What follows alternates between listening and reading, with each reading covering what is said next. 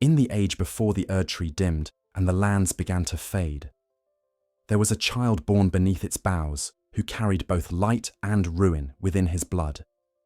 His name was Messmer, son of Queen Marika, the Eternal, the radiant sovereign whose divine will bound the lands between. Yet, unlike her other children, whose births were proclaimed by trumpets of grace, Messmer's first cry was heard in silence. No golden aura touched his cradle. Instead, the flicker of a red flame coiled in his infant chest, as though something ancient and forbidden had stirred awake within him. From the earliest hours of his life, Messmer was marked by contradiction. The priests whispered that he bore the likeness of his mother, fair of hair and pure of gaze. Yet his right eye burned a crimson hue, unblinking and fevered. Marika herself, upon beholding that eye, ordered it sealed. It is said she placed upon him a mark of grace, not as blessing, but as restraint, for she felt the serpent within him move. That serpent, an abyssal force without name, had coiled into the womb before his birth, an echo of something Marika had once tried to destroy. And so, the child of order was born already divided, his spirit forever chained to the serpent's whisper in his blood. The midwives feared him. The priests prayed over his crib and turned away. Even Marika kept her distance, speaking to him through the shadow of her attendants. Yet, in the quiet hours when the torches burned low, the child's breath came steady. And within the hush of the royal hall, one could hear the faint hiss of flame, like embers longing to escape. Those who looked upon him too long said they felt the weight of a dream that was not their own, a pulse older than the Erdtree itself, a memory of the dark beneath its roots. As he grew, Messmer's isolation deepened. Other demigods were raised in splendor, their names sung by courtiers and scholars alike. But Messmer was kept hidden from the public eye, confined to the high cloisters of Lendal. His tutors were chosen for silence rather than wisdom. They taught him not to seek knowledge but to suppress it. Every lesson began with prayer and ended with penance. He learned obedience before language, restraint before will. And yet, within him, the serpent stirred, feeding on his curiosity, whispering of flame and freedom. There is a legend that on the eve of his 5th year, Messmer wandered from his chamber into the depths of the royal catacombs. There, among the tombs of forgotten champions, he found an ancient mosaic depicting a serpent devouring the roots of a tree. He stared at it for hours. When the guards finally found him, the torches in the hall had gone out, replaced by faint red embers floating in the air like fireflies. Marika ordered the chamber sealed, and no one spoke of it again. But the next morning, the mark on Messmer's sealed eye glowed faintly through its golden thread. Marika feared that glow. To her, it was proof of corruption. To Messmer, it was proof of life. For every night he dreamed of the serpent, not as a monster, but as a companion. It spoke in riddles, telling him he was not bound to the laws of grace, that his flame would one day consume the roots that sought to bury him. These dreams filled him with equal parts terror and comfort, for he could not tell whether the voice was his own. In time, his tutors grew fearful of his progress. He had learned to master the tongue of the gods far faster than expected, reading the sacred runes, as though they had been etched in his mind long before his birth. Yet he spoke rarely, and when he did, his words carried a strange rhythm, an undercurrent of something primal that made even priests uneasy. They reported this to Marika, and her response was simple. The boy will be contained. If he must burn, let it be where no eye may see. Thus began Messmer's exile to the far reaches of the lands between, to the southern reaches of the shadowed lands, where light bends and the Erdtree's roots lose their shine. There, In the ancient keep that would one day bear his name, the child who had never seen the world beyond the palace walls first looked upon the horizon. The sun bled through the fog like a wound, and the sky seemed to smoulder in answer to his breath. He did not yet know that this place, the land of shadow, was the graveyard of his mother's secrets. He only knew that in its silence the serpent's voice grew clearer. It told him of purpose. It told him that every flame begins with a wound, and every wound is a promise. In those barren hills he grew into a man of solemn bearing, disciplined, yet haunted. He learned to wield the spear not as a weapon, but as a ritual. Every thrust was an invocation of control, every impalement an echo of containment. Those who trained him said he fought like one who feared his own strength, as though he might pierce through the fabric of the world itself if he lost focus. And perhaps he could. The serpent's flame within him became both curse and companion. When the nights grew cold, he could summon heat from his veins. When enemies approached, his shadow wavered with tongues of red light. Yet the flame never consumed him fully, and that restraint became his legend. The people of the land of shadow called him the caged fire. To them, he was protector and omen alike. But in dreams, he still saw his mother's face, distant, unyielding, haloed in divine indifference. Her eyes glowed gold, his glowed red. Between them, a chasm. She had sealed his eye to save the world from the serpent, yet in doing so, she had doomed her son to solitude. The Erdtree's light had cast its shadow upon its own child, and thus, the foundation of Messmer's tragedy was laid long before the wars that would define him. A boy shaped by divine fear, moulded by the restraint of a god, born not to inherit grace, but to test its boundaries. The serpent within him did not die. It merely waited. For the day, the seal would weaken. For the moment, flame would eclipse gold. For the instant, a son would look upon his mother, not with devotion, but with judgment.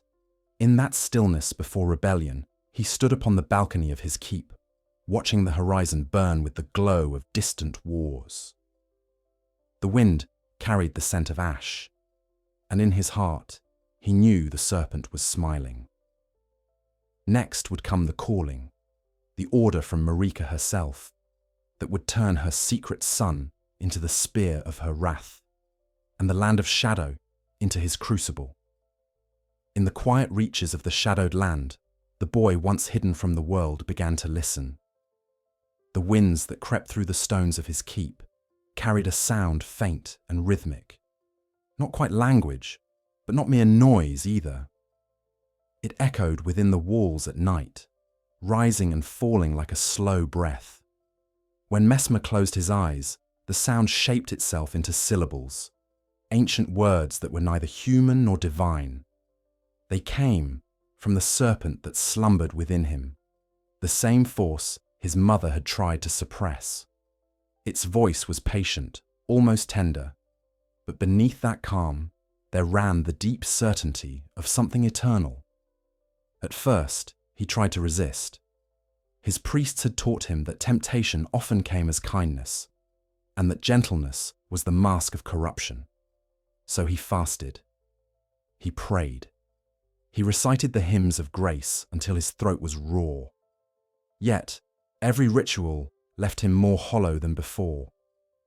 The silence after each prayer felt like mockery, as if the gods themselves turned away the moment he spoke their names. In that silence, only the serpent answered. It whispered of truth beyond the Erdtree's reach, of power not bound to light, of a fire that fed on understanding rather than faith. He began to speak back to it, not aloud, but in thought. The conversations were at first hesitant, like two creatures testing the edge of each other's cage. He would ask why it had chosen him, and it would respond, "You are not chosen, you are born." He would ask what it wanted, and it would reply, "To see the end of stillness." These answers unsettled him. They suggested that he was not cursed by accident, but by design, that Marika's act of sealing his eye had not removed the serpent, but merely confined it. In the months that followed, Messmer's body began to change. He slept less, and when he did, his dreams burned. The serpent's presence, once subtle, became a constant pulse beneath his skin. In times of anger, the seal over his right eye shimmered faintly, and nearby flames bent toward him as if drawn by unseen gravity. He could feel the serpent's hunger then, not for flesh or blood, but for release, for expression. Yet it never demanded violence. It merely urged him to see. He began to wander the lands around his keep, walking where the Erdtree's light grew thin. There, the soil was darker, almost black, and strange red flowers bloomed along the edges of forgotten graves. When he knelt to touch one, the petals felt warm, as if the earth itself carried breath. The serpent told him that this was the true heart of the world, the shadow beneath creation, where all things return. The golden order above was not eternal, it said, but merely the surface of a much deeper flame. Every root of the Erdtree drank from shadow, and every ray of its light owed its existence to what lay buried. This notion filled Messmer with both awe and sorrow. Awe, because it revealed to him a symmetry his mother's faith had denied. Sorrow, because it meant that all Marika's work, all her wars, her commandments, her sacrifices, were built upon denial. The serpent did not call her false, it called her afraid. She caged what she could not understand, it whispered, and thus she birthed only silence. As seasons turned, Messmer grew into his strength. The keep's soldiers began to notice that their lord could command flame without torch or tinder. He could light the hall's braziers with a glance and extinguish them with a breath. At times, when rage took him, his shadow elongated, its edges twisting into serpentine coils that rippled along the floor. The soldiers whispered of these miracles with reverence, for the shadowed lands had long been cold and hungry. To them, his power was blessing. To Messmer, it was revelation. Still, he did not yet understand what purpose this flame was meant to serve. He knew only that the serpent's voice had grown quiet, as though watching him from within. Its silence was not absence. It was waiting. Then one night, as storms rolled across the horizon and thunder rippled through the valleys, Messmer woke to the sound of distant hooves. A rider approached his keep under the banner of gold and white, a messenger of the capital, bearing the seal of the divine queen. Marika had summoned him. The letter was brief. It spoke of unrest in the south, of heresy and rebellion in a land long claimed by shadow.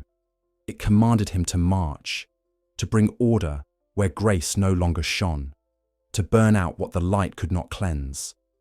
There was no signature, only the mark of her rune, and a single drop of dried wax shaped like a tear. Messmer stood for hours with the parchment in hand, the serpent stirring restlessly beneath his ribs. He knew this command was not invitation. It was experiment. His mother wished to see whether her son, bound by the serpent's flame, could be used as a weapon without becoming one. He understood the cruelty of it, yet he obeyed. For even now, he still longed for her approval, that fragile glimmer of warmth that had eluded him since infancy. The campaign began beneath a blood-red dawn. Messmer's army, clad in iron and crimson banners, crossed into the lands of shadow, where horned tribes defied the Golden Order. The air there was heavy with the scent of soil and smoke, and the cries of the hornsent rose like hymns against the sky. To his soldiers, these were blasphemers. To Messmer, they were echoes of his own rebellion, though he dared not say it aloud. He told himself he marched for the Erdtree, but the serpent whispered otherwise. You march for yourself. Every flame seeks its wick. The battles that followed were merciless. Messmer's spear became the axis around which the war turned. He fought not with frenzy, but with precision, each strike deliberate, almost ceremonial. When the Haunsant fell, their bodies burned in pale red fire, his fire. It did not consume them quickly. It lingered, coiling and shimmering like a serpent of smoke. His soldiers called it purification, but Messmer saw in it the reflection of his own suffering. The serpent's whisper had become a chorus. Every dying cry seemed to speak its name.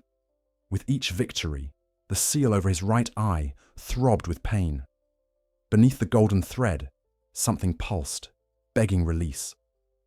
And on the night he took the fortress of the Haunsant chieftain, Messmer stood before the pyres of his enemies and felt the serpent speak again, louder than ever before. You burn them because you fear yourself. The word struck him deeper than any blade. For the first time, he turned his spear downward and drove it into the earth instead of flesh. The ground cracked, and from within rose a column of fire so vast it lit the horizon. His soldiers fell to their knees, calling him God. But Messmer looked upon the flame and felt only emptiness. His mother had sent him to destroy rebellion. Instead, he'd become its image, a son wielding divine fire, yet ruled by the shadow it cast. When dawn returned, the battlefield was ash. The serpent retreated into silence once more, leaving him alone amid the ruin he had created. And as he gazed upon the wasteland, he understood that this war was not a punishment or a test. It was a mirror. Marika had seen in him the reflection of her own sin, and she had sent him to burn it away. But flames, once loosed, remember, no masters. And somewhere deep within the stillness of his heart, the serpent began to smile. The dawn that followed Messmer's first conquest was not golden, but grey, its light muffled by drifting ash. The land of shadow lay silent, its fields charred, its rivers steaming from the touch of divine flame. Where once the Haunsant had built shrines to their forgotten gods, only twisted columns of smoke remained, rising like mourners in procession. Yet even in their ruin, the air carried a defiant hum, the echo of prayers that refused to die. It was said that the Haunsant prayed not for deliverance, but for memory, that their names might not be erased by the fire that bore his. Messmer stood upon the ramparts of the captured fortress, his crimson armour flecked with soot, his spear driven into the stones at his side. Below, his army rested in uneasy triumph. Some sang hymns to the Erdtree, believing the campaign blessed by divine approval. Others whispered of the fire that refused to fade, the flame that devoured both heretic and faithful alike. They feared what they had seen. Men turned to cinders without pain, bodies lifted by unseen currents before collapsing into ash. These were not miracles of grace. These were acts of unmaking. The serpent within Messmer slept quietly now, its hunger sated for a time. Yet its silence was not peace.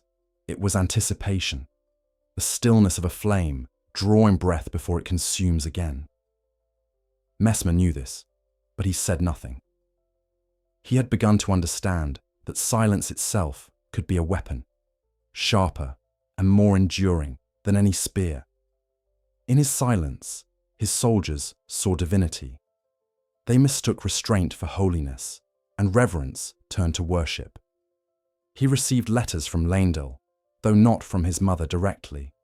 They praised his victories and urged him onward, deeper into the shadowed realm, where rebellion still smouldered.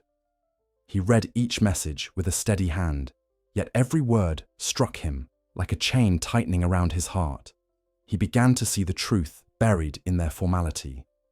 Marika's hand guided his flame, not to purify, but to erase. The shadowed lands were not merely rebellious, they were sacred to an age she wished forgotten. Every ruin he burned, every altar he toppled, was a piece of history his mother feared. The serpent spoke again, only once during those months of war. as Messmer stood before the ruins of a temple half buried in ash. Its voice came from within the wind, soft and measured. "Do you see what she hides from you?" it asked. Messmer closed his eyes and felt the heat rise from the blackened stones. Beneath the surface, he sensed something vast, a network of roots, deeper than the Erdtree's reach, pulsing faintly with red light.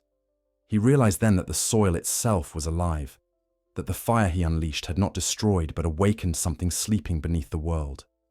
At that moment, the serpent's whisper merged with the beat of his heart, and for the first time, he understood what his flame truly was. It was not the light of grace, nor the curse of corruption. It was remembrance, the power to reveal what had been buried, to strip illusion from truth. His mother had called it impurity because it could expose her sins. The Golden Order was built upon the promise of unity, but unity requires silence, and silence demands fire. Messmer's campaign became more methodical.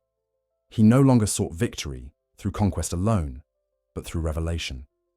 When he raised a temple, he walked among its ashes and searched for the symbols beneath, the carvings that told of an older faith. When he found one, he did not destroy it. He marked it with his spear and left it standing, wrapped in flame that burned without consuming. His soldiers saw this as ritual. They called him the Impaler, not merely for his weapon, but for his will, piercing through the world to its hidden marrow. Word of his deeds spread through the shadowed lands, and with it came new defiance. The Haunsent began to see him not as conqueror, but as omen. They told tales of a red god born of the Erdtree's shadow, a son cast away by his mother, whose flame would one day devour the false light above. Their shamans painted his likeness on stone walls, his sealed eye weeping blood that turned to serpents as it touched the ground. It was worship born of despair, yet it reached him. His messengers brought back relics carved with his image, and though he forbade their display, he kept one hidden within his chamber. Each night, as the wind howled beyond his fortress, he would stare at that image. The boy, with a sealed eye, crowned in coiling flame, and feel both pride and horror. He had become the god they feared, and the instrument of his mother's silence. The serpent stirred faintly. Amused. "You see now," it murmured, "a god is not born of worship. A god is born of fear." That winter, his army reached the Valley of Steles, where the Haunsent made their last stand. The battle that followed was not fought with strategy or mercy. The tribes had summoned their own fire, primitive pyres fueled by faith rather than power. The valley became an ocean of flame, gold and red intermingling, consuming both armies alike. Messmer fought at the center, his spear tracing arcs of molten light, his armor reflecting the fury of heaven. He moved like one possessed, yet his mind was cold, detached. When the serpent's voice returned, it was no longer a whisper, but a harmony, a chorus rising from every spark. You burn because you are awake. You destroy because you remember. When the smoke cleared, there was no valley left, only a hollow plain of glass where the sand had melted under the heat. Messmer's soldiers knelt in awe, their faces streaked with soot and tears. They called it a miracle. They said the Erdtree's blessing had manifested through their lord. Messmer said nothing. He stood upon the shining plain and saw his reflection in the glass, a figure haloed in crimson fire, with a serpent coiling where his shadow should be. In the months that followed, Marika's silence grew heavier. No letters came, no praise, no reprimand, only absence. Messmer understood this as rejection. He had proven too powerful, too independent. The sun she had sealed away had mastered the very flame she feared. The Golden Order, he realized, did not seek faith. It sought obedience. And obedience was something he no longer possessed. The serpent began to teach him new things, how to draw power from memory, how to hear the cries of those the flame had consumed. he learned that every soul burned by his fire left behind an echo, and those echoes gathered around him like invisible constellations. They whispered of the truth the Erdtree hid, that grace was not eternal light, but eternal consumption. The more the tree grew, the more it devoured. The serpent had not been her enemy. It had been her shadow, the other half of a law she refused to acknowledge. Messmer began to write then, inscribing words into stone with the tip of his spear. He called them verses of flame, and though none who served him understood their meaning, they carried a weight that silenced the air. He wrote of balance, of the tree and the serpent, of grace that blinds and flame that reveals.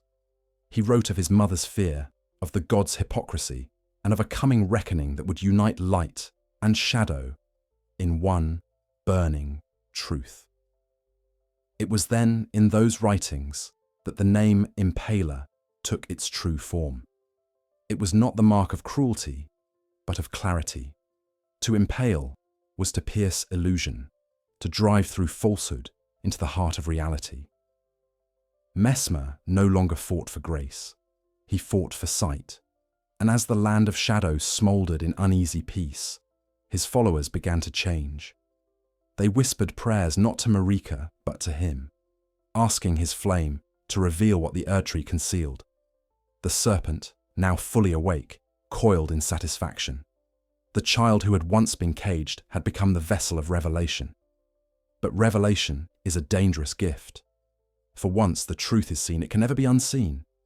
And somewhere far away, beneath the golden canopy of the Erdtree, Marika felt the shift in her son's fire and knew that the shadow she had banished was beginning to return home.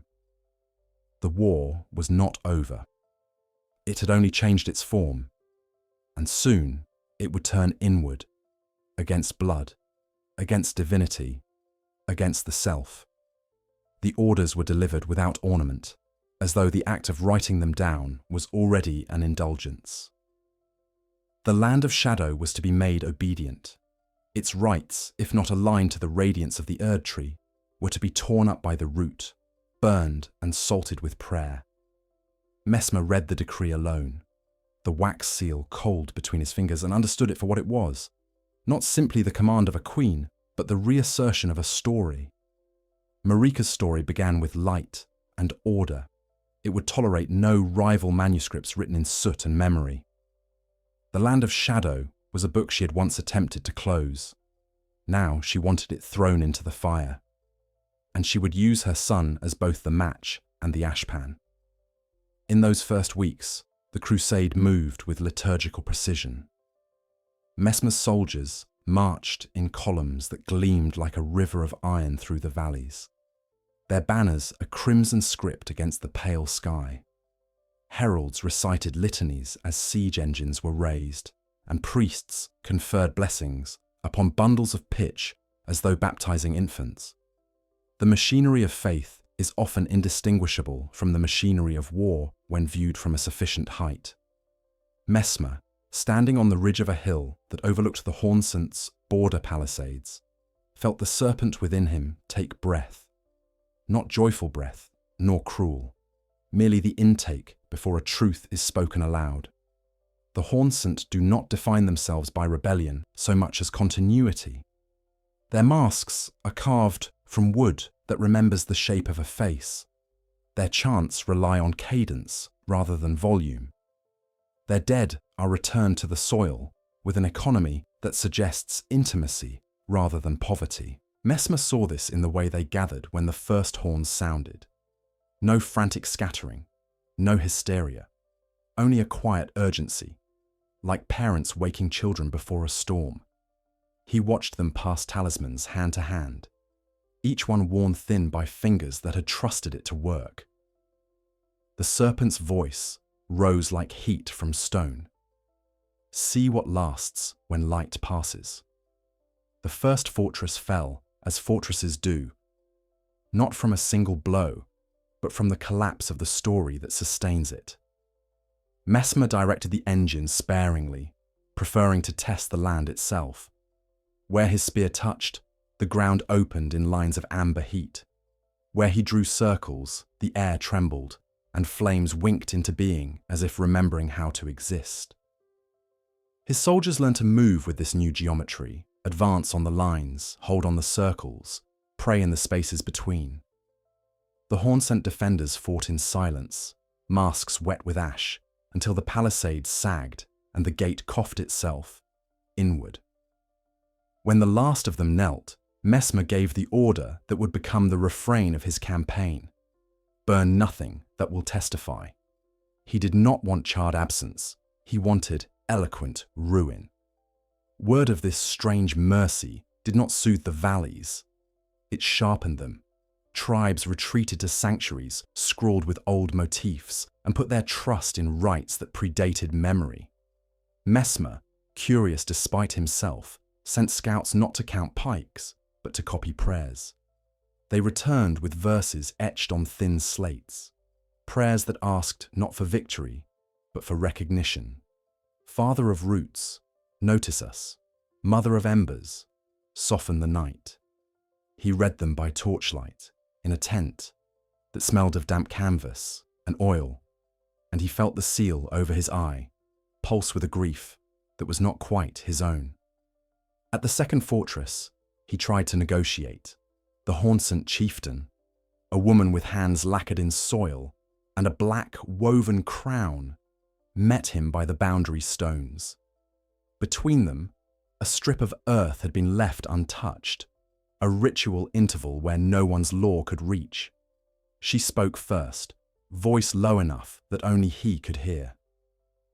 "You are not your mother." The statement was neither accusation nor hope. It was a measurement. Messmer considered all the ways to answer and chose the only one that would not lie. "I am what she sealed."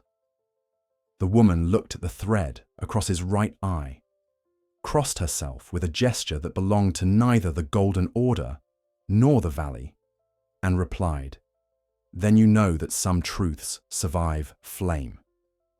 He offered terms as doctrine demands: lay down arms, recognize the Erdtree's rights, receive clemency. She declined with courtesy, as if refusing a dish at a table.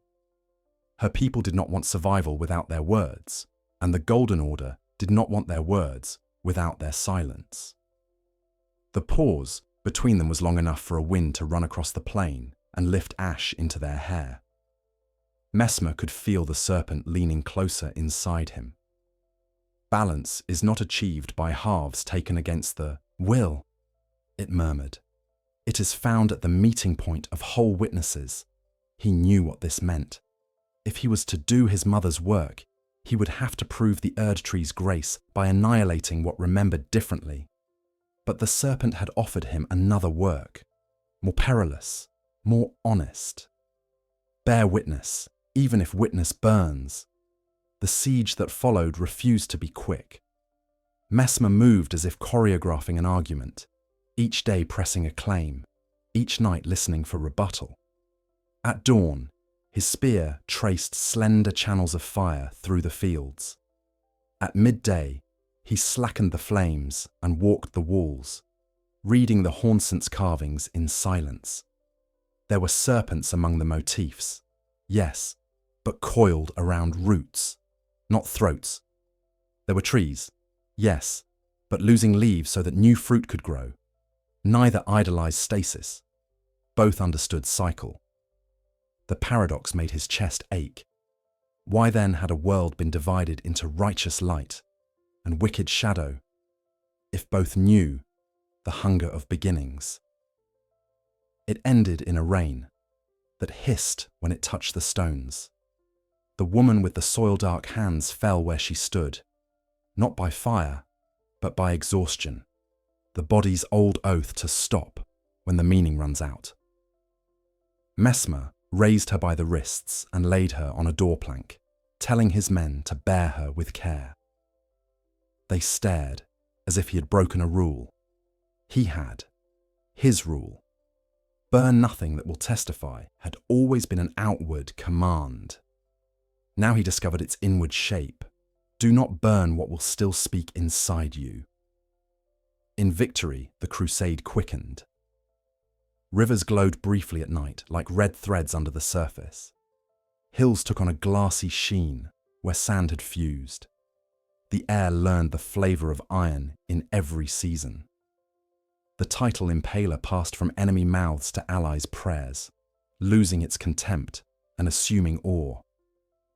Messmer hated it and could not put it down. The word had come to mean the terrible mercy he practiced, piercing to leave a hole that would not close around a lie. Priests tried to stitch new liturgies around it. The Impaler's lance cleaves falsehoods as a farmer cleaves furrows. Seed your obedience, where he has torn the soil. He ordered the hymn suppressed and heard it anyway, sung quieter, the way people sing forbidden songs to feel their own breath. There were moments of unadorned war, too raw for symbol. A village mistook his vanguard for raiders and set its own storehouses alight rather than yield grain to punishment. Mothers ran with bowls of water that steamed into nothing before they reached the doors. Messmer arrived too late for orders, just in time for consequence. He walked through smoke thick enough to write on and found a child holding an unburned doll by the ankle, as if waiting for someone to claim it. When the child looked up, there was no fear, only indictment. You made this fire. He could not answer that charge with doctrine. He gave the child his cloak, and the weight of it felt like a scroll closing on his shoulders. The keep he took for his headquarters was an old stone geometry carved into a cliff that faced the wind. Its steps had been measured to the stride of a builder who loved precision as a form of worship. Messmer recognized the faith of the architect and, for once, did not set torches in niches. He ordered the place left spare. In spareness, a truth announces itself, and he wanted to hear the echo of his own tread. A chamber deep within, walled like a reliquary, became his retreat. Here, he kept 3 objects only: his spear, a shard of fused valley glass, and a small wooden mask carved in the Hornsent style, simple enough to be a child's. When the seal over his eye throbbed, he would hold the glass to the torch and watch red veins awaken inside it, as if the valley still breathed through sand. Marika's letters ceased. In their place came missives authored by thorough, obedient hands. They were rich in congratulations and poor in attention. Yield rates, unit replenishments, clergy placements, recommended purges by district. The language of a bureaucracy laundering a crusade until it could be folded into ledgers. He wrote replies with a courtesy that tasted of copper. The land of Shadow continues to present exceptional complexities. Further spiritual guidance from the divine would be met as rain in a dry time. The answer was a fresh unit of flagellants, as if zeal could be issued in crates. It was then that Messmer's flame began to change. Once a thing summoned, now it arrived of its own accord, as if the land itself were calling it by another name. In places where bones lay close to the surface, the air warmed without help. In groves where bark had blackened, sap ran hot and sweet, and bees came early, drunk and bewildered. He realized he was no longer the sole interpreter of his fire. The shadow was speaking through him and beside him. If the Erdtree's light sought compliance, the shadow sought conversation. Conversation remakes both speakers. He tested this by refusing to burn a sanctuary even after a priest demanded it, arguing that the carvings blasphemed grace. Instead, he ordered the doors opened and the awnings tacked back to let sky fall onto altar. He stood there, spear lowered, and asked the serpent for silence so that he could listen to something other than himself. For a long time, nothing moved.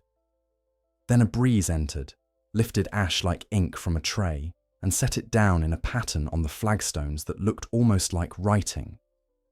Almost, but not. The world seldom gives you neat confirmation. It gives you leaning.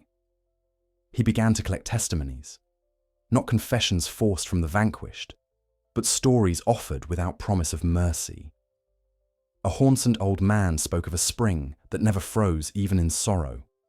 A child described a dream in which roots uncurled like hands. A warrior, dying on a pallet of straw, recited a poem in which a serpent taught a tree the art of shedding. Messmer wrote them as best he could, no commentary, no judgment, in a script that even his captains had never seen from him before, something looser than reports and closer to prayer. If a soldier asked the point, he answered with a question. What else should a fire do but reveal the grain of what it touches? And yet the campaign's successes forced him nearer to a contradiction that would not be argued away. Each victory purchased space for memory. Each victory demanded an act of forgetting. His name gathered titles like Burrs, Lord of Kindling, Keeper of the Red Wake, the Eye-Sealed Sun. With titles come expectations, and the worst of them is that a man must become identical to the words that praise him. At night, in the keep's inner chamber, he pressed his fingers to the golden thread crossing his right eye and felt the hum of a wound that would not scab. The serpent spoke rarely now, as if its lessons had been given and the exam set. When it did speak, it named him not son, not lord, but witness. It was during one such night, wind knifing along the cliff, braziers lowering their shoulders towards sleep, that he felt a pressure, steady and remote, as if an enormous hand had been placed upon the top of the world. This is how the presence of a god returns when it has tried to be absent. He knew the pressure. He had grown under it, learned to walk with its weight reshaping his spine. Marika was attending again, not with letters, not with messengers, with will. It pressed through the chambers of the keep like a tide. In its wash, flames reeled back as if ashamed. His spear trembled where it leaned against the wall. The seal over his eye went cold. A voice arrived without sound. A thought shaped to fit him. Enough of this conversation. Bring the shadow to heal. No more testimonies. No more sanctuaries open to sky. A mother's will spoken as the law of a world. He could have bowed. He had bowed all his life to survive the space he had been given. Instead, he stood, letting the cold of the seal pass through him until it met the heat under his ribs and made steam of a kind that thoughts can breathe. He answered her the only way a son may answer a god without lying, to the marrow, without ornament. If I end their words, mother, I end mine. Silence followed. Not hurt silence, not punitive. The silence of something that has decided not to hear any more. In the morning, the priests awoke to new orders, written in a script so simple it could be taught to a child. We will proceed. We will protect what speaks. We will burn the lies that make men forget each other. Some read it as treason, others as salvation. The crusade moved again, but now the lines it drew across the land traced another intention: to carve channels in which memory could flow back toward the places where it had been damned. Soldiers found themselves guarding sanctuaries they had expected to torch. Haunted guides began to volunteer paths that spared burial grounds. War is never kind, but it can learn to be exacting. Cruelty spent only where a lie refuses to die. At dusk, from the high balcony of the keep, Messmer watched red light moth against stone, and he understood the cost. To change the Crusade's grammar was to change the sentence that had created him. The title, Impaler, would harden. He could already hear it shaped in the mouths of enemies who would not forgive what he had already done, and in the mouths of allies who demanded something bloodier than justice. A man is lashed from both directions by the names others need him to wear. The serpent's last words that day were almost tender. A flame does not choose the wood it is given, only the shape of its heat. Down in the valleys, the Haunted prepared for a last offering. not to surrender, but to seal. In their oldest sanctum, beneath a ceiling painted with roots and snakes circling without biting, they began a rite that would bring forward the memory Marika had most feared to face. Messmer felt the pull of it like gravity. He understood that to attend would be to commit to the very edge of who he was allowed to be. Behind him, the keep breathed in stone. Before him, the world held out both palms, one veined with gold, one stained with ash. He took up his spear and walked toward the sanctum. Through a night, the colour of cooling iron, knowing that what waited there would either reconcile his fire with his blood or split him along the old seam his mother had stitched shut. Somewhere perhaps above them both, perhaps beneath everything, a mother and a son prepared to meet in the only place left where a meeting could do any good. Not in a throne room, not at the head of an army, but inside the narrow aisle between a wound and the truth that caused it. And when the doors opened and the valley exhaled what it had been saving for him, the Impaler understood that his crusade had reached the point past which a fire can no longer be contained by the hand that lit it. What that fire would choose to remember next would set the shape of all that followed. The sanctum lay buried beneath layers of earth that had forgotten daylight. Its roof was not of stone, but of roots, the veins of the land of shadow curling through one another, like the fossilized arteries of a god. As Messmer descended, the air grew warmer, heavy with the scent of ash and soil turned to ember. His soldiers waited above, uncertain whether this was battle or pilgrimage. He told them nothing. There are places where words, no matter how holy, become interference. Torches were unnecessary. The walls glowed faintly, lit from within by a slow heartbeat of crimson. Carvings adorned the passage, their lines neither orderly nor random, but rhythmic, as though etched by a hand guided by music. Serpents coiled around trees, not as enemies, but as tutors. Eyes bloomed like flowers along the roots, open but unseeing. And beneath it all, the same phrase repeated in different tongues, the translation known to every faith even if few dared to say it aloud. All things burn, that light may, exist. Messmer's breath shuddered as he stepped into the central chamber. There, at the heart of the sanctum, the hornsent knelt in concentric circles, their masks lowered, their bodies marked with soot. They did not turn when he entered. They sang in a language older than the Golden Order, a low hum that vibrated through the marrow. Between them burned a single flame, no taller than a child's hand, yet radiant as dawn. It did not flicker. It swayed with a rhythm that matched the pulse in his throat. The serpent inside him stirred, recognizing something of itself in that quiet blaze. He advanced without drawing his spear. The hornsent's leader, the same woman whose body he had borne from the battlefield, stood before the fire, alive once more. Her eyes were hollowed by exhaustion, but her presence was undeniable. Death, it seemed, had not accepted her. When she spoke, her voice was little more than the echo of breath, but it carried. "You've come to finish what she began." Messmer hesitated, though he knew which she the woman meant. "I came to see," he answered, "what lies beneath obedience." The woman nodded, as though the words fulfilled a prophecy she had long rehearsed. Then, "Look, son of the tree," she said and stepped aside. He knelt before the flame. Within its small core swam shapes, faces, wings, fragments of memory. He saw the serpent coiled not as predator but as umbilical cord, linking root to root, binding the living to the forgotten. The fire was neither curse nor blessing.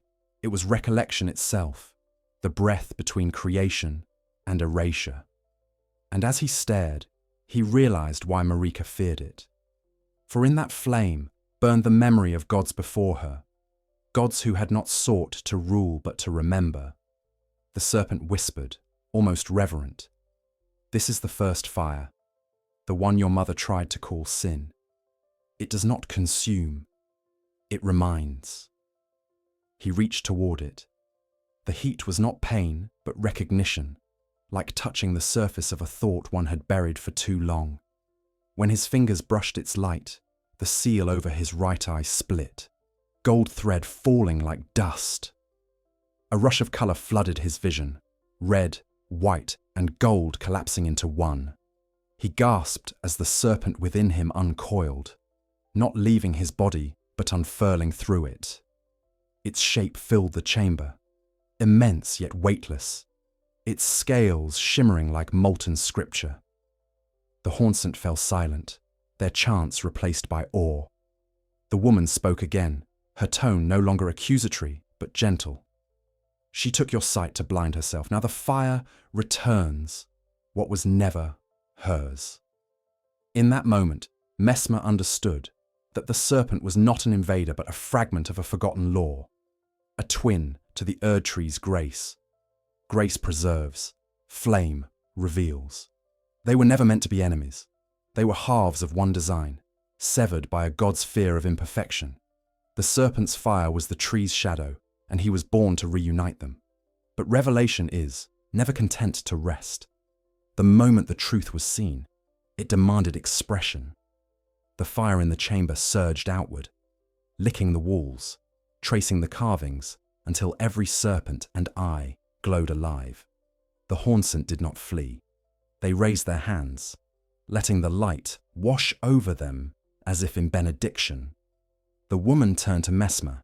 "Take it," she said, before it fades into another silence. He rose and extended his palm. The flame leapt to him, merging with the ember already within his chest. Pain followed, not sharp, but deep, as if two hearts were learning to beat as one. He screamed, and the sound echoed across the valley. Above ground, his soldiers saw the earth pulse red and fall to their knees, convinced they had witnessed a divine visitation. When the light subsided, Messmer stood amid ash and stillness. The Haunsant were gone, their bodies reduced to motes of light drifting upward like seeds.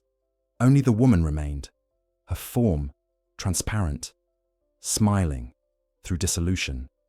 "Now you carry memory," she whispered. "Do not let her make it a weapon again." The serpent coiled gently around him, its voice softer than breath. "All things that live must burn once, to see what remains when the smoke clears." Messmer climbed back to the surface as dawn broke. The sun was a pale imitation of what he had seen below. His soldiers stared, some with reverence, others with fear. The seal that once bound his eye was gone, replaced by a faint red glow that bled through his skin. He told them only this: the crusade is over. From this day, we guard what was meant to be remembered.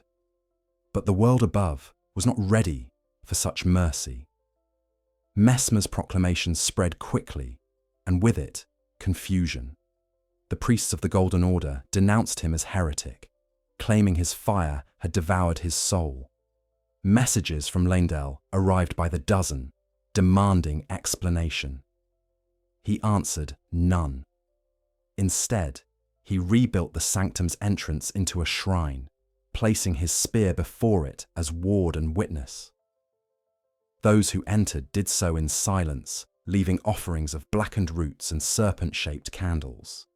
In time, pilgrims began to arrive from the outlying settlements, some Haunsant survivors, some soldiers who had fought for grace and found only emptiness in victory. They called themselves the Kindled, though Messmer never asked for followers. He spoke rarely, offering guidance through silence more than decree. To each who came, he gave the same truth, that fire is not judgment, but remembrance.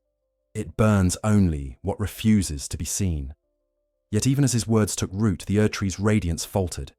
Its light dimmed at the edges of the sky, its golden veins pulsing with unease. In the capital, priests whispered that a shadow had entered the divine hierarchy, a red star rising in defiance of gold. They named it blasphemy. They named it Messmer. Far beneath the Erdtree's roots, Marika felt the tremor of her son's awakening. In her eyes, it was not revelation, but rebellion. The serpent's fire had escaped its cage, and the son she had sealed had inherited what she feared most, the capacity to remember what gods had chosen to forget. She sent envoys to the shadowed lands, but none returned. Messmer knew they would come eventually, not as diplomats, but as executioners. The serpent warned him that divinity does not forgive mirrors, yet he did not flee. He stood before his shrine each dusk, watching the red sky gather over the horizon. The fire he bore was no longer curse or burden. It was inheritance. It had taken from him the comfort of obedience, but granted him the weight of understanding. And understanding, once lit, cannot be extinguished. When the first emissaries of the Erdtree appeared on the ridge, armored in gold, faces masked by faith, Messmer did not order his followers to hide. He stepped forward, his spear gleaming faintly in the twilight, and whispered to the serpent, "If I must burn again, let it be as truth." The serpent's answer was simple, sorrowful, and certain. "Then let the world learn what a god fears to remember." And as the wind rose, carrying the scent of ash and rain, Messmer's flame unfurled once more, not as wrath, but as revelation. What followed would not be a war of conquest, but of remembrance. And in remembrance, even gods can bleed. The storm began as a whisper. The horizon folded in on itself, and from its darkening rim came the sound of banners tearing. Messmer stood at the edge of his keep and watched as the sky took on the color of molten iron. It was not mere weather, it was intention. The Erdtree's will had turned its gaze upon the land of shadow once again. He felt it in the marrow of his bones, the slow tightening of a hand that had never forgotten how to close. His followers, the kindled, gathered in the courtyards below. They looked to the heavens, expecting light, but found only radiance without warmth, a brightness that devoured instead of revealing.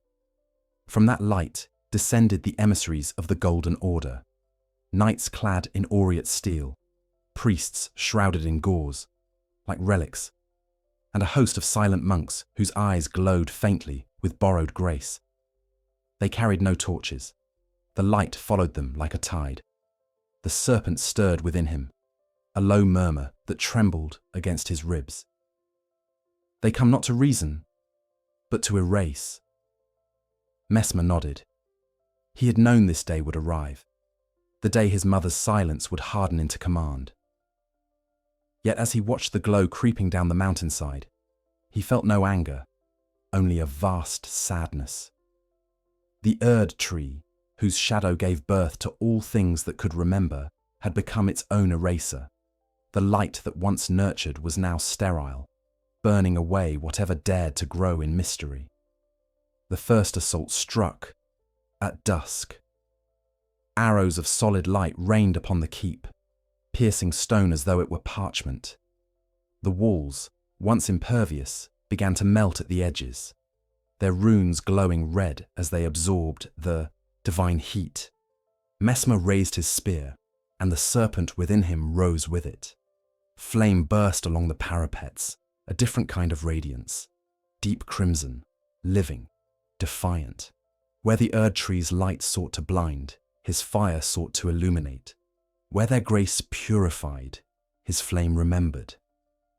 The battle that followed was a hymn of opposites. The air itself divided, gold and red intertwining, neither yielding.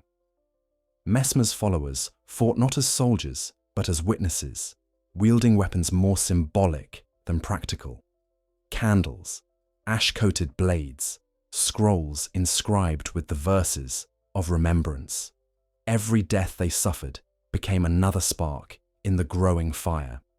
The emissaries advanced with perfect discipline, their faces expressionless behind visors of sanctity, but the closer they came, the more their golden armor dulled beneath the red glow. From the highest tower, Messmer watched the field turn to a tapestry of light and shadow. He understood now what his mother had tried to prevent: the merging of opposites. Fire and grace were not enemies. They were two halves of the same creation. One could not endure without the other. Yet to the gods of the Erdtree, this truth was unbearable, for it meant that perfection was never pure, only balanced. The serpent spoke again, its voice calm amidst the chaos. The child has become the mirror, and the mother cannot bear to see herself. Messmer descended into the courtyard. His presence parted the flames, and his followers turned toward him, as if toward an altar. The air trembled. His right eye, long sealed by divine fear, blazed now like a second sun, red and unyielding. The soldiers of the Golden Order hesitated. For the first time, their certainty faltered. He stepped forward, spear in hand, and his voice carried above the storm. "This fire does not destroy," he said. "It remembers. Tell her that." Then he cast the spear into the earth. The ground convulsed, and a wave of crimson light spread outward, swallowing gold. Every shadow stretched upward, alive, until it formed a canopy that blotted out the Erdtree's glare. For a moment, the world was bathed in scarlet twilight. The emissaries staggered as their armor cracked, revealing faces marked by awe rather than hatred. Some fell to their knees. Others simply vanished, their bodies dissolving into motes of dust. The serpent's laughter filled the air, soft and mournful. So the tree learns what it cast away. When the light subsided, the battlefield was silent. Messmer stood at its center, the keep behind him reduced to blackened stone, and the kindled scattered like embers in the wind. He was alone, and yet he felt no solitude. The serpent was with him, coiled around his spine, not as parasite, but as companion. Together they surveyed the ruin, a field of glass where memory had fused with flame. Night fell, and with it came a strange peace. The sky above the land of shadow shimmered faintly red, as if reflecting a fire that burned within, the world itself.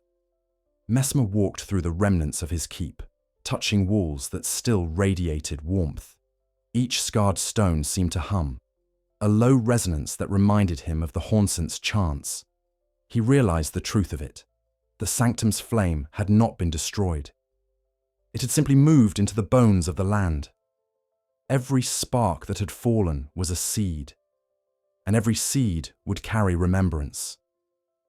He entered what remained of the great hall.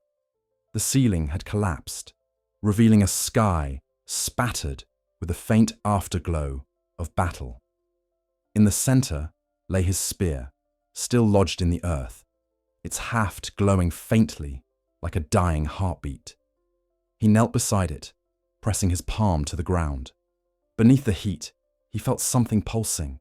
Not rage, not grief, but continuity. The fire lived on, patient and unbound. The serpent whispered, "They will call you monster now.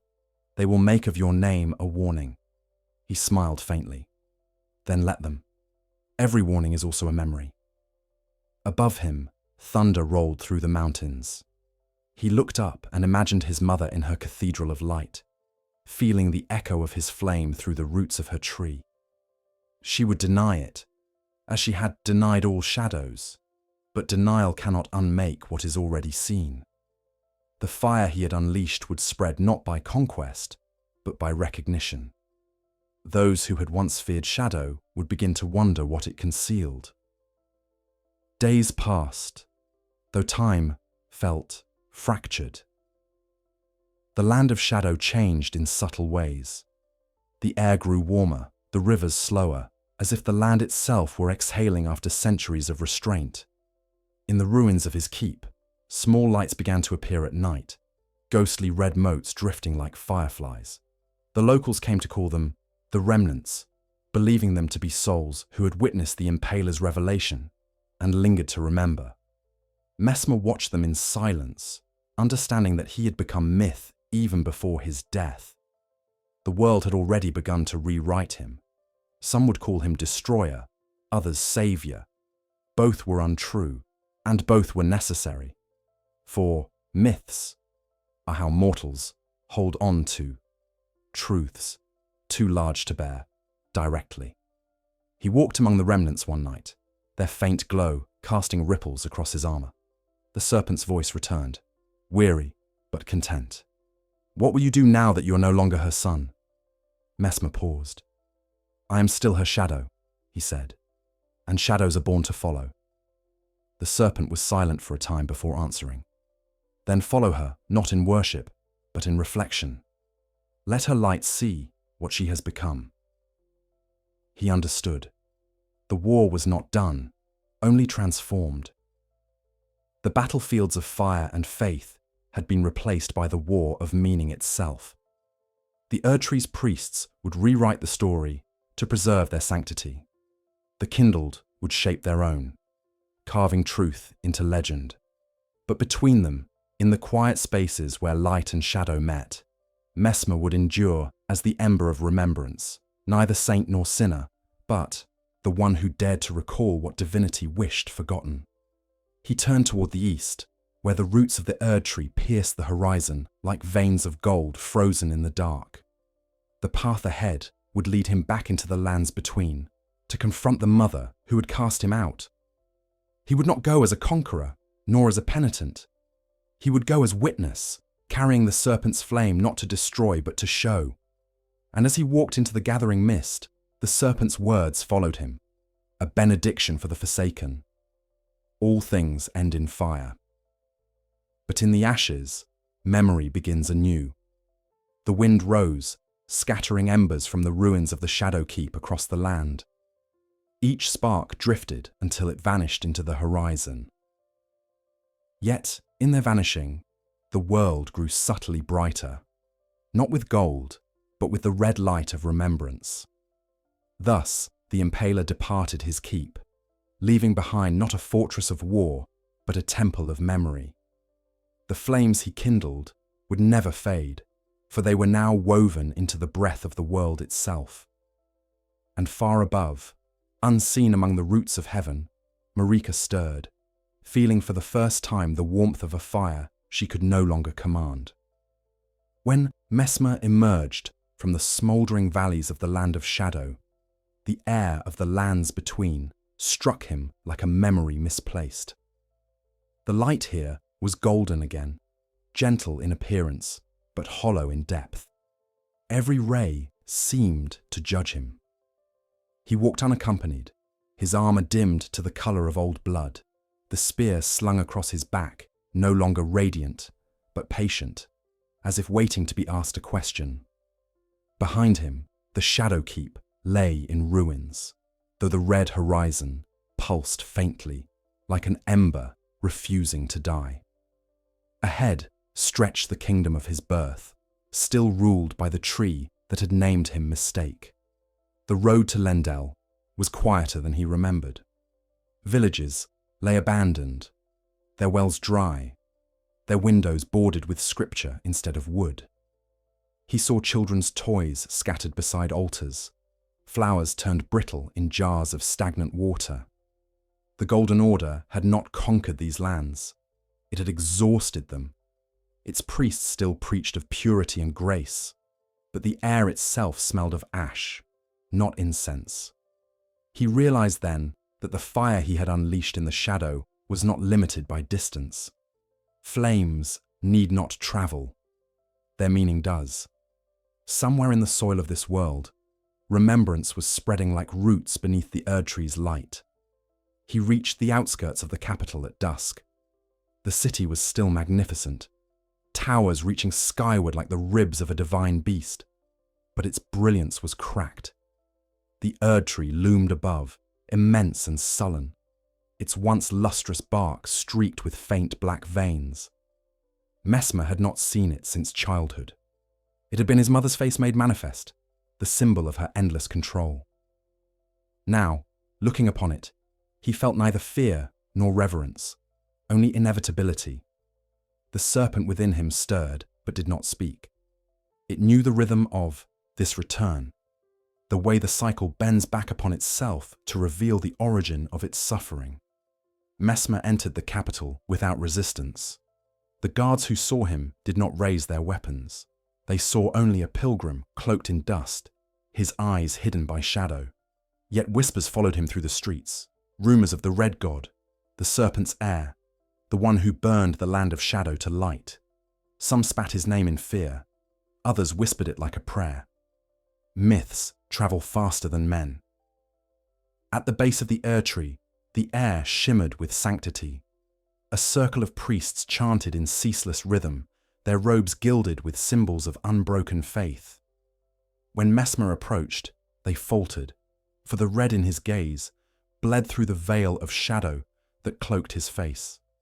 One stepped forward, trembling beneath the weight of ritual duty. "You are forbidden here," he said, the words brittle as glass. Messmer regarded him with neither anger nor contempt. "Then the world has forgotten who its children are," he replied. "For I was born in this shadow." The priest raised a talisman of gold, its surface etched with the Erdtree's runes. "Your flame is impure," he said. "It carries remembrance not sanctioned by grace." Messmer took another step. "Then your grace fears its own reflection." He touched the talisman, and the gold melted like wax beneath his fingertips. The priest fell to his knees, not out of pain, but of understanding. The others stepped back, their chants dissolving into silence. For the first time in centuries, the base of the Erdtree was quiet. He continued his ascent toward the great doors of the cathedral. The serpent whispered faintly, now, its voice like breath over cooling coals. She waits, but not to speak. She has written the words already, and now she must live them. Inside the cathedral, light refracted through crystal windows, scattering rainbows across marble floors. The air was heavy with incense, thick enough to obscure thought. Marika stood at the altar, her form both divine and human, golden yet cracked. She did not turn as he entered, though she must have felt his presence as one feels the weight of a storm long before it breaks. "Messmer," she said softly, as if the name itself were fragile. "You should not have come." He stopped several paces behind her. "And yet here, I am. The shadow you cast cannot choose where it falls." She turned then, and for the first time, he saw her not as mother or goddess, but as a creature burdened by her own eternity. Her face was ageless, but her eyes carried centuries of isolation. "You have brought fire into my house," she said. "Do you know what it means to burn divinity?" He met her gaze, the red of his eye reflecting the gold of hers until the space between them shimmered. "It means to make it honest." Marika's expression hardened. "You have forgotten what grace is." "No," he said quietly. "I have remembered what it was meant to be." For a moment, the two stood in silence, the distance between them filled with the hum of the Erdtree's roots beneath their feet. Every breath seemed to vibrate with the tension of unspoken centuries. Then the serpent moved within him, its coils pressing against his spine, urging him toward revelation. "Mother," he said, "why did you seal me?" Marika closed her eyes. "Because I saw in you the flaw I tried to deny. The serpent within you was the memory of our beginning, the hunger that birthed even the gods. I feared it would consume what I built." "It did," Messmer answered, "but not in the way you thought. It consumed the lie." Marika's voice trembled, a sound caught between sorrow and fury. "You think yourself my equal now?" "No," he said. "I am your consequence." The word struck her like a blade. She took a step forward, her aura flaring gold, and the floor beneath them cracked. Light poured from her hands, blinding, absolute. But Messmer did not flinch. He opened his right eye fully, and from it burst flame, not wild, but deliberate, a fire that bent rather than broke. The two forces met in the air, gold and crimson weaving together, not clashing, but circling. The cathedral trembled, statues cracked, stained glass dissolved into molten color. The sound was not thunder, but memory, the echo of creation revisiting itself. Through the blaze, Marika saw her son not as a rebel, but as reflection. The serpent's fire illuminated what she had denied, that the Golden Order's perfection was built upon forgetting, that her own divinity required the suppression of all that contradicted it. And in that recognition came sorrow deeper than shame. Her light faltered. The serpent's voice filled the chamber, addressing her directly for the first time. You sealed me once, thinking to protect your creation. But in sealing me, you severed half of yourself. You are grace without shadow. You are light without memory. You are therefore incomplete. Marika fell to her knees, the golden radiance around her dimming. If this is true, she whispered, then all I have built is hollow. Messmer lowered his spear, stepping closer. Then let it be filled, he said. Let shadow and light remember each other. For a moment, it seemed she might accept. Her gaze softened, her hand trembling as it reached toward his. But as their fingers neared, a surge of light erupted from her chest. Not defiance, reflex. The Erdtree's will moved through her, ancient and automatic. The gods do not yield easily, even when truth stands before them. The blast hurled Messmer backward. He struck the ground hard, his armor searing. The serpent screamed within him, not in pain, but in warning. Above, Marika's form shifted, her face splitting into facets of divine wrath. The tree itself groaned, its roots tightening. The Erdtree had chosen to fight through her. Messmer rose slowly, flame gathering around him once more. Then, so be it, he murmured. If remembrance must come through ruin, let ruin speak. He drove his spear into the marble, and from its point erupted a column of red fire that pierced the ceiling, reaching toward the tree above. The cathedral filled with the sound of cracking wood, as though the Erdtree itself were breathing for the first time in centuries. Gold light cascaded down, meeting the flame, and for one blinding instant, the world became colorless. When the light faded, Marika was gone. Only her echo remained, a faint warmth in the air, a whisper of grief carried on the wind. The Erdtree still stood, but its glow was softer now, its roots pulsing not just with gold, but with faint traces of red. Messmer fell to his knees. The serpent was silent. The world had changed. He looked toward the horizon, where the land of shadow lay faintly visible beneath the mist. Between its crimson fire and the Erdtree's golden light, a new hue shimmered. Amber, warm, and uncertain. He realized then that this was balance, fragile and fleeting, the moment where opposites touched without consuming each other. But even balance cannot last. Change had entered creation again, and change, like fire, always hungers.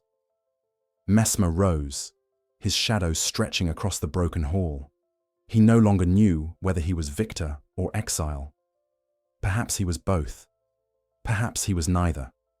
He walked toward the shattered doors of the cathedral, leaving behind the silence of gods, and stepped once more into the mortal air. Outside, the people watched him pass. Some bowed, others fled. None could look away. To them, he was no longer man or demigod, but something in between, a figure of flame and memory, the bridge between forgetting and truth. And as he disappeared into the twilight, the serpent spoke once more, faint and fading. The world has seen itself. Now it must decide whether to look away. In the weeks that followed his confrontation beneath the Erdtree, Messmer walked the breadth of the lands between, as though retracing the steps of a dream he no longer recognized. The sky, once clear and monolithic in its golden tone, now wavered between hues. Warm amber one day, deep crimson the next. The people whispered that the world had caught fire beneath its own shadow, that the Erdtree's radiance had been wounded by something it could not extinguish. They spoke his name as both curse and comfort. Messmer the Impaler, the flame that made gods remember what they buried. He moved without entourage or announcement. His armor, stripped of its ceremonial weight, had dulled to a texture like cooled metal. The serpent no longer coiled or commanded within him. It breathed, slow and steady, its presence folded into his own. He was no longer guided by voice, but by pulse. The rhythmic knowing that burned behind his right eye like a second heart. He did not seek temples or armies now. He sought the traces of those who had once followed him, the remnants of the kindled, to see what his fire had left in the world. He found the first of them in the ruins of an old chapel north of Leonia. The air there still smelled faintly of smoke, but not of destruction, of ritual, of cleansing. Within, a group of travelers knelt before a small pyre that burned without consuming its wood. They were dressed not as priests, but as wanderers, common folk, haunts and exiles, deserters from the Golden Order. At their center knelt a young woman, her hands outstretched to the flame. She turned as he entered, and for a moment her eyes, tinged red at the edges, seemed to recognize him.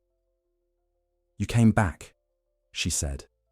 Not accusation, not worship, simple observation. Messmer regarded her in silence. The fire calls to those who remember. She smiled faintly. Then we are all its echoes. He learned that they called themselves the Children of the Flame. They were not a cult, nor a rebellion, but something quieter, a fellowship of those who had seen too much light, who sought warmth instead of judgment.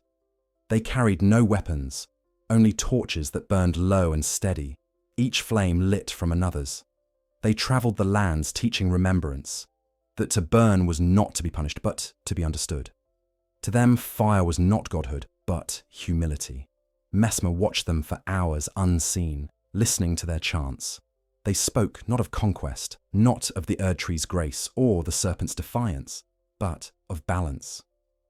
Every phrase began and ended with the same refrain. What burns, remembers. It was a simple creed, but it carried more peace than any sermon he had heard in Marika's halls. He stepped forward at last, and they fell silent. The young woman, their speaker, rose and approached him. "You are the reason we light these fires," she said softly. "Your flame showed us that memory is not a sin." Messmer shook his head. "Do not mistake me for a god. I am only the wound that revealed itself." She regarded him with calm certainty. And yet wounds teach more than blessings. Her words struck him deeply. He had spent his life fleeing from what he was made to embody. A flaw, a vessel of shadow. And now here stood those who saw that imperfection as sacred. He felt an unfamiliar warmth rise within him, not the consuming heat of battle or revelation, but the quiet ember of belonging. For the first time, he wondered if his fire could be gentle. He stayed with them through the night. The serpent was silent, letting him listen to the smaller voices, the crackle of flame, the sighs of those who slept by its light, the faint hum of the roots beneath the earth adjusting to the new rhythm of balance. In that silence, he understood something vital. Fire does not end when it is shared. It changes shape. By morning, the children had already prepared to move on. They never lingered long, fearing the notice of the Golden Order's inquisitors, who now swept across the land seeking to stamp out any red light that flickered in the dark. Before they departed, the young woman approached him once more. "They will come for us," she said, "but the fire will not die." Messmer looked into the flame they had left burning in the chapel, its reflection dancing in his right eye. "No," he said quietly. "Fire does not die. It becomes story." After they vanished into the mist, he remained for a while longer, staring into that solitary fire. Within its depths, faint images shimmered. The faces of the Haunsant, the battlefield of the Shadowkeep, the moment Marika's light met his own. They did not accuse him. They remembered him. That, he realized, was all remembrance ever wanted: to be seen, to be named, to exist without being erased. But peace never lingers long in the lands between. The Erdtree's priests had begun a new campaign. A cleansing of embers, they called it. Temples of remembrance were raised, their followers scattered. The Golden Order now regarded red flame as infection, an impurity born from Messmer's heresy. He became again what his mother had made him, a weapon of containment, though this time wielded by those who sought to destroy him. When word reached him of the first massacre, a village burned by priests claiming to purify its false fire, he did not react with rage. He simply began walking. He crossed rivers that still glowed faintly with the remnants of his flame, past forests where trees leaned as though listening for his step. Wherever he went, the air seemed to warm. Animals emerged from their dens to watch him. The wind, once sharp and golden, carried the scent of charred cedar and rain. The land remembered him, even when men tried to forget. At the third village, he came upon a pyre built from the bones of the children of the flame. The priests had left it burning as warning. Its light was golden white, cold, cleansing in its intensity. Messmer approached and stood before it, unblinking. The serpent murmured within him, its tone distant, elegiac. Even purity consumes what it cannot name. He extended his hand, and the fire bent toward him. Gold folded into red, red into shadow, until the pyre burned no longer with judgment, but with calm, steady remembrance. The bones beneath it ceased to crackle. He whispered, "Rest," and the fire dimmed into ember. In that moment, he was no longer the impaler or the outcast son. He was the keeper of what remained. The priests who had lit the pyre returned soon after, expecting to find only ash. They saw him standing there instead, the ruins aglow with soft crimson light. Their leader raised his staff. "You cannot change what the tree decrees," he declared. Messmer turned toward them, his voice calm but resonant. "Then your tree no longer knows how to grow." They struck him with light, a torrent of gold that split the air. But his flame did not resist. It absorbed. Every ray that touched him dimmed, folded, and vanished into quiet red. When the priest's power failed, he approached them slowly. "I will not kill you," he said. "You will remember instead." And he left them there, kneeling amid the fading light, their eyes glowing faintly with a new hue, neither gold nor red, but amber. As he departed, the serpent spoke again, weary but hopeful. "The fire spreads, not through war, but through remembrance. It no longer needs you to guide it." Messmer paused, looking back at the amber-lit horizon. "Then what am I, if not its keeper?" "You are its beginning," the serpent replied, "and all beginnings must one day learn to end." He felt no fear in that truth. Endings, he had learned, were only transformations misnamed by those who could not yet see what came after. He continued onward, his steps quiet, his shadow long in the deepening dusk. The children of the flame would scatter, their fires hunted, their names forgotten. But the warmth they left behind would seep into the world's bones. And in the centuries to come, when travelers lit torches against the dark and found comfort in their glow, None would remember Messmer by name. But the memory of his fire would still be there, flickering softly in every spark that defied the night. The serpent's final whisper that night was no command, no warning, only a thought shared like breath. To burn is to be alive. To remember is to remain. And so the Impaler walked into the endless horizon, not to conquer, not to redeem, but to keep the flame of memory alive in a world that feared to see itself too clearly. The Erdtree stood unmoving. Its branches, once alive with the shimmer of golden breath, now hung like the bones of an ancient beast caught mid-exhalation. From afar, it still seemed eternal, but up close, its bark had begun to crack. Resin, once radiant, dripped slowly along its trunk, congealing into amber pools that reflected neither sun nor flame. It was a monument not of grace, but of exhaustion, a divinity that had spoken too long, now choking on its own silence. Messmer stood beneath it, cloaked in the same quiet that had settled over the lands between. The wind that once carried the hymns of the faithful was gone, replaced by a stillness heavy enough to bend thought. Even the serpent within him was subdued, breathing shallowly, its ancient rhythm dimmed by the weight of what lingered above. For months, no new decrees had been issued from Lendel. The priests had withdrawn into their sanctuaries. Pilgrims still came to kneel before the tree, but their prayers no longer rose. They fell back upon them like ash. In the wake of his return, something had shifted in the divine machinery. When his crimson fire met the golden light of Marika, the collision had not destroyed the order. It had destabilized its song. Now, every note of grace rang hollow. Every blessing came with an echo of uncertainty. The Erdtree was still there, but its presence was spectral, like a god pretending to be awake. Messmer moved through its shadow with the care of a man walking through memory. The children of the flame had dispersed, hunted by zealots and weathered by time, yet their whispers still drifted across the land. In every town, he found evidence of quiet rebellion.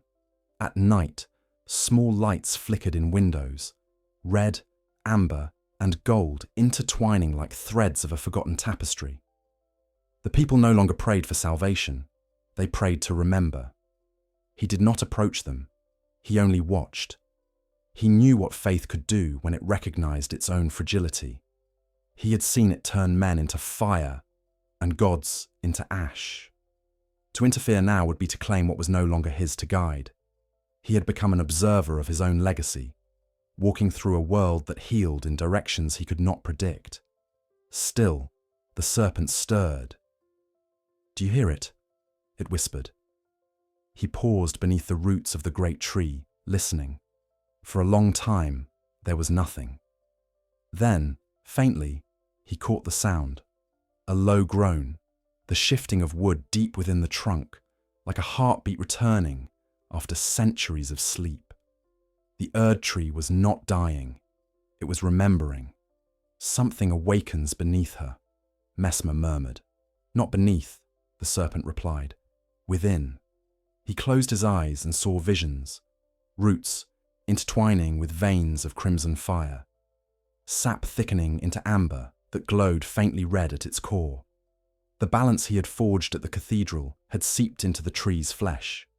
Its light, once pure and cold, now carried warmth. But such warmth comes at a cost.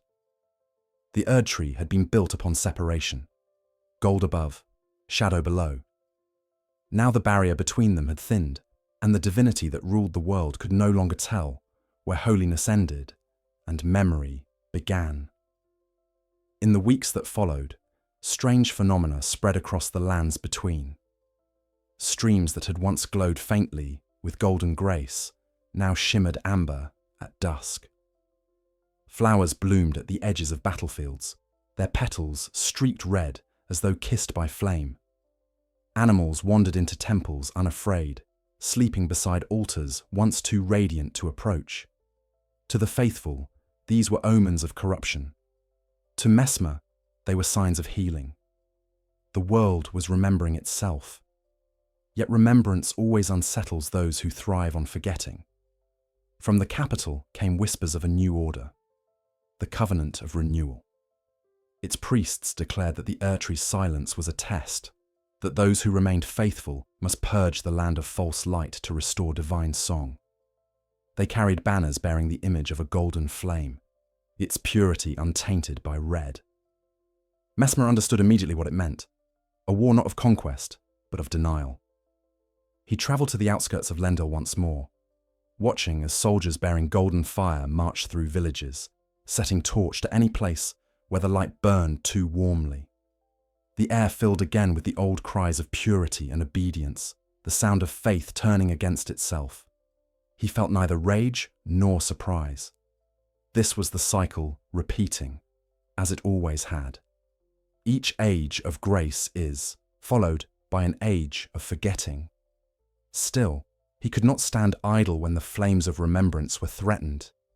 In one village, he came upon a group of renewal priests dragging a woman toward a pyre. Her eyes glowed faintly amber. They called her heretic, accused her of speaking to shadows. Messmer stepped between them without a word. The priest demanded his name, and he gave it softly. Their faces paled. To them, he was legend, a blight to be feared, a tale whispered to frightened acolytes. "Stand aside," their leader said, clutching his golden staff. "You carry the serpent's fire. You are what we are sworn to purge." Messmer's gaze was steady. "Then you are sworn to destroy memory itself." The man raised his staff, summoning light that poured down from the Erdtree's dying radiance. But it faltered as it fell, scattering before it reached him. The air between them thickened, and for a heartbeat, the gold turned to red, then to amber, the colour of balance. The staff melted in the priest's hands, dripping like honey onto the earth. "Do you not see?" Messmer said. "Your light cannot survive where it denies shadow. Your God grows silent because she has begun to remember." The soldiers fell back, uncertain whether to fight or bow. The woman who had been bound to the pyre stood trembling, her chains glowing faintly as they cooled. Messmer reached out, breaking them with a touch. "Go," he told her. "Carry warmth, not fire." She fled into the trees, her silhouette swallowed by dusk. The priests dared not follow. After that day, the Covenant of Renewal began to fracture. Some of its soldiers deserted, their dreams haunted by visions of red light woven through gold. Others claimed to see the Impaler in their sleep, not as monster, but as guide, his single burning eye watching from the horizon. The faith that had defined their purpose began to unravel, thread by thread. Messmer did not celebrate their downfall. He knew what chaos would follow. When belief breaks, it does not vanish, it multiplies. Every fragment becomes its own god. Every echo demands its own truth. The serpent warned him, remembrance breeds freedom, and freedom breeds new cages. He wandered farther north, where the mountains met the sky and the Erdtree's roots thinned into rivers of light. There, in the stillness of snow, he felt the silence deepen until it became almost a voice. Not words, but resonance, the sound of something ancient shifting beneath the weight of its own memory. He knelt and placed his hand on the frozen ground. It was warm. "She is waking," he whispered. "Or dying," the serpent said. "Is there a difference?" The serpent was silent for a long time before replying. There never was. He remained there until night fell, the stars above faintly tinged with red. The wind moved through the branches of the dead trees like the sigh of forgotten hymns. He thought of Marika, not as goddess, not as mother, but as the flawed architect of a truth too large to contain. He no longer hated her. The fire had burned through that, leaving only understanding. She had tried to separate what was never meant to be apart, and he had been born as the proof of her error. Now, the world itself bore the same scar. He rose and turned his gaze toward the horizon, where the Erdtree loomed, its golden aura flickering like a candle nearing its end. The silence was not absence. It was waiting. The world was holding its breath, poised between remembrance and rebirth. He could feel it in his blood, in the slow beat of the serpent's heart inside his own. "It will begin again," the serpent murmured. "Yes," Messmer said, "but this time perhaps it will remember why." The Erdtree did not answer. It swayed gently in the wind, shedding another tear of amber sap that struck the ground and crystallized, glowing faintly red at its core. Messmer watched it pulse, then fade, and he knew that the next age was already forming. Quietly, patiently, within the stillness that gods mistake for peace. In the months after the Erdtree's silence took hold, a new color began to appear upon the earth. It was neither gold nor red, neither the serene light of grace nor the fierce glow of flame. It was something gentler, an amber hue that shimmered like the sky at dusk, where endings and beginnings blend into one. Scholars in the capital, those who still dared to write despite the divine stillness, called it the third light. To the peasants, it was simply the warmth that does not burn. Messmer first saw it in the wetlands east of Altus, where the roots of the Erdtree stretched thin over the bogs and sank into the dark. He had returned there by instinct rather than plan, guided by dreams of water reflecting fire. At dawn, the air was heavy with fog. When the first light touched it, the mist glowed softly, not gold, not crimson, but that new hue. It seemed to breathe. The land itself pulsed with a rhythm that matched the serpent's slow heartbeat within him. He knelt by the water's edge. Beneath the surface, small tendrils of light wove through the reeds, wrapping them in threads of amber. He reached into the pool, expecting heat, but found only warmth, steady, alive, compassionate. It reminded him of the way the Haunsant had sung over their dead. Not to mourn, but to remember. The serpent stirred. "She learns," it murmured. "The mother learns." Messmer realized what he was witnessing. The Erdtree was not decaying, it was transforming. The amber light was memory manifest. Marika's grace, suffused with the red of his flame, purified not by denial, but by union. It was as if the world had decided, without asking its gods, to begin again. He watched as the amber spread through the bog, each ripple carrying the reflection of sky and flame. When he closed his eyes, he felt the rhythm of it in the air, the pulse of a newborn order forming quietly beneath divine awareness. This was no rebellion, no conquest. It was reconciliation. The light and the fire, once enemies, now existed as one breath. Later that day, he met travelers who spoke of miracles not decreed by the Order. A woman in Stormvale claimed her dying son had been healed by a light that glowed red and gold at once. Farmers near Limgrave said their fields, long barren, now bore fruit tinted with the same hue. Even the beasts had changed. Wolves, whose eyes once gleamed with feral hunger, now watched the roads in calm silence, as though listening to a sound humans could not hear. The priests, of course, declared these signs heresy. They named the amber glow Messmer's corruption, a final curse seeping through the veins of the Erdtree. Yet for all their fear, they could not halt it. The light spread faster than belief. It appeared wherever the soil had been scarred, wherever blood and fire had mingled, proof that even ruin could become fertile. Messmer walked among these places, unseen, silent. He did not claim the new grace as his doing. He did not even speak his name. The time for titles had passed. He was not the Impaler anymore. He was witness to a miracle the world had birthed from its own ache. The serpent spoke rarely now, its tone softer with each word. Do you see? It asked. Even divinity must remember what it breaks, or it ceases to be divine.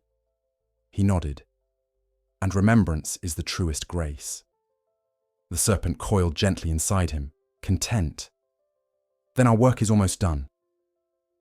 He continued east until he reached the foot of the Erdtree. The air here shimmered faintly with amber motes that drifted like dust caught in sunlight. The silence he had felt months before was still there, but it had changed in character. It no longer pressed upon him as judgment. It invited. The tree, vast and wounded, seemed to breathe again. Sap flowed freely down its trunk, golden at first, and deepening into amber as it touched the soil. Where the drops fell, flowers bloomed, pale petals streaked red at the center, glowing softly at night. He stood among them until dusk. The serpent whispered, "She remembers you." He said nothing. He didn't need to. The entire land was speaking in her voice now, not through words, but through transformation. The Erdtree was no longer the untouched idol of perfection it once had been. It was scarred, tempered, human. For the first time, it seemed alive. In the capital, this new grace unsettled the faithful. Temples that had once gleamed gold now flickered with amber light at dawn, their icons veined with red beneath the surface. Statues of Marika began to weep sap that hardened into crystalline tears, each one glowing faintly like captured sunsets. The priests called it blasphemy, but the people called it hope. The world was changing not by command, but by consent. Messmer wandered through these shifting lands as though walking through a dream he had once forgotten. Wherever he went, the soil warmed and amber flowers sprouted in his wake. The peasants began to leave offerings, small bowls of grain, trinkets of polished stone, bits of charred wood from their hearths. None of them called him Lord. They called him the remembered flame. At night, when he rested beneath the open sky, the stars seemed closer than before. They flickered not with cold white light, but with faint amber warmth, as though the heavens themselves had joined in the remembering. The serpent, lulled by the rhythm of the world's renewal, spoke little. When it did, its words carried the softness of farewell. "You have brought balance," it said one evening as the wind passed gently through the trees. "But balance is not stillness. It will move again, as all things do." "I know," Messmer whispered. "The world will forget, as it always does. And then another will remember." "Perhaps," said the serpent, "or perhaps it will learn to live between the two." He thought of Marika then, not as a god fallen or redeemed, but as a memory finally set free. He wondered if she could see what her son had become. Not a ruler or a savior, but the quiet ember her light could never extinguish. In some corner of her eternity, he hoped she smiled. Weeks later, he returned to the place where his crusade had begun. The valley where he had first impaled the earth with his spear, where flame and grace had collided. The glass plain still shimmered, but now its surface was veined with amber growths that glowed from within. Beneath his feet, the land was no longer dead. It sang faintly, a low hum of life rebuilding itself. He drew his spear from his back. It no longer burned. The metal had absorbed the amber hue, soft and translucent. He planted it in the earth, and from its tip spread a slow wave of light that rippled outward until the entire valley glowed as though dawn had fallen into it. He felt the serpent settle within him, quiet and still. "You have given her memory," it whispered. "Now give the world yours." He closed his eyes. "Not through flame," he said, "but through peace." And he left the spear there, its form dissolving gradually into the soil until nothing remained but the glow. The valley would become sacred ground for generations to come, though few would know why. Travelers would speak of the amber field, a place where even the wind seemed to hum in prayer. They would say the air there was warmer, the night gentler, and that sometimes, if one listened closely, they could hear the faint crackle of fire, soft, content, eternal. Messmer turned away from the field and walked toward the mountains. He carried no weapon now, only the quiet rhythm of his own heart. The serpent's presence faded slowly, like smoke dissolving into sky. Before it vanished completely, it spoke one final time. All things returned to balance. Even flame, even gods. Remember this, child of shadow. And then it was gone. Messmer felt its absence not as loss, but as fulfillment. The fire within him no longer roared. It glowed, steady and human. He walked beneath the stars that pulsed amber and gold, feeling the world breathe in harmony with his own steps. The age of remembrance had begun, not through conquest, but through stillness. And above him, unseen, but felt in every pulse of the wind, the Erdtree sighed. No longer silent, no longer divine, but alive. Sleep did not come easily to one who had lived so long by flame. Yet when it finally took Messmer after the serpent's farewell, it arrived like a tide that remembered every shore he had ever crossed.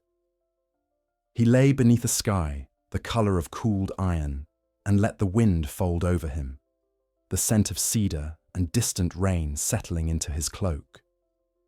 Somewhere far behind him, the amber field pulsed with the spear's dissolving light, a heartbeat in the earth that asked nothing and promised only warmth. He did not dream at once. First came the loosening, the slow drift away from the body, the thinning of thought, the relinquishing of vigilance. Then, as night deepened and even the insects quieted, the world opened inward and the dream took him. It began with footsteps in a place that had never quite existed, a corridor of shadow walled with memory rather than stone. The air bore the scent of sanctum ash and old incense, and the light was neither gold nor red, but a dim amber that flickered of its own consent. He reached for the spear at his back and found only an absence, no weight of weapon, no promise of violence. The emptiness did not frighten him. He had left the spear to the land, and the land had accepted it. Here, in this hallway where each breath seemed printed with its own afterimage, he was to walk unarmed. He recognized the architecture without knowing its origin. It was the grammar of his life arranged as architecture. Long nave-like galleries opening into alcoves of battle, the curvature of a vault drawn from the rib of the Erdtree, the narrow stairs that recalled the Shadow Keep's inner wards. The corridor bent gently, as if reluctant to reveal what lay ahead. He moved, as one does when the night has made a pact to spare you from your own footsteps. At intervals, faint figures drifted across the passage. Shapes he knew not as faces, but as weights. The hauncent woman with soil-dark hands, the child with the unburned doll, a priest whose talisman had melted like honey in faith's collapsing fist. None spoke. Each left a warmth behind, like a hand removed from your shoulder. He passed a window that looked upon water. The surface was black as polished obsidian, but beneath it ran threads of amber and red, braiding into a single current that pulsed with what felt like breath. He remembered the bog where the third light first revealed itself, and understood that this too was the world's interior, its bloodstream made visible. As he leaned closer, his reflection layered upon itself. The sealed-eyed boy in a palace of silence, the warlord with a spear hot enough to write script upon stone, the pilgrim with no weapon but the memory of what fire had taught. Each overlay refused dominance. He was all of them at once, and the water did not judge. When the corridor finally opened, it opened downward. A stair spiraled into darkness, cut from the same amber hue that had begun to temper the Erdtree's glow. He descended, counting the turns by the rhythm of his breath. On the 12th cadence, the air changed, growing humid, tinged with the metallic taste of old blood and the sweetness of sap. Below lay a chamber that the dream remembered more clearly than he did. It was circular and high, supported by roots that arced like the ribs of some slumbering leviathan. At the center was a shallow basin filled with a liquid that smoldered without smoke. A pool of memory lit by a fire so gentle it seemed hardly to exist. He knelt beside it and saw not his reflection, but histories braided into light. A serpent coiled around a sapling, not to strangle but to brace it against an early storm. A woman of gold and a man of stone, binding a law upon the world that would not quite obey.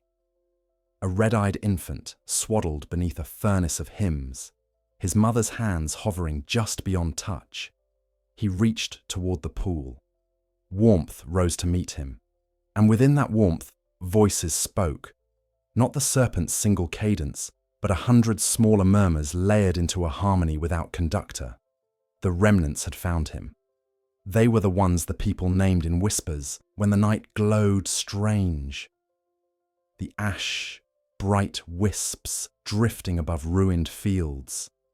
The low hum in sanctuaries no longer guarded by priests. The glow at the corner of the eye when grief loosened its grip.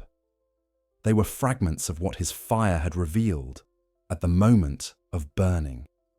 The words that could not be destroyed. The images that would not be erased.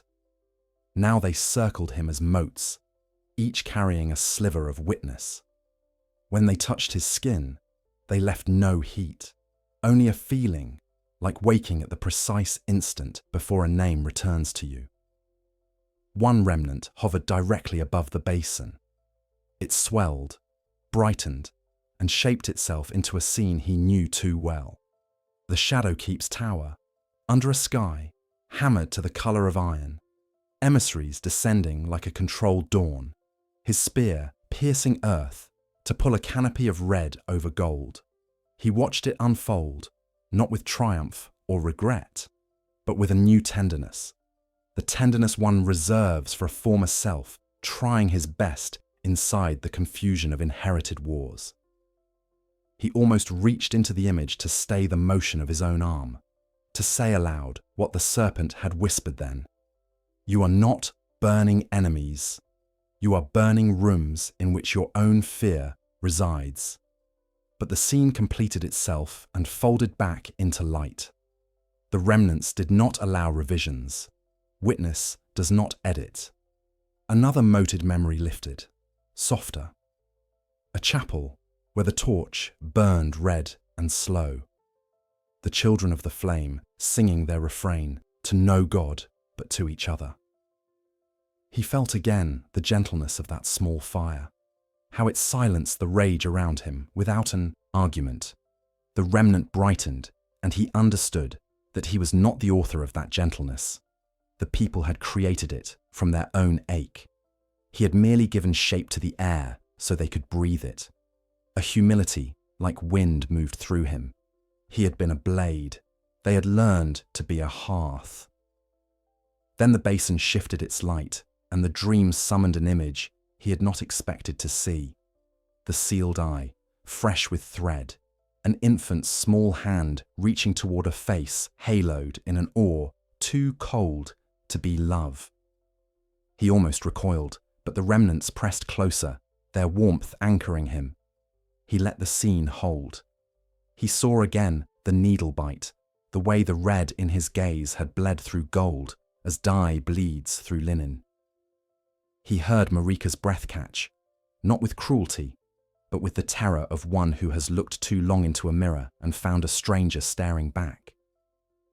Grief pressed its old coin against his tongue. Yet even here the amber hue threaded through the image. The dream would not allow him only pain. It insisted upon context. She had sealed him because she did not know how to share her law with a memory that contradicted it. In that failure, he was born, and, in his birth, the possibility of a law that could remember itself. Why show me what I cannot alter? He asked the motes, knowing that remnants do not answer to will. But the pool answered in another way. Its surface trembled, and from within rose a figure shaped from overlapping light. It had no face, only contours. The angle of a jaw that could have been his, the slope of shoulders familiar from armor long since set aside, the suggestion of a sealed eye, and an unsealed one, learning to see. When it raised its hand, he recognized the gesture as his own. Palm open, not to receive, but to allow. The figure stepped onto the stones beside him and turned so that they stood shoulder to shoulder, both looking down into the basin. In the reflected glow, they were indistinguishable. So, this is the remnant dream, he murmured. Not ghosts, but a teaching. The figure nodded without moving. The motion was felt, not seen. He understood that he had not been summoned to be comforted, but to be instructed in the final vocation of his fire. A man made of flame cannot govern long, but he can lend the ember of his seeing to those who will live after him. He can become a practice. The chamber began to shift, its roots drawing inward as if the world were inhaling. Around the basin rose doors, 10, 20, more, each leading to a small room in which a different memory burned. He walked from threshold to threshold, and the figure kept pace. In one, a hornsent child traced a serpent around a tree in soot, and the serpent's curve bent toward an open mouth not to strike, but to sing. In another, a renewal priest dropped his staff, the gold running back up his arm like a river returning to its spring. He fell to his knees as if meeting an ancestor he had been taught to hate. In a third, a woman of Stormvale placed an amber shard beneath her son's tongue, and the fever receded as dew recedes from blade grass at dawn. He watched them all, sometimes smiling, sometimes weeping, always silent. The remnants wanted no doctrine written here, the rooms taught by being rooms. When he returned to the basin, the figure had receded into the pool, leaving only an afterglow that rang in his bones. He knelt and cupped the liquid flame in his hands. It did not spill. It did not scald. He pressed his palms together, and the warmth moved into him, flowing along the channels where the serpent once lay coiled. For a moment, he felt the old presence, not as a voice, but as a pressure of belonging, and he understood that absence is not the opposite of companionship. Sometimes it is the form companionship takes when it trusts you to stand. Will the world keep this? He asked the dream, not hoping for prophecy, but asking the way a son might ask the sky whether it remembers his first steps. The motes drifted in a slow circle, and their movement formed a pattern he could almost read. Not a yes, not a no, a continuity, like the way a river writes a valley by insisting through time. Remembrance had never required victory, only persistence. He stood, and the chamber released him the way a hand releases a bird it has warmed. The corridor returned with its amber hush. As he climbed the spiral, the air cooled, and the first boundary of waking touched him across the eyes. At the threshold where dream and world kissed, he turned to look back. The doors had closed. The basin's light had dimmed to a soft bead at the core of darkness. But the warmth remained in his chest, a steady ember that needed neither god nor serpent to name it. When he woke, dawn was scarce, a thin band at the world's rim. Frost scaled the grasses in delicate script that the sun would read and unwrite in a single breath. He sat up slowly and felt the remnant warmth distribute itself through muscle and bone. No ache of battle now, no reflexive reaching for a spear. He measured his breath and found it matched the rhythm he had known on the stair. The body remembers the dream that heals it. He rose and walked until he reached a ridge from which the Erdtree was visible, a towering shadow with light threaded through, like a tapestry reversed to show the knots. Along the horizon, he saw fires at 3 points where villages had lit their dawn flames. One burned gold and thin as a blade. One burned red and low, more ember than flame. Between them, farther off, an amber glow trembled as if unsure whether it belonged to land or sky. He smiled without certainty. The new order would be untidy. Good. Tidiness makes prisons. Mixture makes paths. He descended into a valley that had not yet decided what it was. Oaks with leaves the colour of wine grew beside pines that smelled of salt wind, though no sea lay within 100 leagues. A stream braided itself along stones arranged like a recollected alphabet. Birds watched him without comment. He knelt and touched the water. The cold licked his skin, then warmed it, as if in welcome. The remnant dream had taught him the last form of his work. Not to kindle, not to conquer, but to attend. To be where memory gathered, and make room for it to become itself without command. By noon, he reached a settlement built on the ruins of something older. The people looked up when he entered. Some stepped forward, others drew back. A woman with ash-grey hair and hands, scarred by work, greeted him first. There was recognition in her face, but not deference. "We light our fires low," she said, "and we do not ask them to speak." He nodded. "Then you already understand more than most kings." She led him to the square where a brazier glowed with amber light. No priest tended it. Children warmed their fingers and pulled away laughing, as if surprised to be welcomed rather than warned. He stood with them, not apart, and felt his own edges grow porous. In their small talk and their small joys, the remnants found new vessels. A memory does not need a hero when it has a hearth. When night returned, he took his blanket to the edge of the town and lay beneath the kind of stars that know exactly how to be silent. The Erdtree's great shape loomed on the horizon, less commanding than it had once been, less certain of its own meaning, more beautiful for that uncertainty. He closed his eyes and invited the dream. It came without corridor this time, without doors. The remnants settled around him like dew. Within their hush he heard again the serpent's parting truth, but spoken now in 100 accents. All things returned to balance, even flame, even gods, even grief. He slept and did not watch himself sleeping.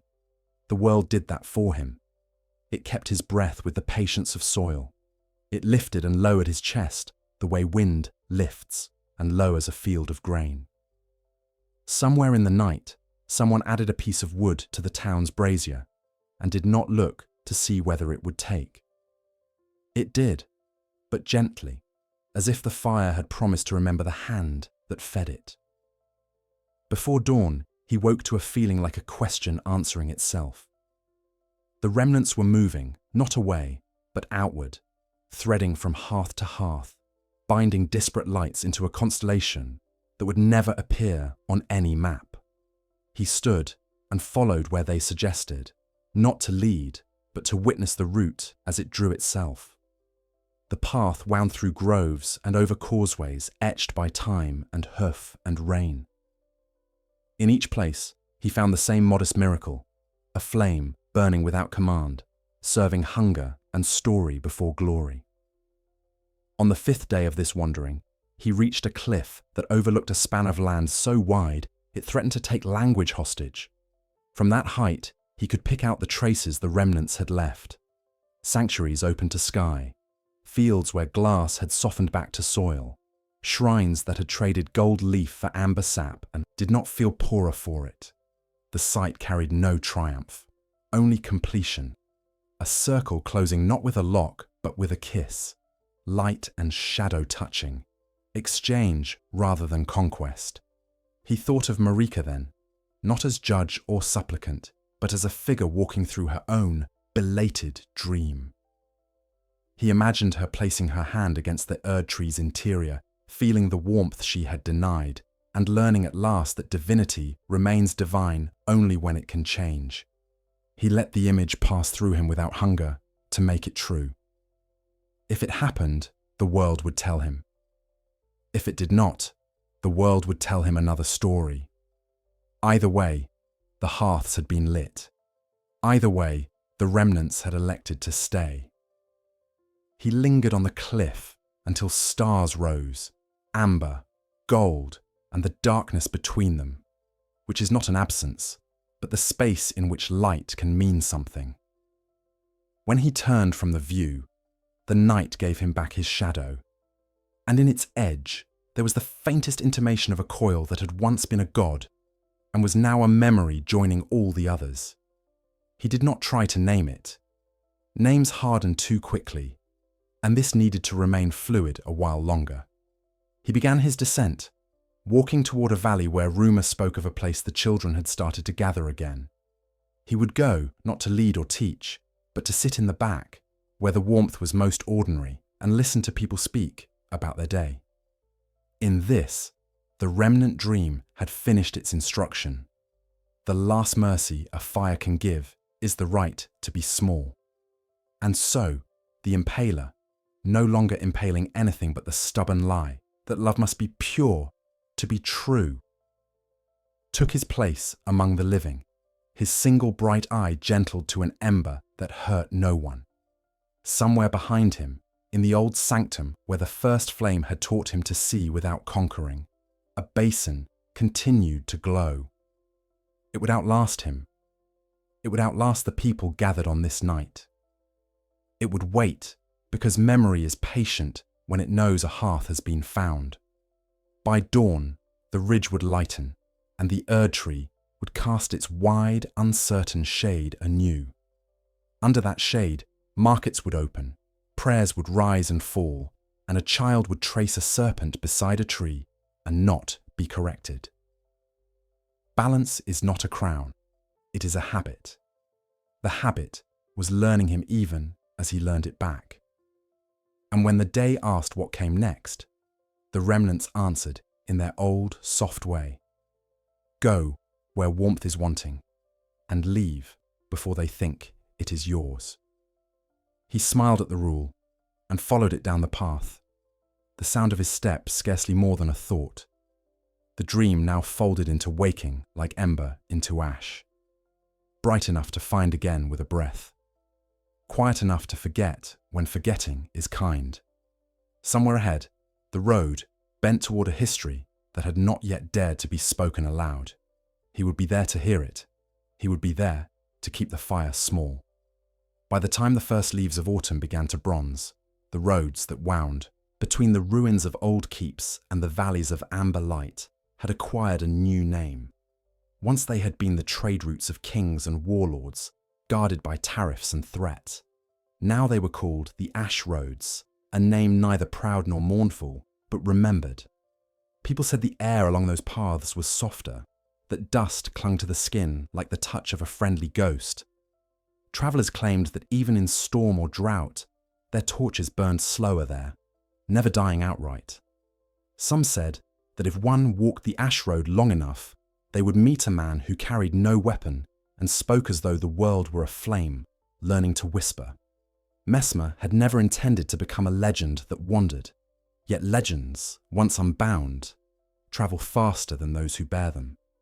He moved along those roads quietly, accepting bread when it was offered, water when it was needed, and silence when neither was enough. The serpent was gone, but its pulse had not left him.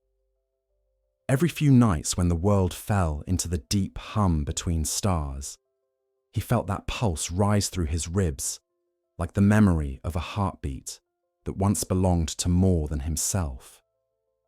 He knew then that he walked not alone, but with the rhythm of what remained. Every ember, every act of remembrance spread across the lands like constellations on earth. The people who gathered along the ash roads were of every lineage, Hornsent survivors of the old wars, knights whose armour had tarnished beyond restoration, clerics who had ceased to pray yet still mouthed the words "inhabit." They carried relics that no longer worked, sigils that glowed faintly red instead of gold, fragments of runes that now hummed in amber light. None knew quite what they sought. They followed the road because it was the only thing still moving. They called themselves pilgrims, though they had no shrine at which to kneel. Messmer met them first at a crossroads where 3 torches burned side by side, each a different hue. They had been placed there by an old woman who tended the fires in shifts, speaking to each as though to a child. When he approached, she nodded as if she had been waiting. "You came from the west," she said. "The wind carried your name before you." He sat beside her, watching the torches flicker. "Names burn faster than men," he said. "Let the wind keep it." She smiled. Her face creased with the softness of those who have seen too much and decided to love the world anyway. "The pilgrims will pass soon," she said. "They think this road leads to the cradle of the new light. They call it amber grace." He felt the words settle inside him like a familiar ache. "There is no cradle," he murmured. "Grace does not need one." "Perhaps," she said, "but people still need somewhere to walk toward." And she was right. Within the week, they arrived. A long procession of wanderers moving at the pace of grief learning patience. They carried banners, not of gods, but of colours.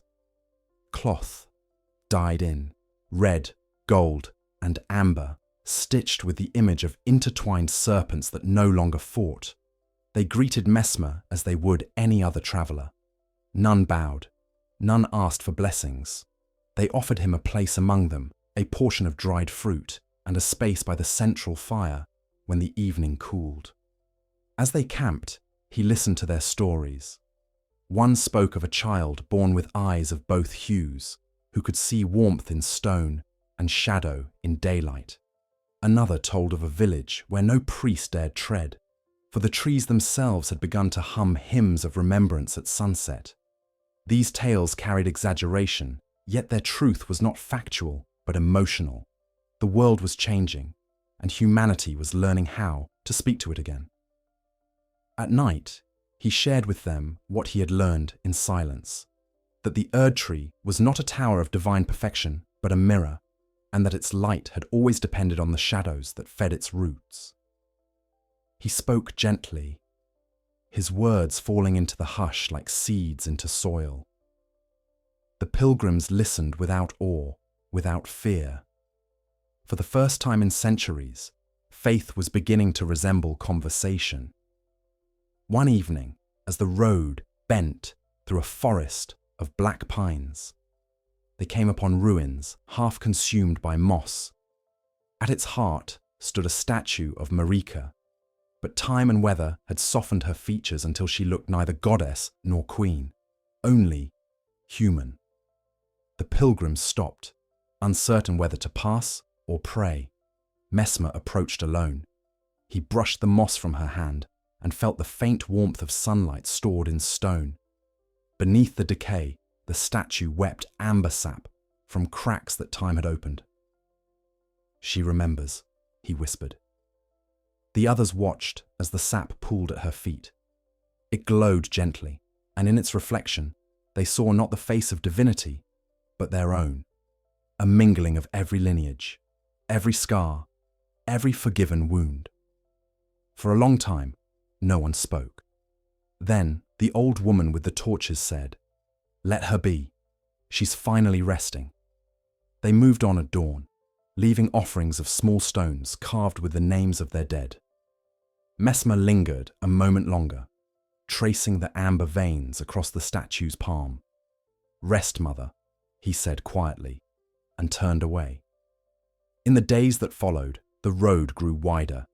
Pilgrims from the east joined the march, men and women carrying stories of new light rising from the ruins of churches, of rivers that glowed faintly at midnight and healed wounds without prayer. The priests of the old order tried to halt them, but their words sounded brittle. Each time they raised a banner of gold, it caught the wind and burned from its own radiance, leaving behind only smoke that smelled of myrrh and resignation. The pilgrims did not cheer. They only kept walking. Messmer knew that what was forming was not a kingdom or a creed, but a rhythm, the pulse of a world reclaiming its breath. Each step pressed remembrance into the earth. Each fire along the way fed the silent communion between shadow and light. He saw it in their eyes, in the way strangers spoke to one another without suspicion. The fire that had once been weapon and curse had become language. One night, as they camped beside a river whose surface shimmered with faint light, a child approached him. She carried a small shard of glass that pulsed with amber at its core. "They said you would know what this is," she said, holding it out to him. He took it gently. The shard was warm, its glow steady. "It's memory," he said. "Whose?" "All of ours," he replied, and gave it back. "Keep it near the fire. It will remember you too." The child smiled, then ran off to show the others. He watched her go and realized that his work, once steeped in the gravity of divine rebellion, had become as simple as teaching a child to hold a light without fear. The thought filled him with a quiet joy deeper than triumph. Weeks passed. The procession reached a vast plain where the horizon seemed to fold upon itself. There, at the center, stood a monolith of fused glass, the remnants of some ancient battle long forgotten. The surface shimmered with veins of amber, red, and gold, intertwined like strands of a single living root. The pilgrims gathered around it and lit their fires, hundreds of small flames dancing at its base. The air thrummed with warmth and song, the voices of people who had learned that worship could sound like gratitude. Messmer stood at the edge of the crowd, watching. He no longer needed to lead or interpret. The road had learned to guide itself. When the songs faded, the old woman approached him again. "We've found our cradle after all," she said softly. He smiled. "It was never lost. You were only learning how to arrive." She studied him for a moment, her eyes reflecting the amber light. "And you? Where will you go now that the road no longer needs you?" He looked toward the horizon, where the Erdtree glowed faintly, its once pure gold now rich with veins of red and orange. "I'll follow where the silence thickens," he said.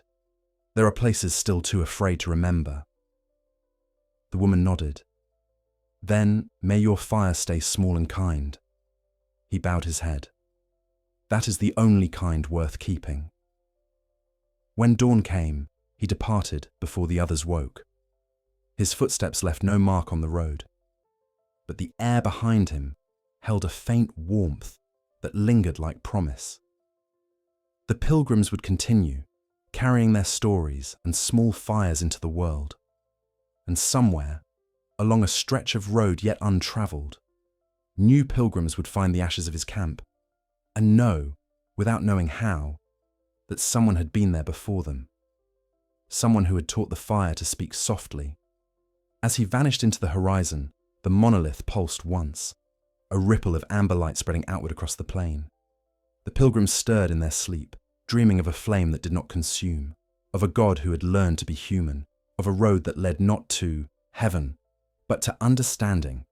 And the world, still quiet beneath the changing Erdtree, breathed a little deeper. The amber light that had settled across the lands between seemed at first an end, the final soft note after centuries of war between flame and grace.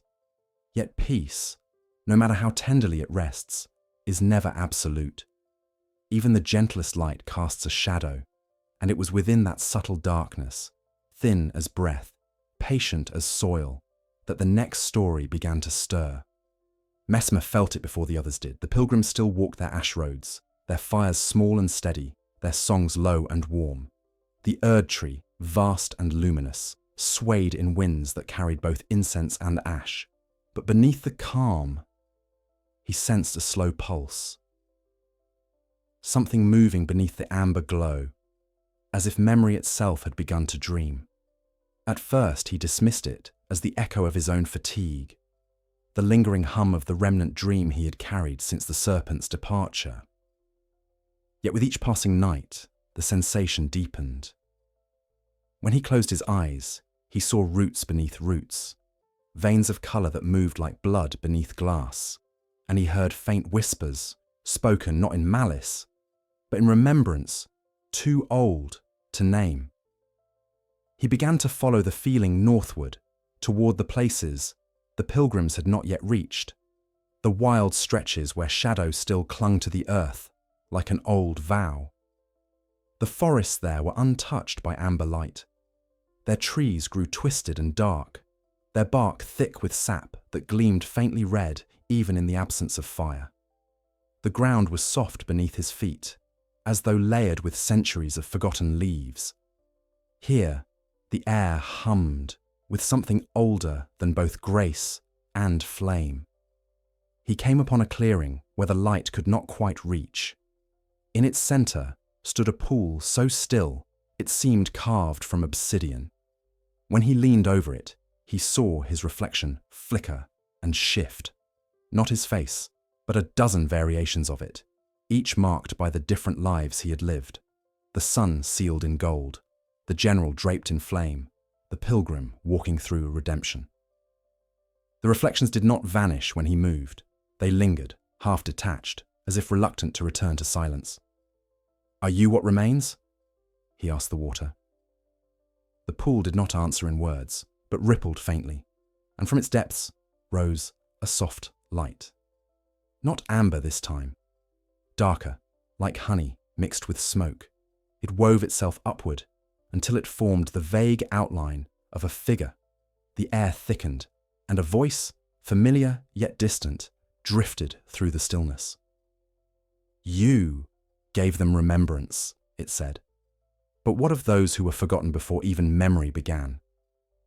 Messmer froze. The voice carried no anger, only weariness. "Who speaks?" The light shifted, resolving into the suggestion of a face, neither male nor female, ancient yet unaged. "We are what your fire could not reach," it said. "The shadows that existed before light learned to name itself." He stepped closer. "Then you are not my enemy." "No," the voice replied, "nor your mother's. We are the silence beneath both. When your flame touched the Erdtree, it awakened more than memory. It awakened us." Messmer felt the serpent's absence keenly then, the void where its wisdom once coiled. He bowed his head. "What do you want of me?" "To finish what you began," said the shadow. "To teach the world that remembrance is not only light, it is also the darkness that keeps the flame alive." The words settled into him like a truth too large to grasp. He understood, dimly, that even the new harmony of amber grace was incomplete. Light had learned to coexist with flame, but neither had yet made peace with the void that held them. Every story, no matter how compassionate, must leave room for silence, or risk consuming itself in its own illumination. When he looked again, the pool had stilled. The shadowed figure had vanished, leaving only faint ripples that glowed briefly before fading into black. Yet something remained, a residue of thought, an echo in his bones.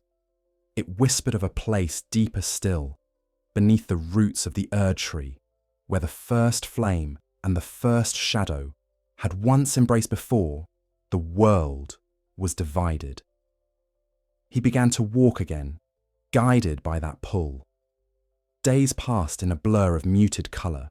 The pilgrims he encountered along the way spoke of strange dreams, fires that burned without smoke, shadows that moved as though alive, whispers in the amber light that told them to listen, not to worship.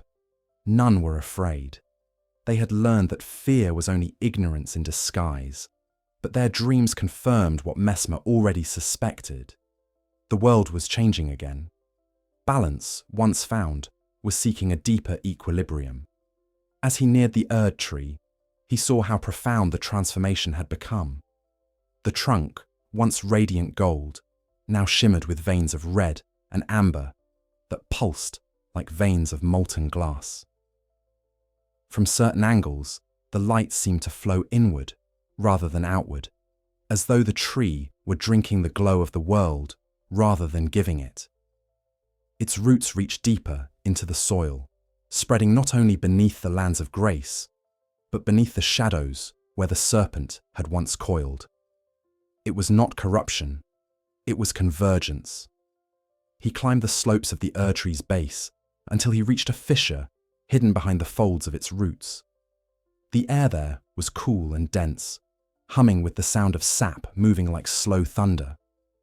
He entered without hesitation, descending through narrow tunnels where the glow of amber turned to dusk, then to near darkness. The deeper he went, the more he felt the pulse, the same steady rhythm that had guided him since his dream. It was not the tree's heart.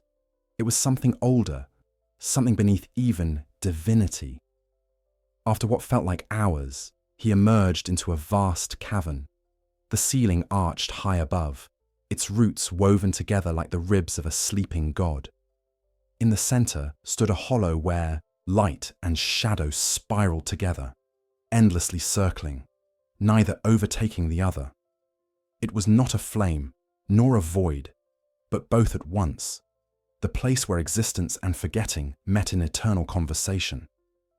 Messmer knelt before it, the glow reflected in his eyes, red and gold, fusing into a deep amber hue.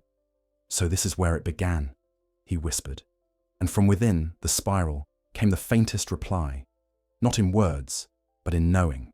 He understood then that the world had never truly been divided. The Erdtree, the serpent, the flame, the shadow, all were expressions of a single act of remembrance too vast to be contained by any one form. The gods had fractured it into pieces to rule its parts. He had merely helped those fragments remember their unity. The light brightened, filling the cavern with warmth that bordered on sorrow. He felt it enter him, not as fire, but as gravity, a pull toward the center of all things. His memories unspooled before him. The Hauntsant woman, the children, the amber fields, Marika's trembling hand, the serpent's final whisper. They were not separate moments, but notes in a single, endless song. He understood what the shadow had meant. Remembrance must include forgetting. Just as flame requires fuel that yields itself to light, without the humility of shadow, memory becomes tyranny. Without silence, truth becomes noise. When he rose, the spiral dimmed slightly, as if acknowledging his understanding. He turned toward the passage and began his ascent. Each step upward felt lighter, as though the air itself carried him. By the time he reached the surface, the world above had changed again. The sky glowed, not with a day or night, but with a perpetual twilight. The amber hue deepened by veins of soft black, a sky that remembered both dawn and dusk at once. He stood at the foot of the Erdtree, gazing upward at its shimmering bark. From within, faint silhouettes moved, shadows walking within light, light shining within shadow. It was not the perfection his mother had sought, nor the defiance he had once embodied. It was truth rendered quiet, the coexistence of all things that refuse erasure. Messmer closed his eyes and whispered a final prayer, not to gods or serpents, but to the silence beneath them all. May we learn to forget kindly. The wind shifted, carrying the scent of amber and rain. Somewhere in the distance, a bell rang, though no temple remained to house it. The sound was neither summoning nor warning. It was simply the world remembering its own voice. And in that sound, Messmer found peace. Not in victory, not in absolution, but in continuity. He turned toward the horizon, where the pilgrims' fires shimmered faintly, their smoke rising into the new twilight. The road still waited, and so did its endless stories. He began to walk again, a figure of light and shadow moving through a world that had finally learned how to remember itself. The twilight that settled over the lands between was not born of evening. It was a state of being, a hush that followed understanding. The sky no longer divided itself cleanly into day and night, nor did the earth separate faith from remembrance. Everything had begun to mingle. The gold of divinity dimmed into amber, and the red of flame cooled into warmth instead of fury. The world, after centuries of contention, was learning to breathe in rhythm again. But for the gods, those who had fed on certainty, the twilight was unbearable. They felt it first, as silence. Prayers that once rang clearly in their minds now arrived faint, blurred by self-awareness. Incense rose, but did not reach them. The hymns of the faithful dissolved before they could form into devotion. Divinity, which had always thrived upon being witnessed, was now confronted by a world that no longer needed to look upward. The gods found themselves reflected in the amber light, like ghosts of their own perfection, and in that reflection, they saw what they had become. Keepers of memory, rather than creators of purpose. Messmer wandered the edges of that fading pantheon, neither participant nor enemy, a witness to their unraveling. In the ruins of old temples, he found idols that wept sap instead of tears, and in forgotten sanctuaries, he heard the sound of wings folding in resignation. The demigods, those who had once warred for fragments of the Elden Ring, had grown quiet. Some had vanished entirely into their own myths. Others lingered as shadows in their former domains, more memory than being. He came upon one such figure near the cliffs of the old capital, Radagon, or what remained of him. The red-haired god knelt before a cracked mirror, his reflection blurred by time. His form was translucent, his armor fractured into light. When he spoke, his voice trembled like an echo fading through stone. "I see her face," he murmured, "and mine within it. I cannot tell where one ends." Messmer stood beside him, the amber twilight glinting in his eyes. "Perhaps that is the lesson," he said. "There was never a boundary to begin with." Radagon turned his gaze upon him, the gold in his pupils dimmed to bronze. "You carry her fire," he said. "The same flame she feared would consume the world." "It didn't consume," Messmer replied. "It remembered. It showed the world what it had been before fear taught it to divide." The god nodded slowly, as though the thought soothed an ache long festering. "Then perhaps I can rest." "Rest is not death," Messmer said softly. "It is acceptance." Radagon closed his eyes, and his body dissolved into light. Gold at first, then amber, then a faint red shimmer that drifted upward like dust in sunlight. The wind carried it away. Messmer bowed his head, understanding that even gods must fade into the memory they once inspired. The twilight was not their punishment. It was their absolution. He travelled then to the far edges of the Erdtree's roots, where lesser divinities, spirits of rivers, forests, and storms, had gathered in confusion. They were beings too old to fear, but too proud to adapt. Their voices overlapped like restless waters. "The light wanes," they murmured. "The mortals no longer call us by name. Their fires burn without our blessing." Messmer stepped into their circle. The air shimmered with remnants of their power, gusts of wind that turned to whispers, sparks that flickered and died. "The world has not abandoned you," he said. "It has learned to listen, without needing to ask." A spirit shaped like a tree spoke first, its branches crackling faintly with gold. "Then what becomes of us? Without prayer, we drift. Without worship, we forget what we were." Messmer touched its trunk, feeling the pulse within. "You were never made to rule," he said. "You were made to remember. The world will carry you in its breath, in its rivers, in the roots that drink its light. That is not loss. That is continuation. The spirits fell silent. One by one their forms softened, their gold leaching into amber, their edges fading into air. The grove grew still. Only the faint scent of resin lingered, and in it Messmer felt gratitude. The twilight deepened. He returned to the capital, where the Erdtree loomed vast and quiet. The amber veins along its trunk now pulsed in rhythm with the world's new breath.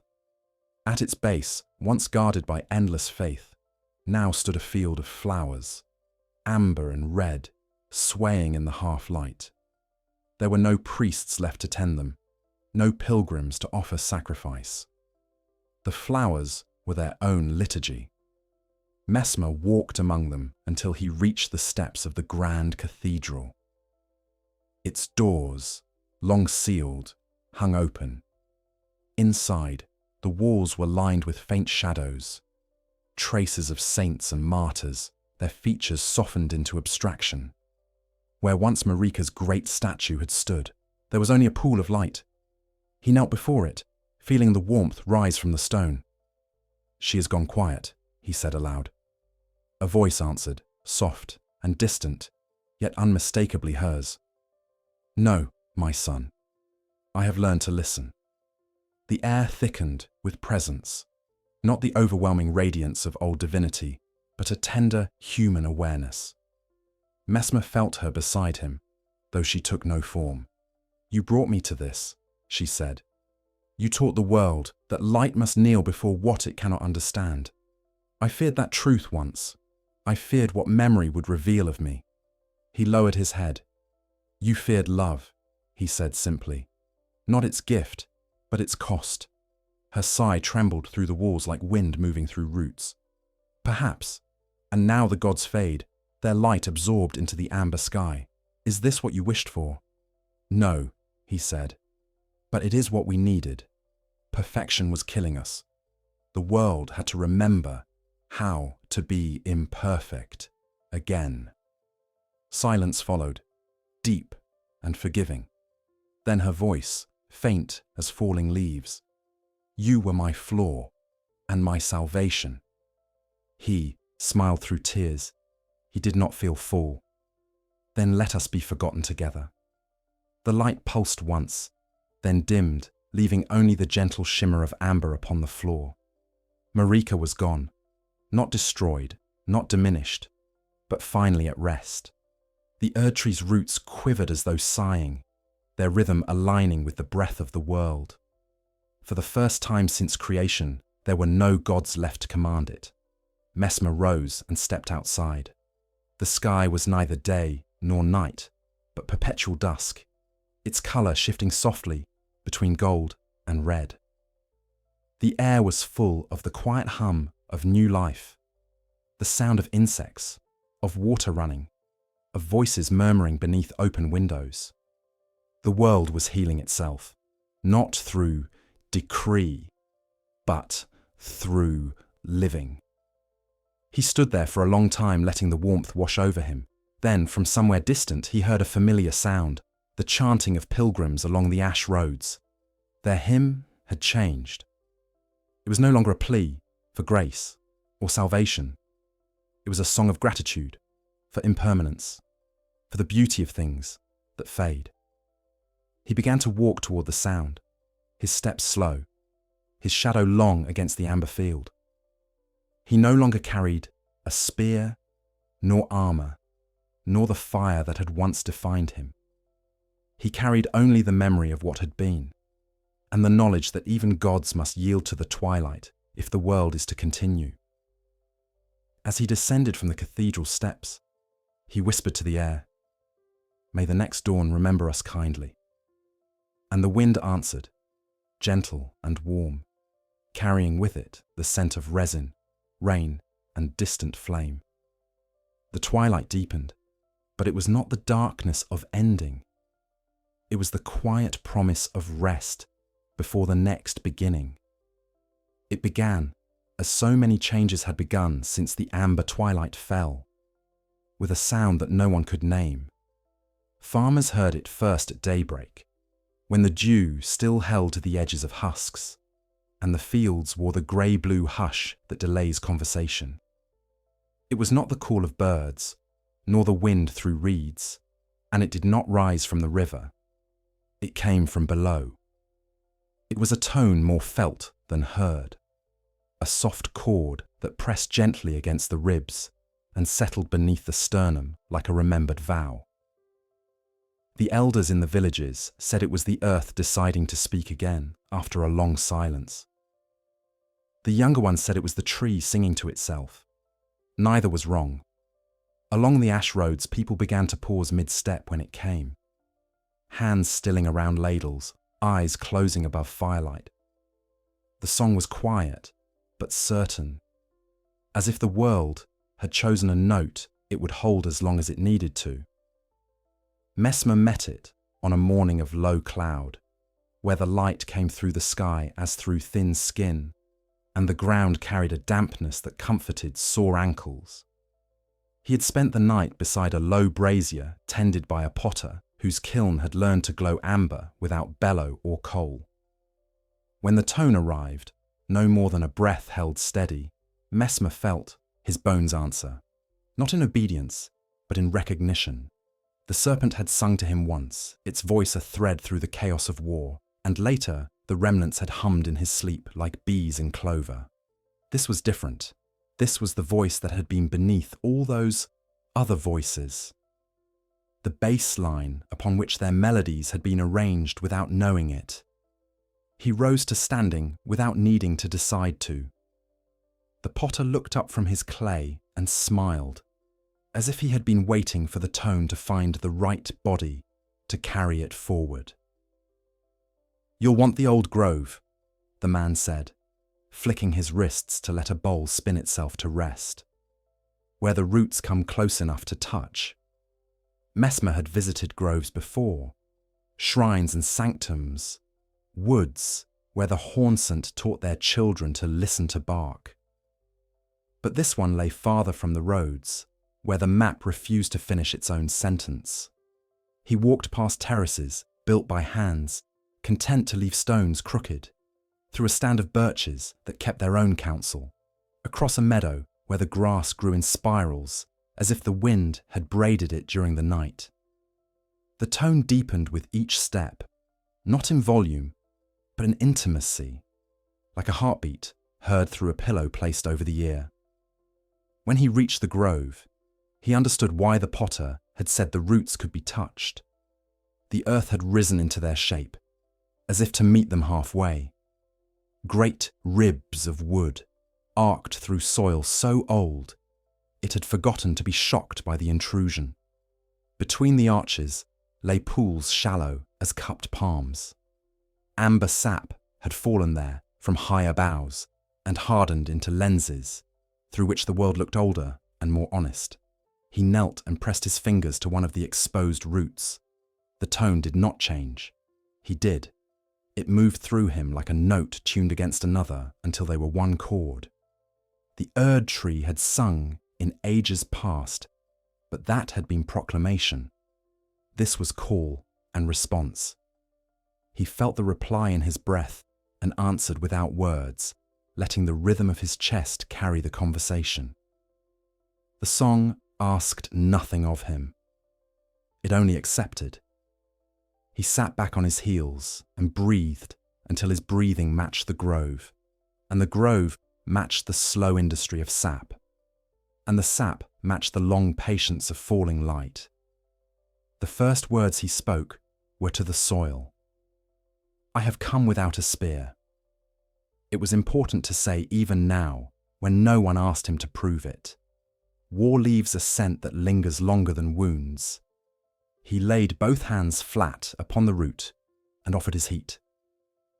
In return, warmth moved into him, not burning, not cleansing, simply acknowledging. The amber twilight had already taught him that remembering without kindness becomes a second erasure. The grove refined the lesson, that kindness without memory becomes a lullaby that lulls the world back into sleep. The song of the root was neither. It was vigilance without alarm. Others arrived, not because he had called them, but because the tone had chosen the hour when the nearby villagers took their bread from the oven and the children were sent to fetch water. A hornsent woman with knees scarred by kneeling to plant seed came first. A former renewal priest who had left his staff where the river could carry it safely away from. His shame came next. His hands open, not in supplication, but so the grove could see he held nothing that had to be justified. A boy with one eye amber and the other brown slipped into the shadow of a trunk, and it's watching. None asked what the song meant. They lay hands upon the roots and let the question go slack. There is comprehension possible only when one ceases to attempt to own it. As the day wore thin, the tone altered, almost imperceptibly, as if the earth had adjusted its posture. Where it had been a single held note, a second voice now braided under it. Not harmony in the sense musicians use the word, but counterpoint. Messmer recognized the feeling as the one that had come upon him beneath the Erdtree when he stood before the spiral of light and shadow. Something older than the tree itself spoke now through wood that had grown from its sap. The second line didn't contradict the first. It held the door open. The hornsent woman gasped and began to hum along, not the melody, but her own life's answer to it. The sound of waking early to cut furrows before heat. The sigh when a child's fever breaks at last. The low murmur of promises made with both hands in the dirt. The former priest hesitated, then joined with a thin line at first, the way someone returns to a language they were punished for speaking. His thread thickened as he remembered that vow and rule are not the same thing. The boy did not sing. He listened so intently that the listening itself became a third line in the song, the silence without which the other voices would have turned to noise. By dusk, the grove was full of music that had never been written and would never be performed again in just that way. Messmer closed his eyes and heard in it the same honest saturation. He had known the first time a pilgrim's low torch had warmed his face without trying to improve him. He remembered the remnant dream, those doors opening upon small rooms of unchanged truth. This was that dream made public, brought into the body and given breath. The song of the root taught without doctrine. It used pulse and pressure and the small changes a body makes when it is finally safe to be simple. When the light gave up pretending it could stay, tiny motes rose from the amber lenses, pooled between the roots. They looked like the remnants, but felt heavier, as if laden with pollen, as if prepared to become something that would feed.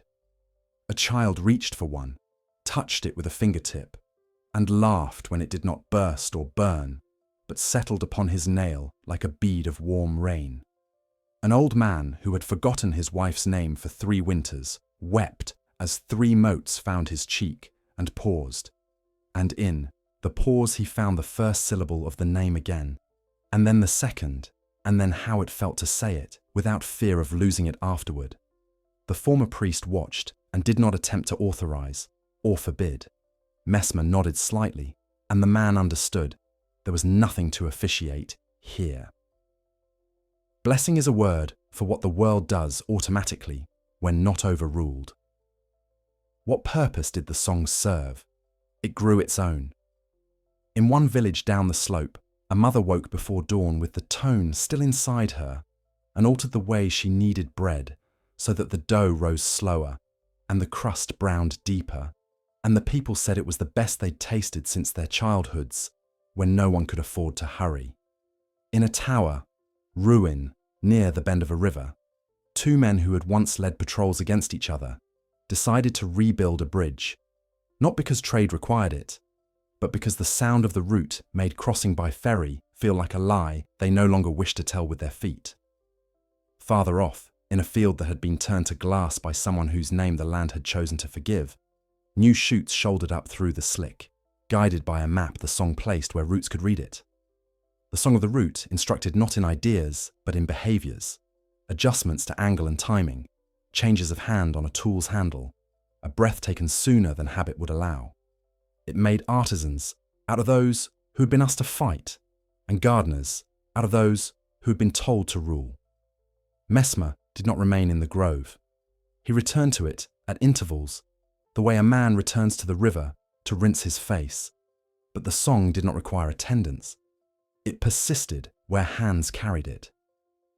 He walked the ash roads again, slower than before, and found that the tone had taught the pathways to hum beneath the soles of the travelling.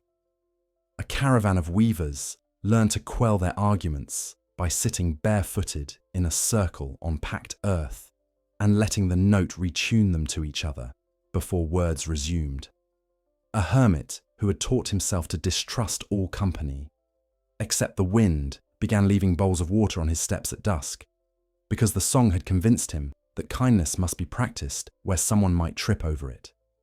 At a crossroads, lined with the stumps of trees, felled in a winter too cold to remember alternatives, the villagers set amber lenses on each flat ring and watched light move through sap into story. Later, they etched the rings with the names of those who had departed, not as memorials to sadness, but as agreements to keep cooking the recipes those names had taught. Not all were pleased. There are always those who find in any new practice a subtraction from their certainty. A cadre of priests who had vowed to maintain the last bright remnant of unblended gold came to a village square where the song had taught the people to grind grain with a different rhythm. They crushed the amber flowers at the base of the well and yelled until their throats wore out that the tone belonged to blasphemy. The village did not argue. They kept grinding in time with the root. When the priest demanded to know the author of this heresy so that it might be named and punished, the potter from the far town, who had arrived that day to trade bowls for milk and news, said only, "The author was soil. It is hard to debate soil." The priests left. Months later, one returned without uniform. He asked for a place at the mill and found that his shoulders learned the rhythm faster than his mind did. That night, he slept in the lee of a wall and dreamed of a god lowering herself into a field and asking forgiveness of worms. He woke with a throat that could sing again. Would the song last? People asked this with the reverence they once had used to ask whether rain would come. Messmer answered with the only truth the grove had granted him. It would last as long as hands did, as long as breath did, as long as meals were cooked and roofs repaired, and graves dug with spades that pause just long enough to make room for the name they are covering. The Song of the Root was not a miracle. It was a technique, and therefore a mercy. Miracles fail the day they are not witnessed. Techniques survive by apprenticeship. He began, quietly, to teach the apprenticeship wherever he went. Remove your shoes when standing on new ground. Close your eyes until your hearing grows a second set of lungs. Match your breath to what is not you until the boundary softens. Move in time with that. He never wrote these steps. He placed them in the mouths of those who needed them and moved on before anyone could decide that he owned the method. One evening he found himself at the edge of a village where the roots did not come close to the surface and the ground had been tamped hard by centuries of fear. The song arrived there as a faint pressure at the temples and could not get in. The people were kind enough, but their kindness was brittle. It chipped when used. He slept beneath a lintel cut from a tree that had never forgiven the hand that felled it, and woke with the persistent taste of iron. At the well, a woman drew water with a rope that cut her palm anew each day and said through her teeth, "We have stopped listening here because listening hurt us too many times." Messmer nodded and did not offer advice. He set his cup down and pressed his palm flat to the packed earth. The tone, faint and faithful, met him. He breathed with it until his breath warmed the dust, and at last the dust let the sound pass. He stood, scooped a small hole with his heel, set an amber lens from his pack in the divot, and stepped away. By dusk, the lens had clouded and cleared 3 times, learning the shape of that town's reluctance. In the morning, children found a ring of soft ground around the lens, where ants had discovered the warmth and tunneled. By week's end, the woman at the well had wrapped the rope with cloth that did not tear her hand. Sometimes, the song of "the root begins with insects and fabric." That is enough. As autumn advanced, the tone deepened once more. It picked up stories. You could hear them without detail if you lay very still with your ear turned to the floorboards, a bridge refusing to collapse out of respect for the footfall of a widow who had crossed it with her grief every day for 9 years. A field deciding to yield a small surplus because a boy had put back in his pocket the grasshopper he had taken. A door choosing to swing quietly because the one behind it slept badly and deserved a mercy made of hinge. The world had learned to practice grace without proclamation. The Erdtree, stripped at last of the demand to announce perfection, swayed in the new winds, like a creature that had become aware of its own breathing and wanted to share what that felt like. Amber tears formed slower now and fell less often, not because sorrow had ended, but because sorrow had been given meaningful work. Where was Messmer in all this? A rumour more than a presence. In some villages they said he had left the lands between and walked into a sea that had decided to warm itself.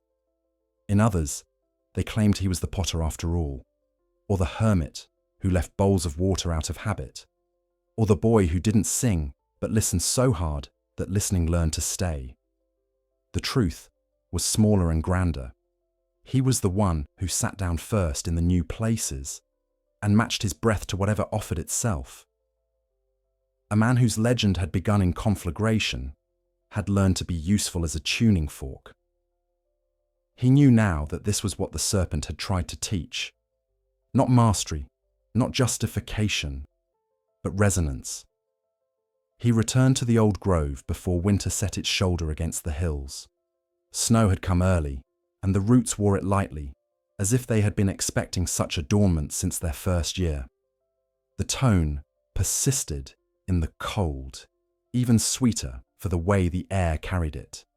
Only 3 others had braved the morning frost: the hornsent woman with the scarred knees, the former priest, the child, now taller by the length of a hand. They did not speak. They knelt. Messmer placed his palms to the root and felt the song greet him like a host who has not needed to set a place because the table has known you were coming. The counterpoint rose, the shadow beneath the light, and for a long stillness, 4 bodies and 1 tree sang without sound into a day that had not yet made up its mind what colour it wanted to be. When at last they stood, the boy asked the only question large enough for the moment. What happens when we forget again? Messmer smiled, lines at the corners of his eyes deeper now, not with weariness, but with use. Then the roots will sing, he said, until someone remembers how to listen. The child nodded, as if the answer had been his all along. The priest wrapped his scarf closer and laughed once, quietly, at the kindness of a world that would keep repeating itself until its lesson was shared. The hornsent woman laid a palm against the bark the way someone thanks a door that has waited to be found. Snow fell in small, persuasive flakes. The tone held. The day chose a colour no one had a name for yet, somewhere between gold, learned from fire, and red, taught by grace. Messmer turned back toward the ash roads, his boots writing shallow letters in the frost that the sun would translate and erase. The song of the root followed him without following, the way a rhythm accompanies the work it has tuned. He did not look back. He didn't need to. A world that can sing for itself needs its witnesses to keep walking. And so he did, in time, toward a horizon that had begun to hum, ready to carry the note, where words would only make it smaller. Winter came quietly that year, not as a siege, but as a soft reminder that even the world must rest. The amber light of the Erdtree dimmed beneath veils of snow, and the song of the roots slowed to a deeper rhythm. A pulse felt more than heard. Across the lands between, the pilgrims who once walked the ash roads found themselves drawn inward, tending fires that glowed low but steady, waiting for spring. The world had not fallen silent, only contemplative, as though gathering breath before the next verse of its long song. Messmer felt that same pull. His path had grown fainter with each season, not from neglect, but from acceptance.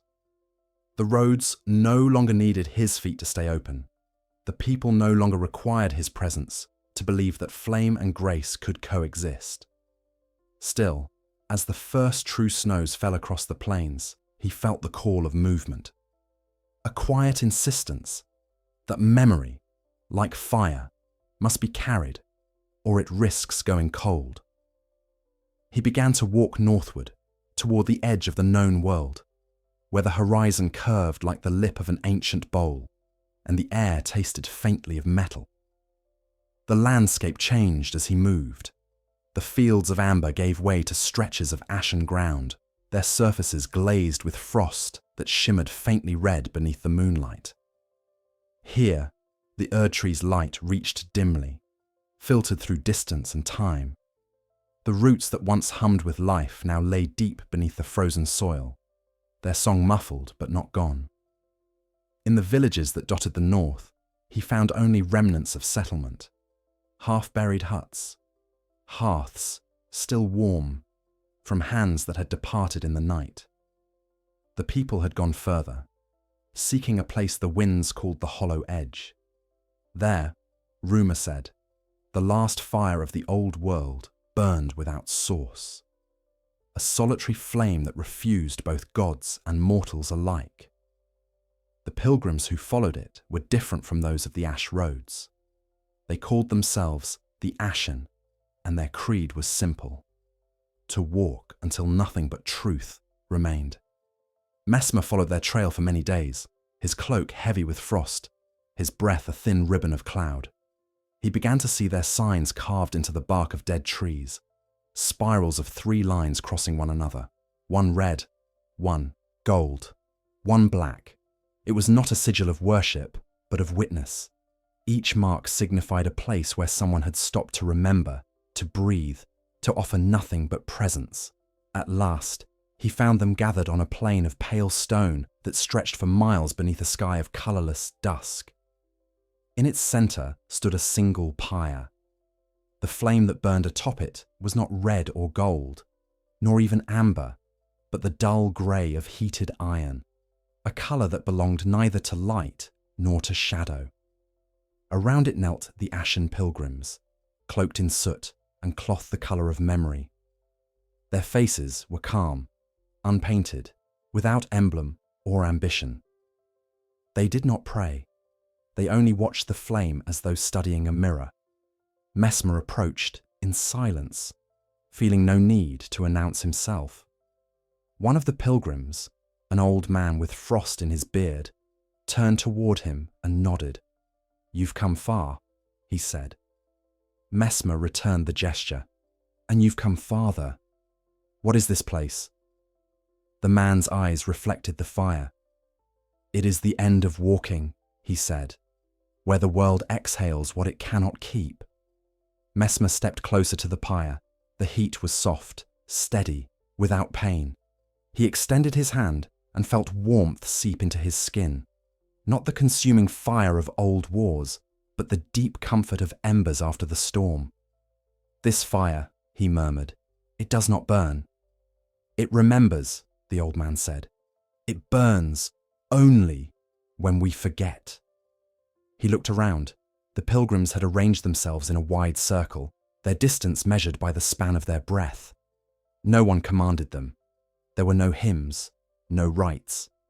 Each kept their gaze upon the flame, and every so often, one would rise, walk to the edge of the circle, and whisper into the wind before departing into the white expanse beyond.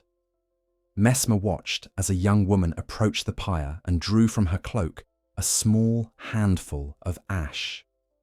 She let it fall into the flame, and the grey light brightened for an instant before settling again. "The ashes of her child," the old man whispered. "Lost to hunger long ago, she carries him in the fire so that he may continue to warm the world." He understood. This was not a cult of grief, but a covenant of release. The Ashen did not mourn what had passed. They learned to feed the flame of remembrance with acceptance rather than despair. Messmer knelt beside the pyre and closed his eyes. Beneath his palms, the stone was warm, pulsing faintly in rhythm with the world. The song of the roots was still there, far beneath the frost, now joined by this new voice. The low hum of ash shifting in the wind, of heat teaching cold to speak again. He thought of the serpent then, not as the creature that had once coiled within him, but as a symbol of cycles. The serpent does not die when it sheds its skin. It remembers itself through change. The flame was doing the same. The world, stripped of gods, was shedding the last of its divine illusions. What remained was not lesser, it was honest. As night deepened, the pilgrims began to hum. The sound rose softly, blending with the wind, with the whisper of the snow, with the faint crackle of the ashen fire. Messmer joined them, his voice low and rough, yet steady. Together, they built no prayer, no plea, only a sound that said, "We are still here." When the song faded, silence fell, vast and tender. The old man turned to him. "You carry the memory of the first flame," he said. "Will you leave it here?" Messmer thought long before answering. "No," he said at last, "but I will share its warmth." The old man smiled. "Then you are one of us already." For 7 days, Messmer remained among the Ashen. He learned their rhythm, their restraint. Each morning, they gathered around the pyre, fed it with small offerings, ashes of burnt parchment, fragments of bone, whispers of names. Each evening, they sat in silence and watched the horizon darken. It was not penance, but gratitude. They believed that by returning the world's remnants to flame, they were ensuring that nothing truly vanished, that every story, every sorrow, every love was woven into the ash that fed the next fire. On the 7th night, Messmer rose before dawn and approached the pyre one last time. He carried in his hand a single feather, blackened at the tip, faintly red at its root. It had fallen from the Erdtree months ago, caught in his cloak and forgotten until now. He placed it upon the flame, and as it burned, the fire brightened, shifting through every hue he had ever known. Gold, red, amber, grey. For a moment, the sky itself reflected that light, and the snowfields around him shimmered like glass. The Ashen bowed their heads, not in worship, but in witness. Messmer closed his eyes and felt the warmth reach his heart. The serpent stirred within him once more, not as voice or shadow, but as rhythm, as pulse. It spoke in feeling rather than word. Nothing ends. Everything becomes ash, and ash becomes soil, and soil becomes song. When he opened his eyes, dawn had come. The sky was pale, the horizon soft. The pilgrims were already preparing to move again, carrying small bowls of ash from the pyre to scatter across the roads. The cycle would continue, not because of command or prophecy, but because the world itself desired to remember gently. Messmer watched them depart, one by one, until only the faint outline of footprints remained in the snow. Then he turned toward the east, where the light was returning, and began to walk once more. Behind him, the ashen flame flickered, steady and eternal, a reminder that even when the gods fade, the world continues to dream, and its dreams are always made of fire. Before there were hymns in the shadowed lands, before the kindled carried embers in bowls, and the Ashen fed their grey fire with the remains of what could not be kept, There was a single undeniable fact. Messmer's flame had first been forged not in rebellion, but in service to Marika. The official histories, even as they unravelled under amber light, still kept this spine. He had led spears beneath banners of gold. He had burned valleys at her command. The Haunsant remembered that time the clearest, because their memory had been scorched into the earth. The world's gentler age did not erase those lines. It taught the living to read them without turning away. And so, when winter loosened its grip and the roots began a softer song, Messmer chose to begin where the ledger was thickest. He walked back into places where his flame had once been the last voice. There is a point in every season when the frost does not melt so much as surrender. The soil exhales. The air relents. Candle smoke lingers a little before deciding to ascend. Messmer crossed into that point on the day he returned to the plane that had been fused by war into glass. It was not pure glass anymore. The song of the root had mapped a new texture across it, carving shallow channels where runoff gathered and froze, then thawed, then fed thin threads of moss. He recognized the angle of the late sun on the slick, the way it called up his own reflection, and multiplied it into phantom ranks. Messmer, who obeyed. Messmer, who regretted. Messmer, who watched memory grow in the cracks. He stood exactly where he had once struck the spear into the earth and forced a red canopy over gold. The ground remembered the force of that gesture. So did he. When he closed his eyes, the old heat rose, not as a threat, but as a record. He felt the weight of the spear haft in his palm, and the way his shoulder had locked to drive it home. He felt, too, the pause that had opened in him between command and action, the small, stubborn interval where doubt first found a chair and sat down. That interval had become his life. He stayed with it, letting the exact shape of the moment return until he could breathe through it without apology. When he opened his eyes, he saw new growth where the tip had once bitten. Amber veins lit the glass from within, like a lantern held under water. Beneath the skin of ruin, the seed of a different future had not only survived, it had begun to shape the surface from below. He knelt and placed his palm on the warmed pane. Beneath it, the land answered. Heat rose, gentle and steady, like a hand extended to one who finally stopped bracing for a blow. The memory of fire, he realized, was not the spectacle of flame, but the fidelity of warmth, returning to the place where it had once shocked everything into clarity. The world does not keep its catastrophes as shrines. It files them among its instructions. Do not let this happen without learning how to carry its lesson forward with less pain next time. From the glass field, he walked north along a low ridge where the wind practiced its consonants against stunted junipers. He could see the amber spread from that height, a slow embroidery, patient as a grandmother mending a sleeve on the porch step while evening asks its old questions of the far hills.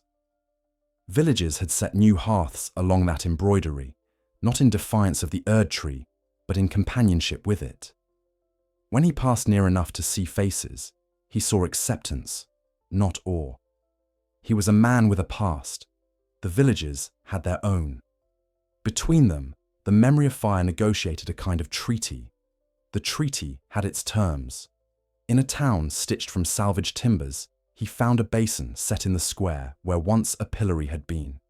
It was lined with amber resin and filled with water, warmed not by flame, but by a pipe run shallowly over a vein of root. The townsfolk called it the remembering bowl. When disputes sharpened, neighbours stood with hands in its warmth until their breathing matched again. No one declared victory. The memory of fire was a technique. Like all good techniques, it saved faces rather than scoring them. He hovered at the edge of the square, watching a mason and a tanner relent from their argument about access to sun. their hands submerged to the wrist. When the tension left their shoulders, they looked at one another as if the light had ceased to accuse. They nodded and changed the angle of a wall by the width of 2 fingers. It was enough. He found other terms in other places. In a chapel long relieved of priests, the floor had been relaid with thin plates of fused sand cut from the plain he had once burned. When a funeral procession passed, the mourners stepped barefoot over the warm glass, and the room kept their heat, releasing it in exhale through the night, so that those who kept vigil did not grow bitter with cold. In a school housed under the ribs of a collapsed watchtower, the teacher began each lesson by striking flint not to spark a blaze, but to make a single sound, a small chime of intention, and the children answered with breath. The memory of fire was not an object, it was a rhythm. Not every place had learned it without friction. Beyond a defile that the Hornsent had used as ambush ground during the old campaign, he came upon a settlement given over to a different practice. They had taken to lighting great pyres again, not gold, not red, but lifeless white, the kind that blinds more than it illuminates. Their leader, a woman with a voice trained to command stone, declared that all shades of shadow led inevitably back to old heresies, that the ambergrace was but a stalled corruption, that the only safety lay in the clarity of searing away gradation. In her square, the air stank of salt and burnt lime. They called themselves the Clarified. Messmer did not stride to the centre to debate. He stood in a doorway where smoke had not yet learned his name.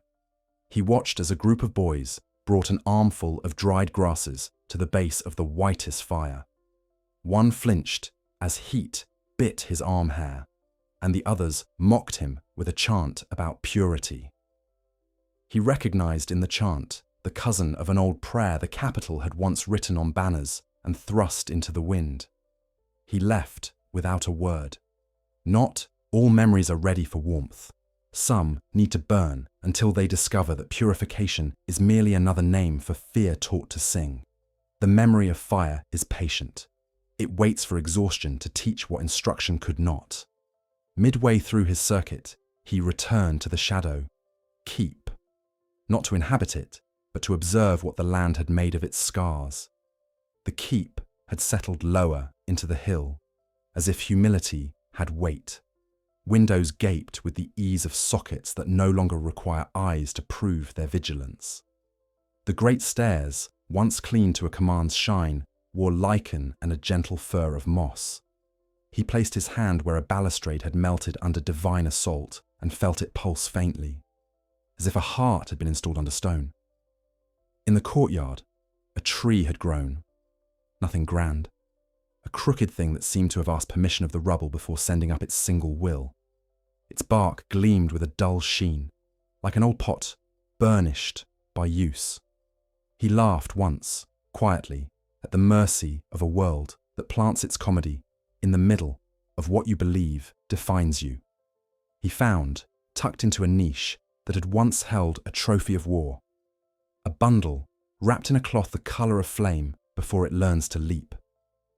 Inside lay a child's mask carved in the Hornsent style, the same simple template he had carried for a time before leaving it behind. This one bore a notch at the lip, where a small tooth had tested the edge. He set it back. The keep did not need to be curated. It was already a museum of his mistakes and of the world's manners of soothing them. That is what the memory of fire does when granted time. It grows a context large enough to stop a single moment from believing itself the whole of history. On his way out, he paused under the collapsed lintel and listened. The wind did something unusual there.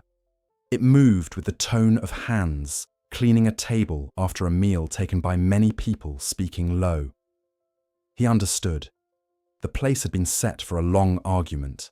The argument had been served. The memory of fire was washing up. He turned then toward a small valley where he had never lingered. During the campaign, it had been merely a strategic pass, good for moving supply. Now, under amber, it had become a place where those whose griefs did not seek audience came to deposit them. A low wall of stones wound its way across the valley floor, each rock warmed by the sun and held in place by nothing but its neighbour. Between the stones, vessels of clay had been set, wide-mouthed and unglazed, each holding ash mixed with soil, each labelled not with names but with gestures, a strip of cloth twisted twice, a sprig of dried thyme, a small, polished coin worn thin by thumb. A woman sat beside one such vessel, her hair braided into a crown that had nothing to prove. He did not sit beside her. He stood at a polite distance and inclined his head until she spoke first. This was his laugh, she said, tipping the vessel just enough for the ash to shift. We listened to the root. We learned to set it down where the earth could keep it for us. Does it help? He asked. No, she said, and smiled without bitterness. It keeps the hurt honest. The memory of fire doesn't take the pain. It makes room beside it. He bowed and left her to her practice. The lowness of the wall, its refusal to become monumental, was the lesson he took with him. The memory that heals the world avoids heights. It crouches at the level where hands do their work. At the edge of the valley, where a trickle of water wrote its tiny alphabet over stones, he met a boy with one amber eye and one brown. The listener from the root grove, taller now, but still set to attention, as if the world had asked him a question and he refused to wander off before it finished. The boy held a coil of thin metal wire and a small hammer with a leather-wrapped handle. "What are you making?" Messmer asked. "Hooks," the boy said, for pots. The old ones break when we hang them." Messmer watched him bend the wire around a stone and tap it into shape. The work was precise without cruelty. The boy looked up. "Is it true you once burned a valley smooth?" "Yes," Messmer said. "Would you do it again?" "No." The boy nodded, as if that were the answer he had expected, and returned to his shaping. "Then the valley remembered for you." He left the boy to his craft and walked until evening, thinned into that colour that still had no name, somewhere between the old certainty of gold and the earned warmth of red. He camped above a road which, once trafficked by soldiers and now travelled by weavers and potters and teachers, had learned to accept the weight of carts without raising dust so fast it stung. The memory of fire had instructed even the road to hold itself a little gentler, under the burden of human intention. Night gathered. He lay on his side, with one arm under his head, and listened to the hushed argument of crickets. Their rhythm had picked up the root tone, though they made it their own. Once, when he had been younger and louder, he would have tried to name this convergence into a rule. Now he let it be its own instance. The sky dithered with stars that seemed to understand the new etiquette. Do not blare. Glow with the patience of a story told by an old neighbour who knows everyone in the room has heard it before and has come again for the comfort of its small revisions. The dream that found him was not a corridor this time, nor a basin, nor a chamber under ribs. It was a fire, small and well-behaved, in a kitchen that could be anyone's. He sat in a chair that could be any chair and held his hands toward the flame. Across the table sat no one, only the space where once a god might have appeared to instruct, or a serpent to warn. The space was not empty. It was aware. On the hearth, a pot whispered steam. On a peg hung a single cup. The memory of fire was domestic now. It had come home. He woke with the taste of tea on his tongue and found that dawn had placed a cup-sized patch of warmth upon the stone where his palm lay. He smiled and left it there for the next passerby who might need it. Travel drew him toward the capital, not out of allegiance, but curiosity.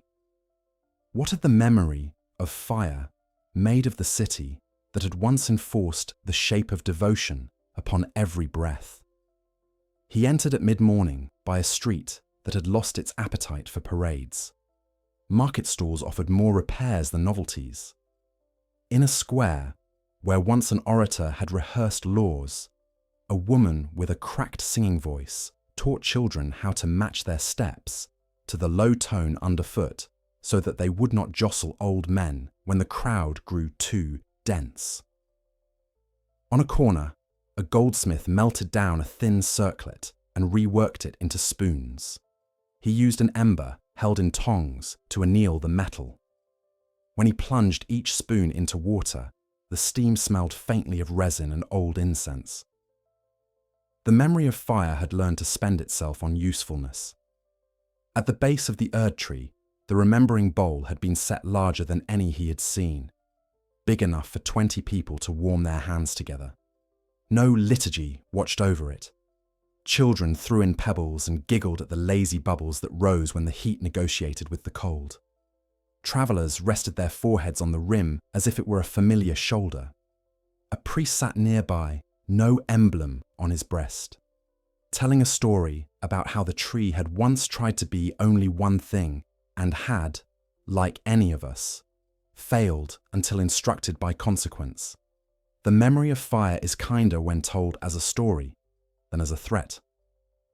Just before he turned to go, he felt a pressure behind him that bore no scent of command. He turned anyway.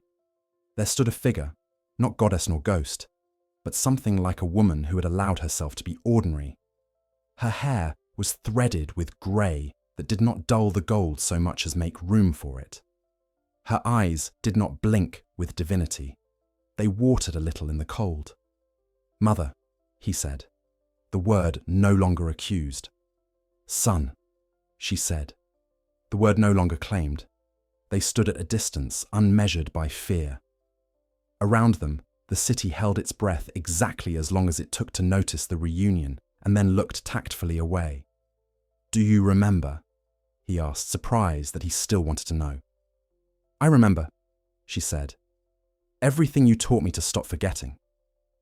Then she smiled a human smile, small and not meant for statues. "Will you walk with me?" "Only if we take the long way," he said. They walked along the root shadow where the light was soft and the tone particular to that place. They did not rehearse their injuries. They named them once so that darkness could hear and be satisfied. And then they recited the instructions they had learned since. Breathe through the worst part. Change the angle of your hand. Keep the hearth low. Let the child sleep. When they reached the steps where once he had stood with spear and single blazing eye, they did not ascend. They sat halfway up, a place neither platform nor ground, and watched the bowl at the base gather more hands. "What is left for you?" she asked. He watched a boy put his ear to the stone and copy the note with his voice, until an old woman laughed in approval. "To keep the memory small," he said. "To keep it useful." She nodded. "I am learning that too." They did not part with ceremony. She rose when a woman passed with a heavy basket and took it for the rest of the climb. He stayed seated a while longer, then stood and joined a group mending a wheel whose spokes had loosened from the cold. The memory of fire moved through their fingers as they warmed the hub and hammered the pin true. When dusk ripened, he left the city by a side gate that had learned not to groan. The road accepted him with the regard it now gave to all walkers of careful step. He went east toward a rumour that the Ashen had found a second pyre, not to duplicate the first, but to learn the difference between necessary and merely nostalgic. He wanted to see how they argued and how they would let the argument down. The memory of fire insists on disagreements. Otherwise, it becomes an idol again, and then the world has to break it. At the crest of the last hill before the land fell away into colder country, he turned and looked back. The Erdtree wore the twilight with grace. Amber hummed in its veins. Somewhere, in rooms he would never enter, people were teaching each other the right way to set a pot on a hook a boy had hammered that morning, with hands still learning their own strength. The memory of fire had become 1,000 such instructions. He felt no need to count them. It was enough to know they multiplied. The night received him. He let it. The roots sang low. The air carried the dry sweetness of burnt time from a kitchen 3 valleys away. He had the old feeling of being watched, but it was not a god. It was the earth, taking attendance without judgment. He smiled, and the smile warmed his face in the dark. And somewhere farther on, beyond even the ashen's grey circle, a different kind of glow waited. A light that did not reach outward or downward, but inward, toward a place where even memory grew shy. He could sense it now, faint as breath against the inside of a closed hand. It would ask a different question of his flame, one he had not yet let himself answer. He walked toward it, listening for the first syllable, ready to learn what fire becomes when it must illuminate, not a world, but a single, guarded heart. The further east Messmer travelled, the quieter the world became. Even the air seemed to hesitate before moving, as if uncertain whether breath belonged here. The lands unfolded in shades of grey and muted amber, the colour of old parchment washed too many times by rain. He passed through villages where hearths burned low, not from scarcity, but reverence. The people here did not fear the fire. They spoke to it as one speaks to a friend who has grown older and slower, but still listens. They called this stretch of the world the Hollow March, for it was said that the earth beneath it was thin, that one could hear echoes of older flames if they pressed their ear to the soil. Messmer followed the sound of those echoes. The ashen pilgrims had moved on, scattering their teachings like pollen, but the rhythm of their walking remained. The road, smoothed by ash and time, bore the faint shimmer of ember dust, tiny flecks that pulsed with heat when the wind whispered through. He walked barefoot for part of the journey, letting the earth's warmth rise into his soles. The sensation was strange, almost intimate, like walking across the surface of memory itself. For days, he wandered without destination until the horizon opened into a vast depression, a crater carved not by divine wrath or meteor's fall, but by the slow exhalation of something ancient. The centre glowed faintly, not with fire, but with a dull, breathing light that seemed to come from below. It was not an invitation. It was recognition. The hollow heart of flame was waiting. The descent took most of the day. The slopes were carved of pale stone that crumbled softly underfoot, whispering like burnt paper. The air thickened, heavy with the scent of smoke that was not smoke, a fragrance that carried warmth without burning. At the base and centre lay a hollow shaped almost like a heartbeat, vast enough to swallow the largest temple ever built, and from it rose a column of dim light that pulsed slowly, each rhythm syncing with the blood in Messmer's veins. It was neither red nor gold.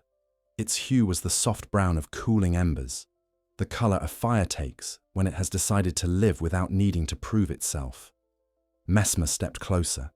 Each pulse sent a vibration through the stone, through his feet, through his breath. He knelt at the rim and placed a hand upon the light. It was warm, not with flame, but with memory. The warmth travelled up his arm, into his chest, into the place where the serpent had once coiled. And then he heard it, the faintest echo of that ancient voice, quiet as a sigh. "You carried us well," it said. He closed his eyes. "Then this is where you've gone."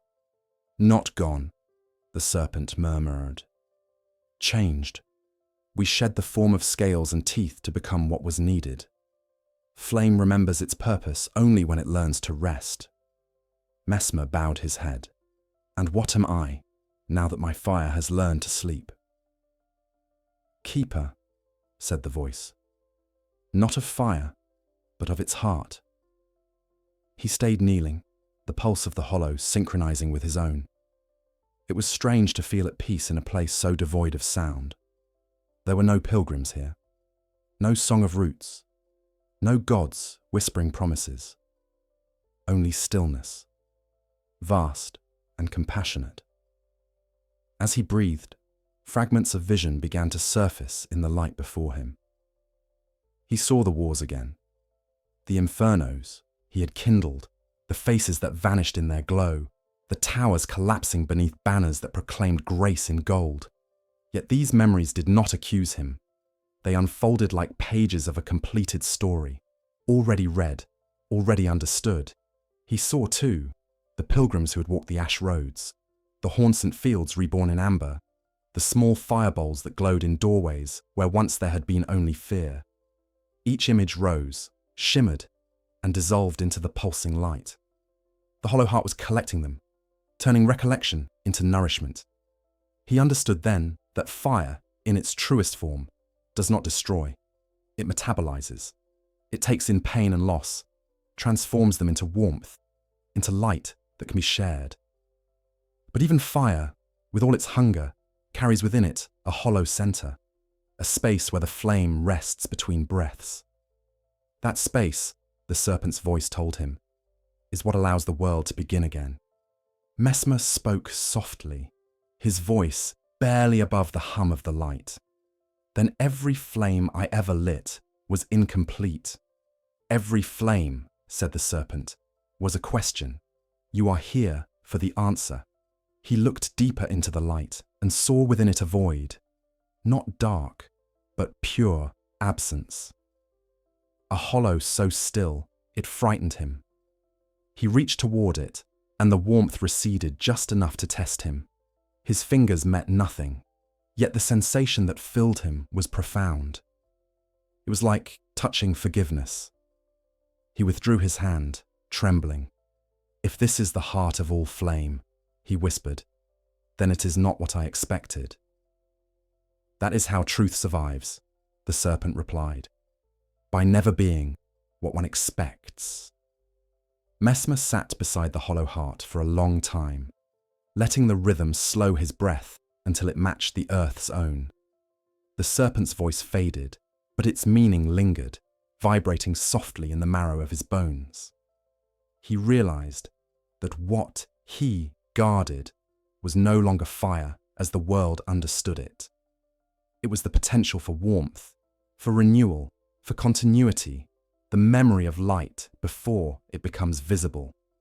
As twilight deepened, he rose and walked along the inner rim of the crater. The air shimmered faintly where his shadow passed. Each step left a trace of ember that faded into the stone without smoke or sound. He began to understand why the ashen pilgrims had journeyed this far, to witness the truth of flame that neither demands worship nor promises salvation. They had not come to rekindle the world, but to ensure it never forgot how to rest between burnings. He paused when he reached the far edge, looking down once more into the hollow. The light pulsed gently, neither growing nor dimming, as if content to simply exist. He felt a pull then, a quiet desire to stay, to dissolve into the warmth and become part of the world's breathing. But something within him, the same instinct that had driven him from the Erdtree and through every battlefield since, urged him to rise. The flame must continue to move, or it ceases to mean anything. So he climbed. The ascent was slow, but the air remained warm even as he reached the crater's lip. When he turned back, the hollow had vanished. Not because it was gone, but because the world had folded it into itself. The ground was smooth, ordinary, unremarkable, as though it had decided to keep its secret. Messmer walked on, feeling the hollow heart within him now, its rhythm steady and quiet. When he passed through the villages again, people instinctively drew nearer to his warmth. They spoke to him of small things, of seeds surviving frost, of rivers changing their paths without flooding, of children born with eyes of soft amber. He listened, offered little, and moved on. The world did not need prophecy anymore. It needed endurance. On the final night of winter, he built a small fire for himself beside a stream. The flame was modest, the kind used for cooking, its crackle barely audible over the water. He held his hands to it and watched the reflection tremble in the current. For the first time, he saw that his eyes, once a deep crimson, had turned amber. The change was not sudden. It had been growing for years, but now it felt complete. The firelight no longer mirrored violence. It mirrored life. He lay beside the flame until the stars emerged, their light diffused through thin clouds that glowed faintly with the Erdtree's eternal hum. The wind was mild, carrying the scent of pine and resin. Somewhere in the distance, a nightbird sang once, then fell silent, content to let the world speak for itself. As sleep took him, Messmer dreamed, not of gods or serpents, not of war or penance, but of a single candle burning in an empty room. The flame bent slightly, as if acknowledging someone unseen, and then steadied itself. The room was warm, the silence whole. And in that silence, he finally understood. The hollow heart of flame was not a place, but a promise. The assurance that even when the fire dims, its memory remains, quietly shaping the next dawn. The first dawn that felt new did not arrive with spectacle. It seeped, the way warmth moves through a stone left beside last night's fire. The sky along the Erdtree's horizon blushed neither gold nor blood, but something between, the quiet amber that had learned the names of both and refused to forget either. People woke into it before they knew why they were rising earlier. Roosters called a measure deeper than habit. Doors opened with less complaint where hinges had been oiled by hands attentive to small mercies. The world stepped into mourning like a craftsman stepping into a shop, ready to repeat the one gesture that will carry a day forward. Light the brazier. They called it forging, not because metal rang in every alley, but because intention had taken on heat. A bell founder in the capital declared that the age of thundering gongs was over. He melted 2 ceremonial war bells into a single, sweeter mouth and hung it low enough that children could set it moving with a rope. Its voice travelled only as far as a neighbourhood, and that was enough. It told bakers when to pull loaves, weavers when to ease their shoulders, mourners when to bring the bowl from the remembering shelf to the table where stories keep the dead closer than grief does. The bell's bronze held a blush of red from one mould and a thread of gold from the other, but in the cast they tempered to amber. When struck, the tone felt like morning deciding to trust you. Messmer heard that tone from a street that had given up being important. He did not go to praise the bell founder. He turned instead toward an alley where a blacksmith had lifted his forge from the corner of his father's old shop and set it by the open door, so the first light could learn the grammar of coals. The smith was lean with the sort of strength that never feels the need to prove itself. He heated a length of iron until it glowed the colour of the horizon and uncurled it into a hook shaped to receive kettles, shaped to feed children, shaped by their grandparents' insistence that tomorrow would be gentler than yesterday if you gave it work that fit its hands. When the metal cooled, he held it up to the light. Amber is not a colour iron knows, but that morning it learned how to pretend. The hook held it softly. Forging was everywhere once you knew where to listen. In Liurnia's damp workshops, old boatwrights who had sworn to retire returned to teach a last lesson, because wood had begun to hum again under plane and rasp. They softened hulls with steam and the low tone of the root, and found that water remembered how to lift without swallowing. Dawn floated. In Stormvale's shadow, a seamstress unpicked the gold thread from a banner that had once demanded men march into a hymn, and re-sewed it into the lining of a shawl for a woman whose bones had started to forget warmth. When the woman wrapped it, The thread spoke its former arrogance into something like apology. Dawn covered shoulders. In the highlands where Wind had learned to pronounce every grievance, a potter, the same one who'd set a brazier to amber months ago, fired his clay by timing the kiln's throat to the breath of the frost. The pots finished, not with a shine, but with a softness that made a hand want to be careful. Dawn taught restraint. Forging dawn meant unlearning spectacle. It meant replacing thunder with tenderness, gold with grain. It meant teaching fire not to shout. Messmer walked amid these adjustments without needing to adjust them. He had become, almost without noticing, the part of a room that makes other parts possible. A slope that invites a chair to rest steady. A patch of sun that tells a cat what day it is. When the bell sounded again, he felt the note settle under his ribs, where the serpent's old coil had given shape to his breath. He did not miss the serpent now. He carried its instruction like a blacksmith carries a hammerhead that has learned his weight. He returned, briefly, to the amber field where his spear had dissolved and found, as he suspected, nothing dramatic. The glow had evened. The ground was firm. A single path had formed where feet had followed curiosity without trampling it. Along that path, people had begun to leave small tools on the ground. Spoons, worn through at the bowl and repurposed as garden markers. A broken awl bound to a handle to make a child's stylus.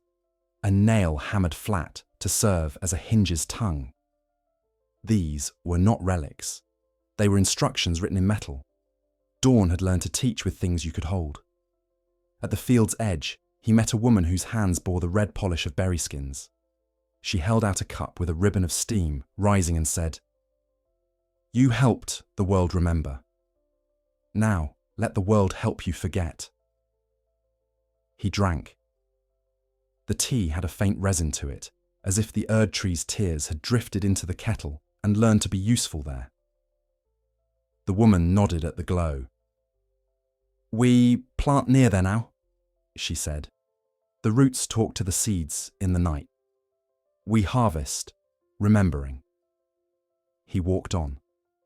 Dawn discovered him again in a village strung along a shallow river, whose course had been corrected by stubborn stones since before gods learned names. Children chased smoke, not to disperse it, to read it. Their teacher taught them to see whether a hearth's exhale meant damp wood or an impatient cook, and to bring either dry kindling or an apology. A boy with one amber eye, perhaps the same listener grown into a different morning, taught the littlest to place the palms of their hands to the ground before play and wait for the pulse. "If it is fast," he said, "step softer. If it is slow, you may run." They were learning to forge dawn into their feet. Not all forges warmed so politely. In a town that clung to the Bothan of this age as if it were a cliffside ledge, a troop of clarified had erected a great kiln whose purpose was to consume contradictions. They fed into it texts that had learned to speak in two tongues at once, pottery glazed with tree and serpent in the same scene, embroidery showing a god lowering her head into the lap of a farmer. The kiln burned white. It made a sound like glass deciding to lie. When Messmer leaned close, he saw that the heat did not throw shadows. Light without shadow, even at dawn, is not light. It is confession coerced. He did not argue. He walked to the river, scooped water into his hands, and poured it onto the kiln's rim. The hiss was not spectacular. It sounded like rain deciding to intervene when Yikawase field is too proud to ask. The rim cracked hair-thin, and through that crack air learned a second way in. The fire altered its appetite. It began to falter before the mixed, to hunger instead, for simple lies. The clarified shouted. The townsfolk did not shout. They brought bread. Students of dawn seldom win arguments. They bake for their opponents' children. Forging dawn also meant making tools that would remember how they were made. A metalworker in the uplands etched a thin groove along the neck of every kettle hook, just deep enough to hold a single grain of ash. When hung above a fire, the ash would glow at the exact moment the water below reached almost boil. Cooks learned to lift a heartbeat before the rolling frenzy and discovered that tea steeped at gentler temperatures curbed bitterness. The groove became a rumor that became a custom that became a law of a house that needed no priest to bless it. Dawn changed the tongue's patience, and therefore, the heart's. Messmer followed such rumors east, where the hollow march had given up its last hoarded chill and was prepared to germinate. On a low rise he found the ashen again, fewer than before, warm with the weariness of people who have carried something heavy together and set it down with reverence rather than relief. They had built nothing around their second pyre. They had agreed only to gather facing one another, not the flame. "We watch each other," their elder said, "so we remember to scatter when watching turns to worship." The fire they tended was grey as before, a steady metal glow. When he put his hands out, he felt in it the slow confidence he had met at the hollow heart, but filtered through human bodies, slower, fallible, endearing. They had begun to smith with ash, not metaphorically. They mixed sifted ash with clay and straw, pressed it into bricks, and fired them low. The bricks remembered heat so well that an oven lined with them would keep bread at a ready warmth all day without tending. The ashen shared the design freely with travelling masons. Dawn learned how to stay fed without empire. He kept walking until he reached a hamlet that knew him not at all. Perfect. A levered pump had been installed by a woman with a laugh like a bell with a crack that made it sweeter. Her contrivance used the weight of noon rather than the ache of shoulders. Children hung from the pump's handle as a game, and the water came up as delighted as they were. Dawn poured itself easily into buckets. Messmer mended the leather gasket by warming it in his hands and rubbing tree oil into it, until it softened the way grief softens under good talk. The woman saw and nodded once. The nod craftsmen give each other when a trade recognizes its cousin in another vocation. From there he returned by way of a field that had given up on being wheat and had elected to be flowers for a season. A farmer stood in the middle of purple as if he had meant to be there all along. "It's not a failed crop," he said when Messmer drew near. "It's rest." The soil hummed. Roots under the flowers wrote letters. Roots under wheat would read when their month came.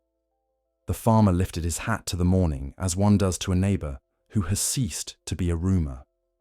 The Erdtree's silhouette accompanied him every day, less command and more companionship. Its veins pulsed a tempo the world had agreed to treat as baseline. Here and there sap cried its amber tears still, but slower now, as if grief had found work that suited its hands.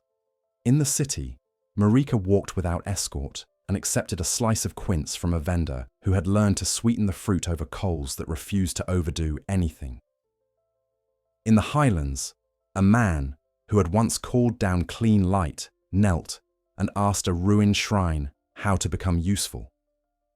By dusk, he had repaired a fence, and by morning, the lambs did not wander. Nations had become neighborhoods, and neighborhoods, families, and families' rooms, and in rooms, a fire low enough to permit a baby to continue sleeping. Messmer forged nothing with tongs and hammer that season, but dawn still passed through his hands. He pressed the rim of a bowl that had cracked in cooling against a band of warmed iron until the fault closed like a thought reconsidered. He struck a flake of glass from a melted pane and set it on a windowsill, where afternoon might make a small rainbow for a child who refused naps. He taught a boy who came running with a splinter not to fear the needle by letting him hold the candle that sterilized it. The boy stared into the flame and forgot the fear, because the fire had asked him to help. Initiation cures many dreads. On an evening when clouds banked low and the smell of rain came forward like a friend about to share news, he climbed a knoll and watched the lands breathe under the Erdtrees, patiently beating light. The bell founder's note drifted, smaller, at this distance, but truer for it. He thought of all the things Dawn had turned to work. Bells that tell time not to hurry, hooks that teach water when to sing, pumps that borrow the weight of children to lift what once broke the backs of women, kilns that favour truth over scorn, bricks that hold heat without hunger, shawls lined with contrition softened into care. The world had taken a god's mistake, a son's wound, a serpent's stubborn memory, and a people's exhausted faith, and made out of them not a monument, but a method. He did what Dawn asks of anyone who notices it. He sat a little, then rose, then went to where hands were already busy and offered his own. That night, he slept in a barn that smelled of straw, resin, and rain's approach. The roof ticked as it cooled. He woke before first light to stir a fire someone else had banked. It flared, only enough to show him a cup and the clean water behind it. He drank, then set the cup down where another would find it warm. Beyond the knoll, farther east, where the hollow march gave way to country that had forgotten its own name, a dim glow hovered low to the ground, as if Dawn were thinking about one more revision before letting the day go.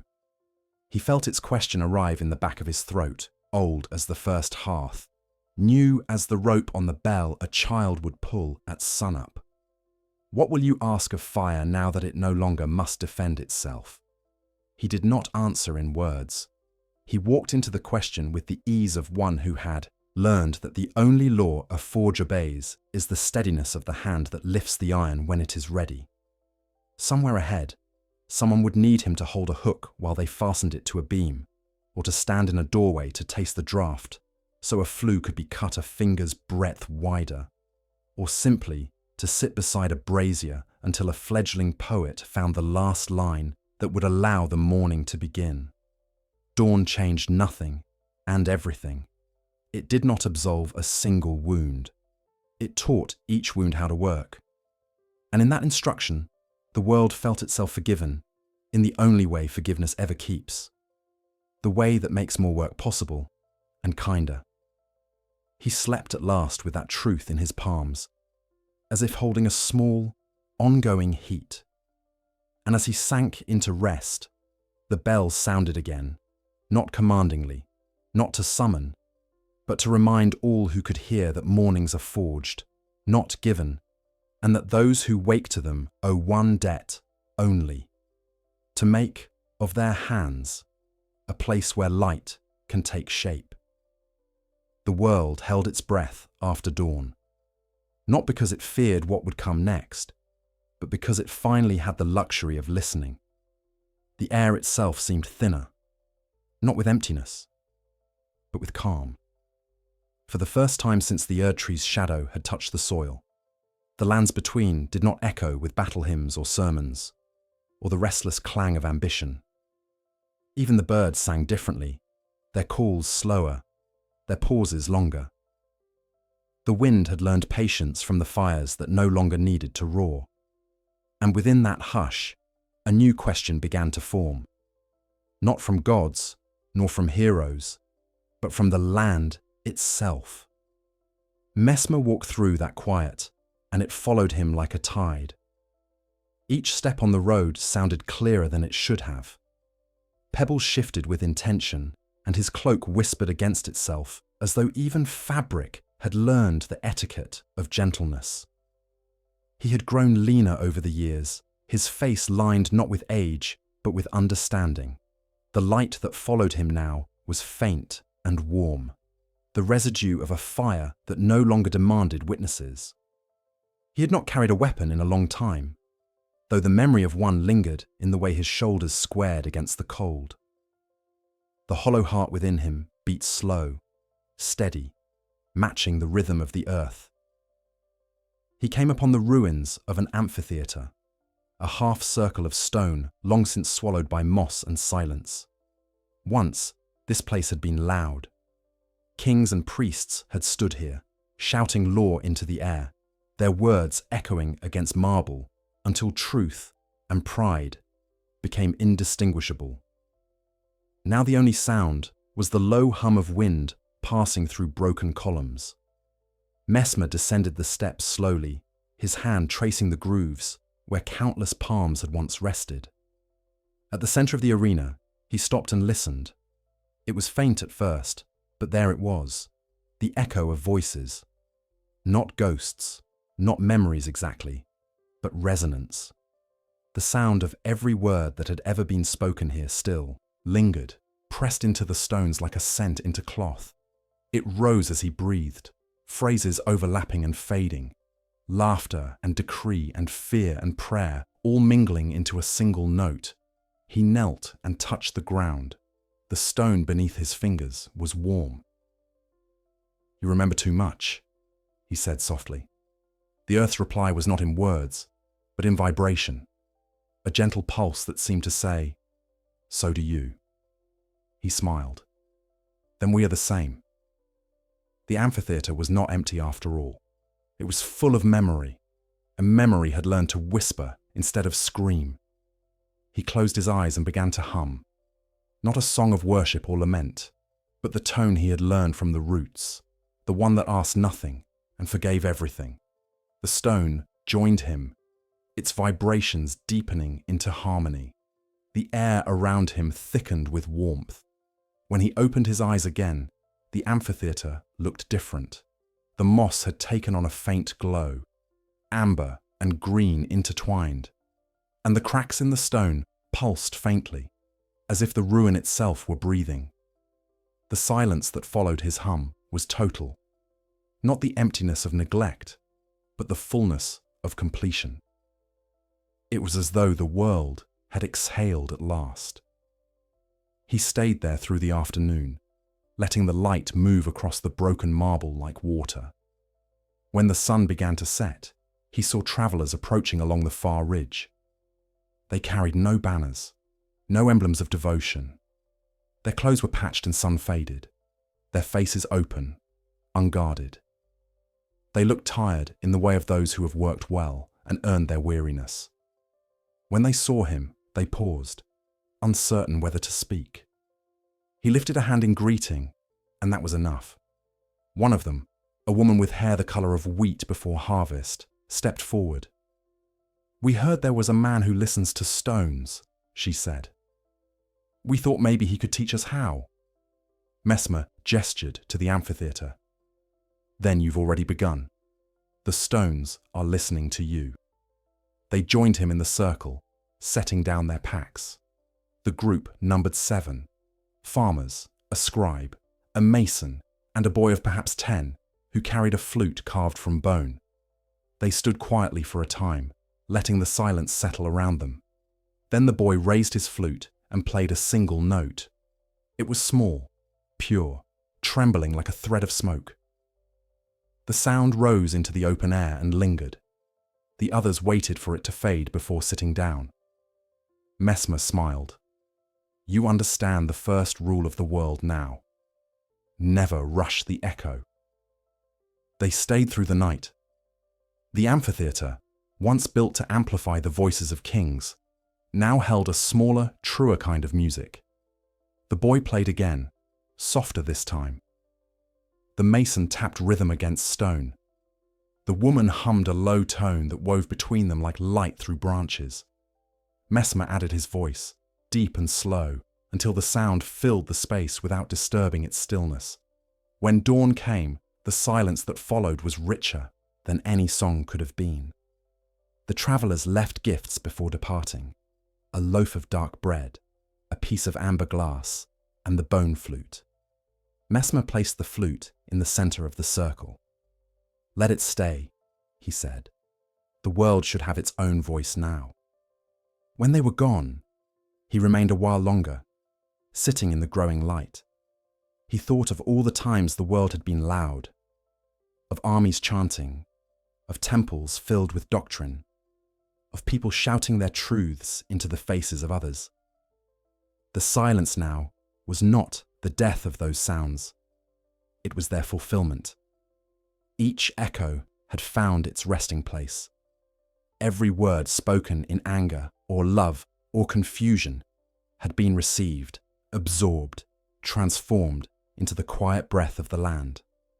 The silence that followed dawn was not absence, it was balance. It allowed everything else to exist without conflict. He realized then that silence is not the opposite of fire. It is its companion. Fire teaches movement. Silence teaches stillness. Together, they make life bearable. Messmer rose and began to walk again. His path led through forests where the roots hummed softly beneath the frost, through valleys where rivers carried the reflection of amber skies. Everywhere he went, he found evidence of the world's new rhythm. People had learned to work with pause, to let the quiet between moments do its part. A woman washing clothes by a stream would stop mid-motion and smile, listening to the sound of the water. A shepherd on a hill would set down his crook and hum once, answering a tone that came from the earth itself. The silence had become a kind of worship that required no name. One evening, as he crossed a field of long grass, Messmer saw fireflies rising from the ground in waves. Their light was faint, pulsing in the same rhythm as the hollow heart within him. He knelt among them, watching their glow move through the grass, like thought through memory. It was then he realized that the world had begun to mirror the rhythm of his breath, and his, the world's. There was no longer a boundary between his flame and the land that carried it. He was not a god, nor even a legend. He was a vessel of listening. He lay down in the grass, letting the insects drift above him like small, wandering stars. The night sky opened vast and kind, its constellations softened by haze. Somewhere in the distance, a bell tolled, one note, long and low, not to mark an hour, but to remind the living that time was still unfolding. He thought of Marika then, and of the Erdtree's quiet glow, and of all that had passed. The gods had fallen silent, but not in despair. They had learned finally what silence could mean. For centuries they had spoken over the world, shaping it with command. Now the world was speaking back, in the only language it needed. Stillness. Messmer closed his eyes. The pulse of the earth matched the rhythm of his heart. The line between sleeping and waking blurred. He felt the faintest warmth spread. Through the grass, the residual echo of fire long at rest. It was not his doing. It was the land remembering him. In that half-dream, a voice rose. Not the serpent's, not a god's, but the quiet voice of the world itself. It said, "Rest now. We remember." And he understood. The silence that followed dawn was the world's answer to centuries of noise. It did not erase history, it refined it. Every battle, every flame, every cry for grace, all had been distilled into this moment of gentle, endless breath. He turned on his side, the grass bending softly beneath him. The fireflies dimmed, one by one, until the field was still. Above him, the stars pulsed faintly, in rhythm with the hollow heart below. And in that perfect equilibrium, Messmer drifted into sleep, held, not by glory or power, but by the kindness of silence that knew his name. Long before the amber dawn and the bell that taught mornings to speak softly, the land of shadow had been Messmer's crucible. Here, he had carried Marika's decree like a spear across the throat of the valleys. Here, the Haunsant had met him with silence shaped into defiance. Here, his keep had burned and learned humility under a sky hammered to iron. If the world now breathed evenly, if grace and flame had found their brief, improbable accord, then the truth of that accord would have to be measured where his first violences had rooted themselves the deepest. He rose before the gold of day, could decide itself and turned his steps towards the old boundary. The line no cartographer had drawn, yet every traveller could feel, where the temper of the soil shifted from compliance to memory. The road south narrowed until it ceased to be a road. Brambles took back what military supply wagons had once pressed into them, and junipers twisted their spines into the wind as if spelling out warnings that had never learned handwriting. The Erdtree's amber hush still reached him, but fainter, as if out here the world belonged to a prelude the tree had never quite learned to hear. Messmer paused at the ridge where he had once watched his banners pour into the valley like liquid command. The sight below undid him, not with remorse, though remorse arrived as a polite guest, but with awe. The shadow did not look as he had left it. It did not smoulder. It grew. Low forests pooled in the hollows like gathered breath. The plain of glass he remembered, his field of unmaking, had softened into a pale skin cross-hatched by 1,000 fine fractures where green pushed through.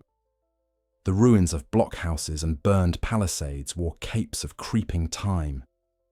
Even the air had unlearned its old ash and tasted now of resin and wet stone. He descended at a pace that matched the root tone, a habit that had become his second gait. Along the slope, he found markers made by hands that knew restraint. A hornsent pile of stones, no higher than a child's knee. Each rock warmed and set with the cunning of fingers that had negotiated with frost for generations. Around one such cairn grew tiny flowers the colour of old copper. Their petals glossed as though they had slept in sap. He remembered the tribe's way with rites, the economy of devotion, the refusal to make holy things heavy.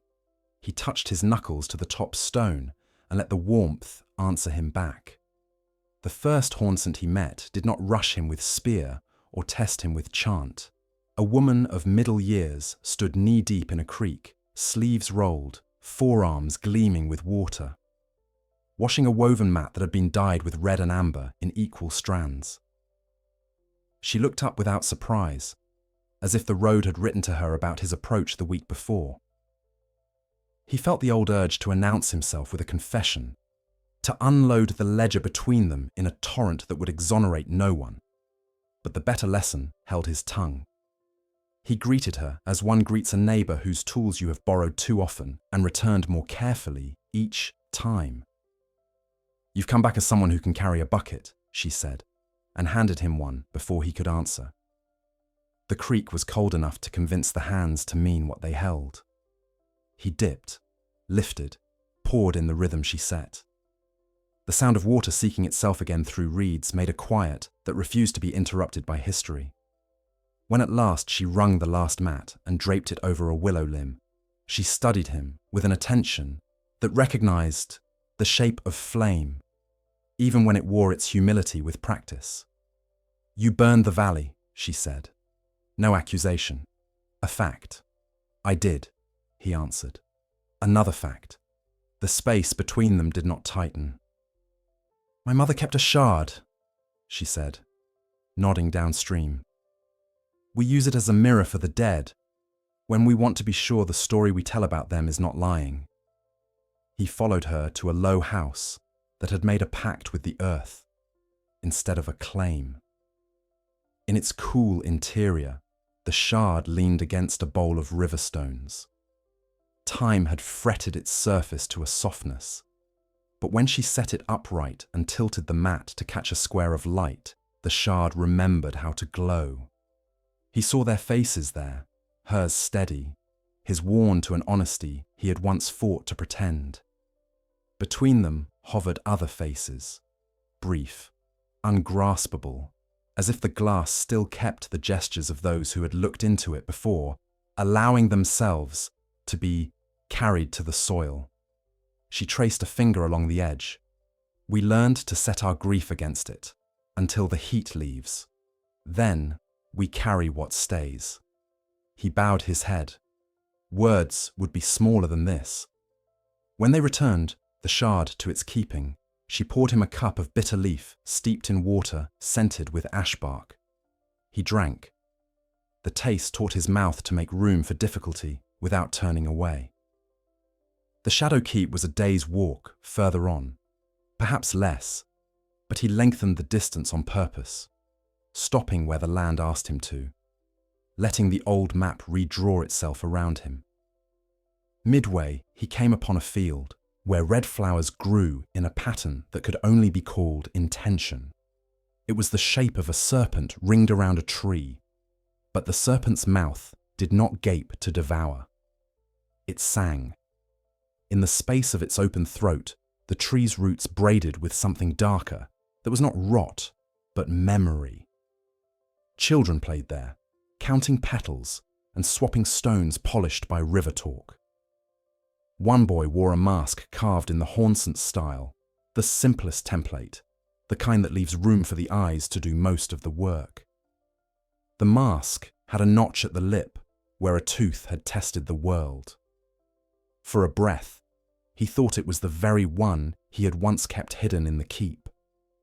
But nothing in the shadow needed to be the same to be the heir of itself. As the day slanted, the keep rose from the hill like a lesson the earth had reluctantly agreed to keep as reference. Walls remained, but not to dominate. Arches still opened, but to welcome wind. He walked the outer court, where he had once rehearsed severity, and felt the faintest warmth seep up through the flagstones. Heat held over from afternoon, like a promise kept. He laid his palm against the column, where golden lances had once bored through stone. Under his skin, a slow pulse answered, the land's version of forgiveness. Not instant, not total, but operative. The hall where he had spoken his hardest orders now served as a place to mend what broke in use. Hornsent women sat with soldiers from 3 villages sorting bundles of reed and cord, weaving new baskets for a market that asked less of everyone by asking everyone for something small. An old man with a tendon that had once lifted a spear now tied knots with the concentration of a surgeon teaching his fingers to listen. None of them stopped at his entrance. None of them needed to. A child looked up briefly, then handed him a length of willow and showed, without a word, where his clumsy fingers could tuck it through to strengthen a weak side. He did as told and felt again how repair has its own liturgy. He slept that night on a pallet near a window he had ordered bricked up long ago, and that now let air pass at the exact height where a body's heat learns to share. The dream that came was the colour of unpainted wood. He stood in the sanctum where he had once taken the first flame into himself, and watched the walls breathe, their carvings of serpent and root inhaling and exhaling without conflict. The woman who had died, and not accepted it, came and sat beside him, her hands covered in soil, as ever. She said nothing. Her silence bore the shape of instruction. He woke before dawn, with his palm pressed to the floorboards, the root tones slow and content beneath. At first light, he climbed the tower that had not entirely learned to be a ruin. From its top, the land of shadow lay like a book that had been returned to the shelf after long mishandling and was now being read properly. Aloud, around a table, by many voices at once. Smoke rose from small hearths and went thin, before it could make a claim on the sky. Paths crossed where trade wanted to introduce neighbours without telling them what to think of each other. In the distance, he saw a line of figures coming along the old military road at an amble that meant gossip had set the pace rather than orders. At their head walked a woman with a staff banded in iron. He recognised her from the valley where grief had been set in clay bowls with gestures instead of names. She saw him a breath later and lifted the staff once, a greeting that belonged to neither victor nor supplicant. They met where grass had learned to grow between stones, set by men who had assumed grass obeyed. The woman rested her staff across her shoulders and regarded him from the slight height of someone who had slept on the ground and woke to find it willing.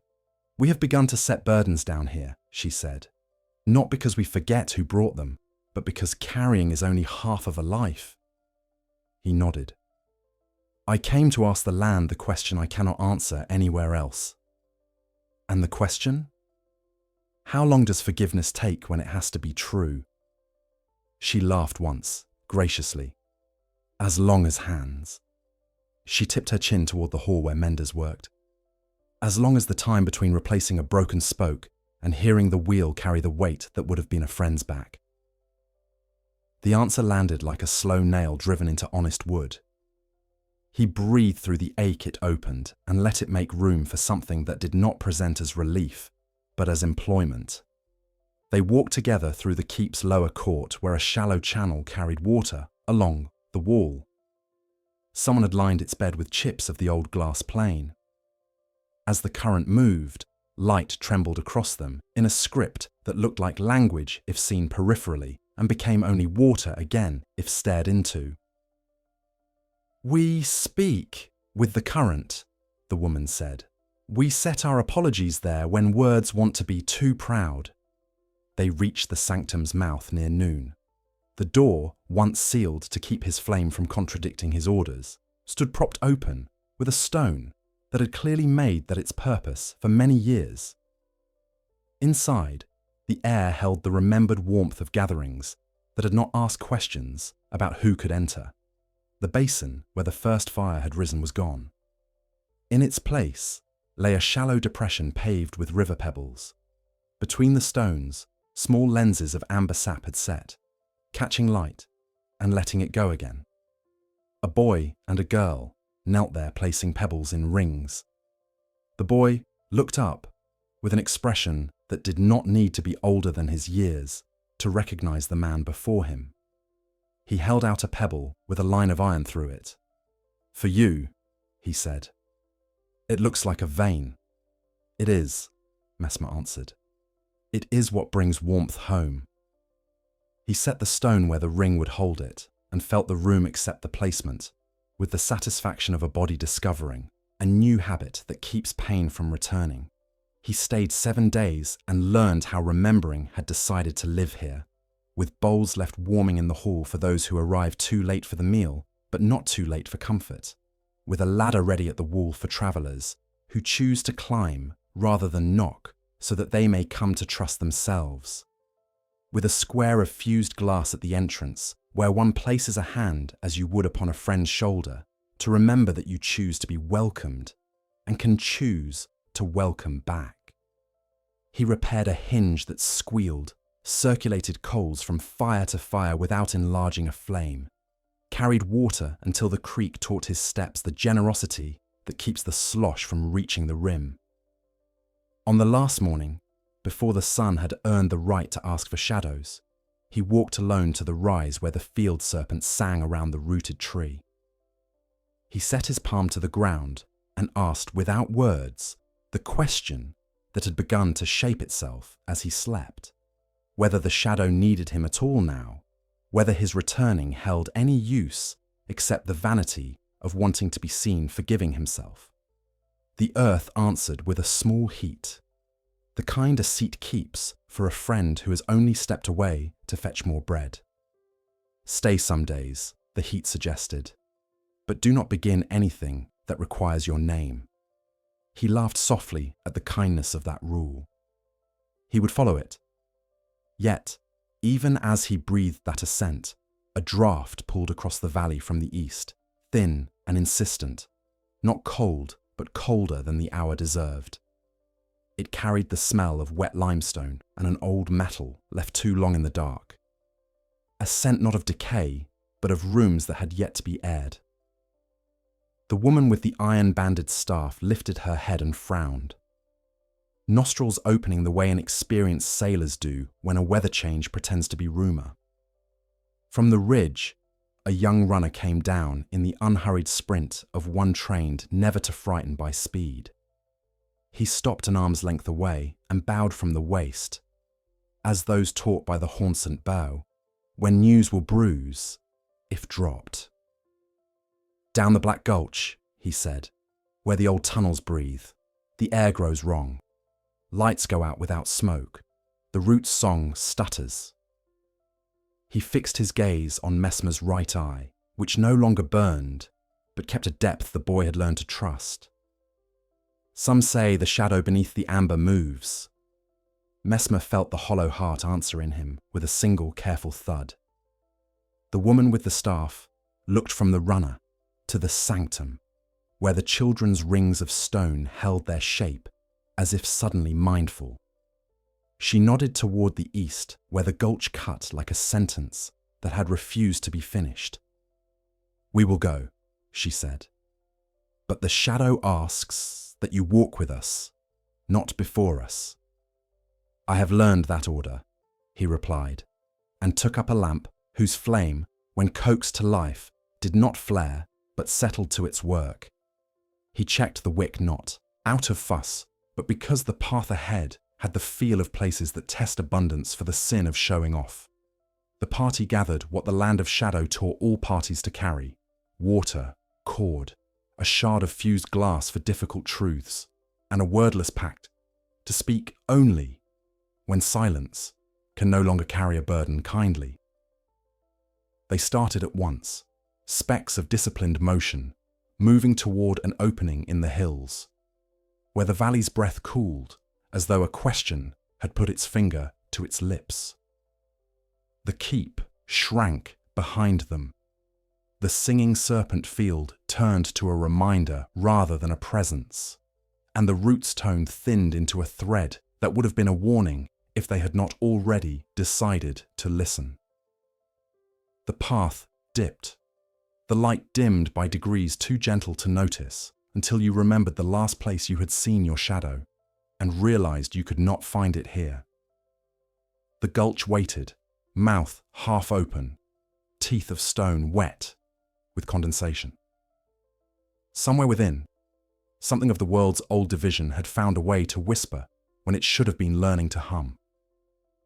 Messmer glanced once at the woman with the staff. She set the iron band against the ground as if to lean her hearing into the deep. He lifted the lamp and saw the flame bow slightly, not to wind, but to a breath that came from beneath.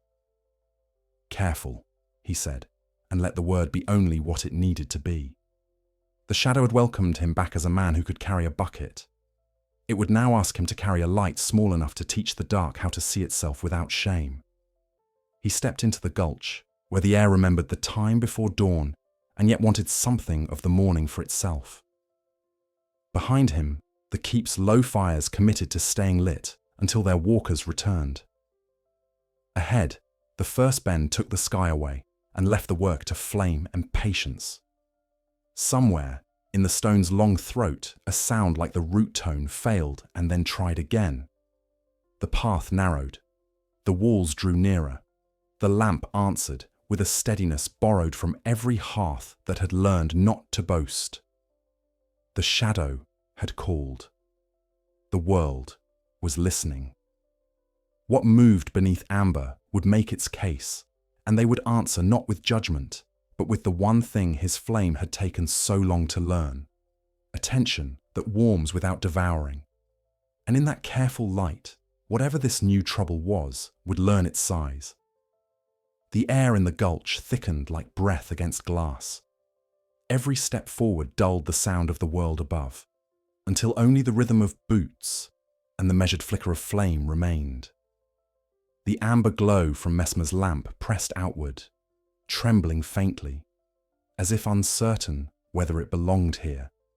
The walls were wet with condensation that glimmered when the light brushed it, a fragile imitation of gold that refused to dry. The others followed in single file, their silence the kind learned by those who have tended fires through storms. At first, the tunnel seemed unremarkable, just another vein carved by water through rock. But the further they descended, the more the air changed. It grew warmer, not with comfort, but with the fatigue of trapped heat, the kind that feels like breath held too long. The smell of metal grew stronger, iron and something older, sharper. When the path widened into a chamber, the amber light flared in protest, painting the walls in soft halos. That was when they saw it. The rock was not rock at all. It was resin, translucent, veined, alive in a way stone never could be.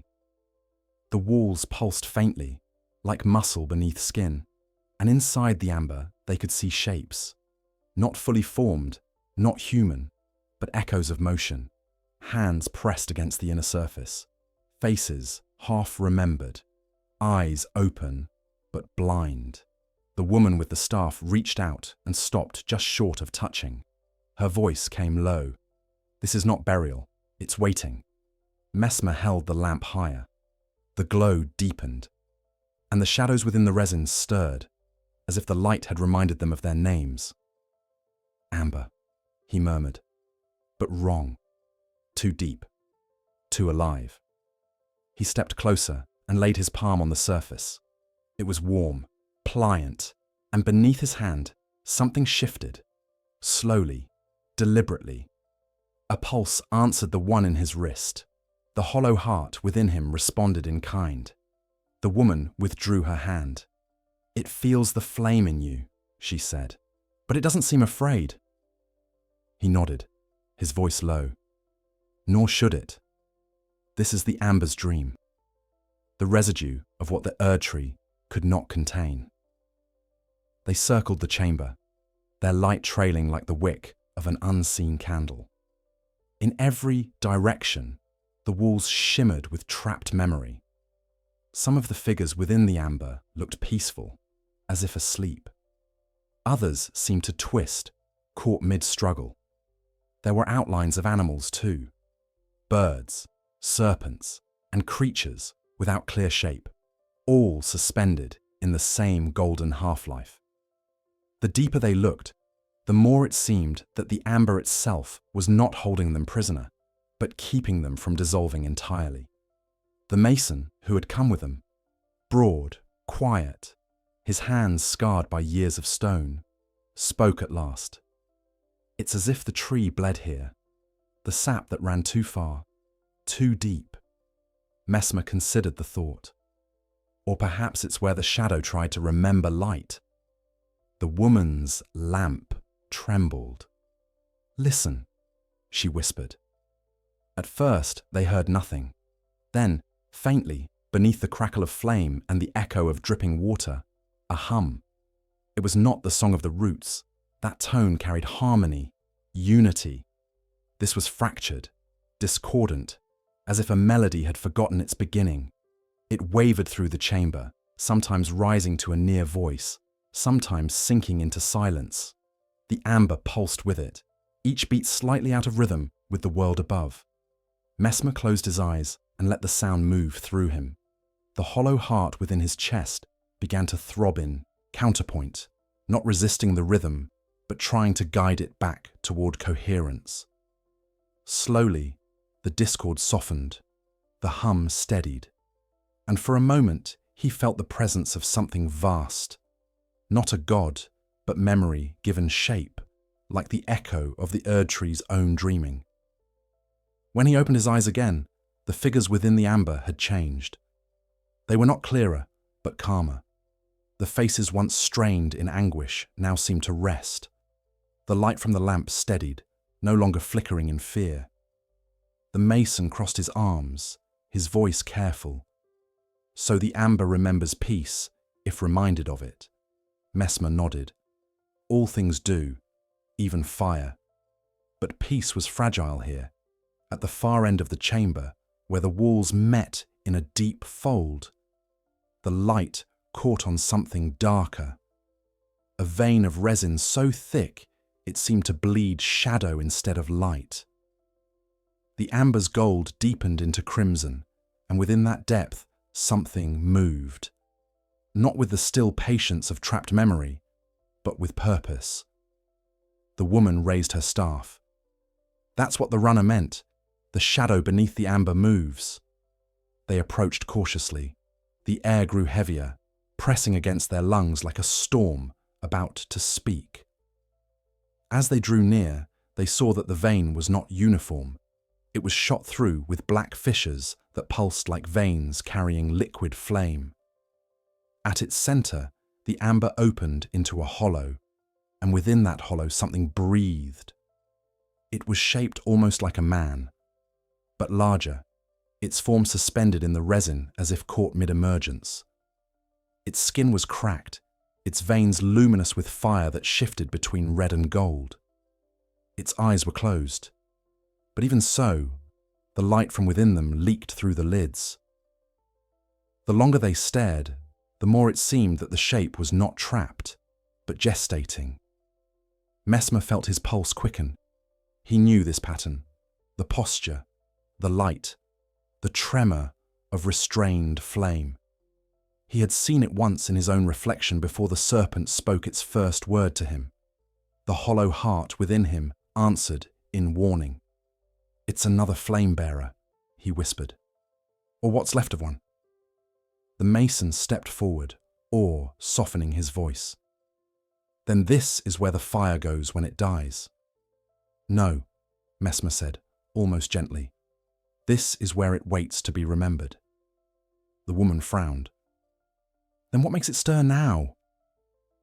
He turned to her, the light of the lamp painting half his face gold and the other half shadow. "The world above has grown quiet. When the noise stops, forgotten things start to listen." They stood in silence, the sound of their breathing mingling with the pulse of the amber. The shape within it twitched once, its fingers flexing as though grasping at something unseen. The fissures deepened, the colour darkening toward blood. Messmer stepped closer, feeling heat rise against his face. "This cannot wake," the woman said. He shook his head. "It's not awakening. It's remembering how to be fire, again." The ground trembled lightly beneath their feet. Tiny flakes of resin broke loose from the ceiling and drifted down like snow. The amber around the figure began to sweat, droplets of golden fluid sliding down its surface and pooling at the base.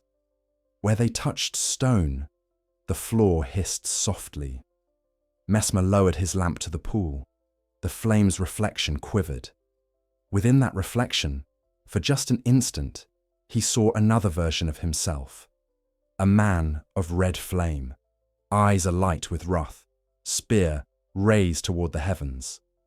And behind that reflection, the same serpent that had once bound itself to him, its mouth open in silent laughter. He drew back sharply, the lamp wavering. The others saw his expression and followed his gaze. The shadow of the serpent flickered across the wall of amber, faint but undeniable. The woman spoke first. "You brought it back." "No," he said quietly. "It never left." The humming deepened. The figure within the amber twitched again, and this time, its eyes opened. They were not bright like his once had been. They were dull, weary, ancient. The glow they emitted was not hunger, but memory. The serpent's shadow passed once more across the wall, then faded. The hum softened. The amber stopped trembling. Messmer lowered his head, his breath steadying. "It remembers me," he whispered, "but it doesn't accuse. It only waits." He stepped closer and placed his hand against the resin. The warmth met him, neither hostile nor forgiving. "Sleep," he said softly. "The world has learned your lesson. It no longer needs to burn to understand." The light within the amber dimmed. The fissures closed slowly, their red hue fading back to gold. The chamber exhaled. They remained there for a long time, saying nothing. The hum subsided until it was indistinguishable from the heartbeat of the earth. The air cooled, and the resin grew still. When they finally turned to leave, the woman looked back once more. "What was it?" she asked. Messmer's voice was calm, almost tender. "The last echo of what I used to be. The flame's shadow. It only wanted to know that the world could live without it." They climbed from the gulch in silence, the lamplight leading them back toward the grey of dawn. Behind them, the amber walls pulsed once, softly, like a heart sighing in its sleep, and then settled into stillness.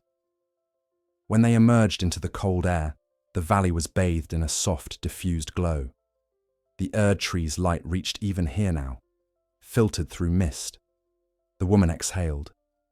"It's lighter than I remember." "It should be," Messmer said, gazing east. "The shadow has learned to share." And as they began the long walk back toward the keep, the sun rose without brilliance or command, only warmth, steady and quiet, as if the world itself had chosen to forgive. In the oldest accounts kept in Leyndell's libraries, the roots of the Erdtree are said to be more than wood. They are nerves, the annals insist, the secret conduits through which grace once travelled from a divine mind into the world that bore it. Even the Haunsant, who never swore to the tree, kept their own telling, speaking of root and river as twins that carry not water or law, but memory. In quieter years, priests and shamans alike would press an ear to the earth to ask what the root remembered and how the world wished to wake. It was an antiquated practice, mocked by generals and tolerated by scholars as folklore, until the Amber Age made a simple correction. What had been dismissed as legend became again the instruction it had always been. When Messmer returned from the gulch, the keep was already awake, and the morning had chosen restraint. Fires were small. Voices were low.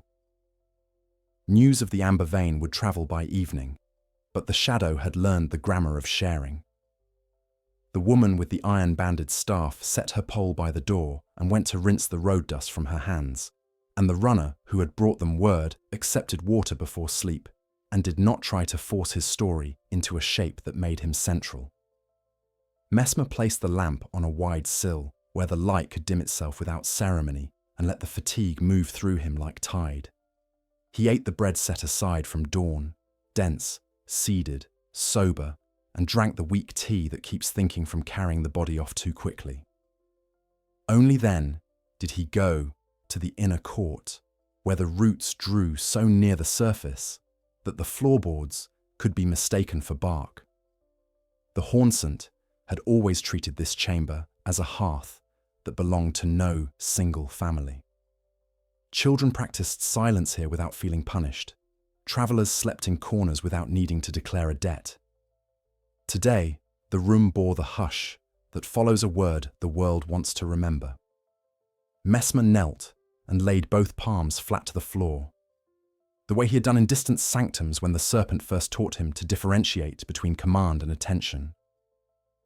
The wood was cool with the night still, but beneath it a gentler temperature moved. The steady warmth of a creature that sleeps but does not abandon its listening. He did not summon anything. He matched his breath and waited. When the tone arrived, it was modest, the kind a single string makes in a quiet house. It would have been easy to miss if one had come seeking revelation, but he had learned that the greatest teachings arrive in the smallest voices, and that impatience is simply a refusal to become the size of the truth offered. He let the sound arrange him, shoulders unhitched, jaw unlatched. The small muscles around his sealed boy memory relaxed as if informed that the watch had ended.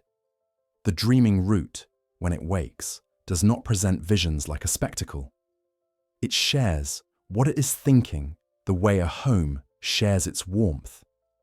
By letting you feel yourself included in what the rooms already know. First came the weight of rain held in soil. Then the slow rotation of light as cloud thinned and returned. Then the pressure of seeds pushing their quiet arguments upward through old glass. After those came people, not as faces, but as rhythms. The pacing walk of a woman who refuses to hurry grief, the lighter step of a boy carrying hooks, the bent silhouette of a soldier who has traded vigilance for harvest. Each rhythm entered him and was, for a breath or three, his own. This was the dreaming root's first lesson, that to remember together is to let your private cadence be taken up and altered until it serves a larger breathing. Only after the cadence settled did imagery begin, and even then it was restrained. He saw not the amber chamber, but light moving under resin the way apology moves through a house. Quiet, repeated, patient enough to become conviction. He saw the serpent's shadow, dim as a stain that no longer expects to be feared, pass along a wall and pause as if to confirm that the flame sleeping there could sleep without standing guard. He felt the Erdtree's vastness adjust a fraction, the way a resting body rolls from one hip to the other in order to keep the dream intact. All of this the root offered without asking for admiration. Messmer was tempted to ask a question about the vein, about the figure suspended in amber, about the thin breath of the old division that had tested the lamp's steadiness.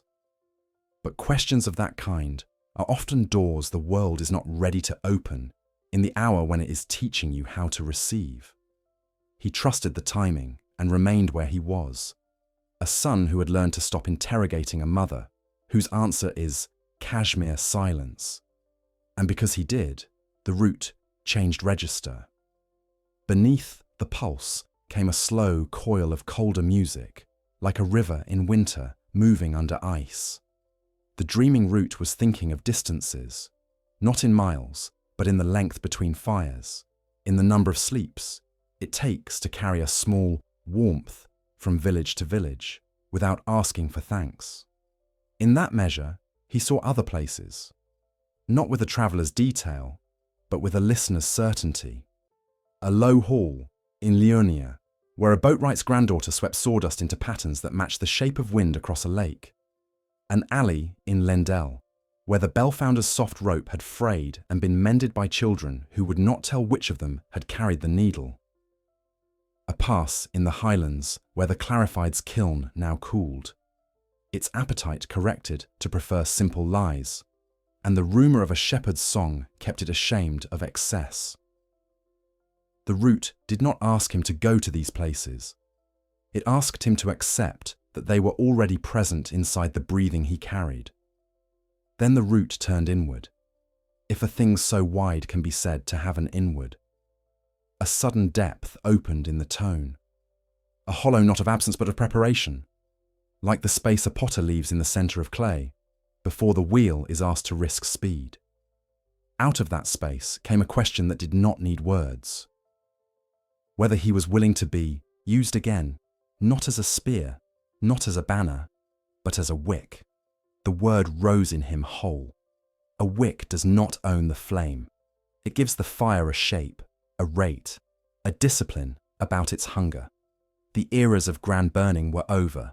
The age of measured warmth was what followed dawn, if dawn were to be trusted.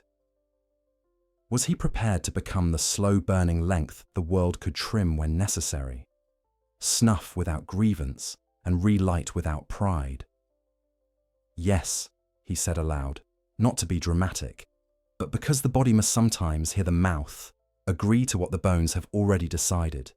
The wood under his palms warmed a fraction, in a way that felt like a pact signed with breath. When he opened his eyes, he found he was not alone. The horsent woman stood in the doorway with a bowl of lentils, as if to remind the sublime that no song is complete without supper. She did not interrupt his posture or ask what he had seen. She set the bowl down and sat with her back against the opposite wall, elbows on knees, the posture of someone who knows how to be useful without speaking. After a while, she said, "The roots dream better when we keep them fed. They like to hear spoons." He laughed, not at her, but with the relief that comes when the earth's mysticism remembers to serve the kitchen. "Then let us feed them," he said, and accepted the spoon. He ate with the measured gratitude hunger prefers at mid-morning, and felt the room's quiet change its texture, not thinner or thicker, but more willing to include ordinary sound. The root hummed through spoon and bowl alike. The dreaming root did not require silence. It asked for sincerity. Word of the gulch had travelled, as he knew it would. and by noon the first visitors arrived to place their ears to the floor and ask the root whether the sleeping flame beneath amber meant a new danger or merely an old vigilance, learning its last gentleness. Messmer did not set himself as interpreter. He pointed to the boards and showed them how to listen. Knees eased, shoulder blades unshouldered, jaw soft. Breath counted to the measure the room had already chosen. A boy came with the iron-veined pebble he had given the sanctum. He set it on the floor and watched it warm, its thin line brightening until it resembled the notion of a road seen from high above.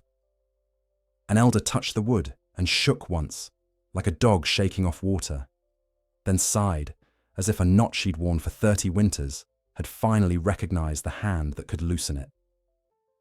When the sun tilted toward afternoon, the dreaming changed again. The tone gathered and thinned into something like a thread, drawn long between distant posts. Messmer felt the tug pull toward the east, beyond the gulch, beyond the fault where earlier ages had cleaved light from its own shadow.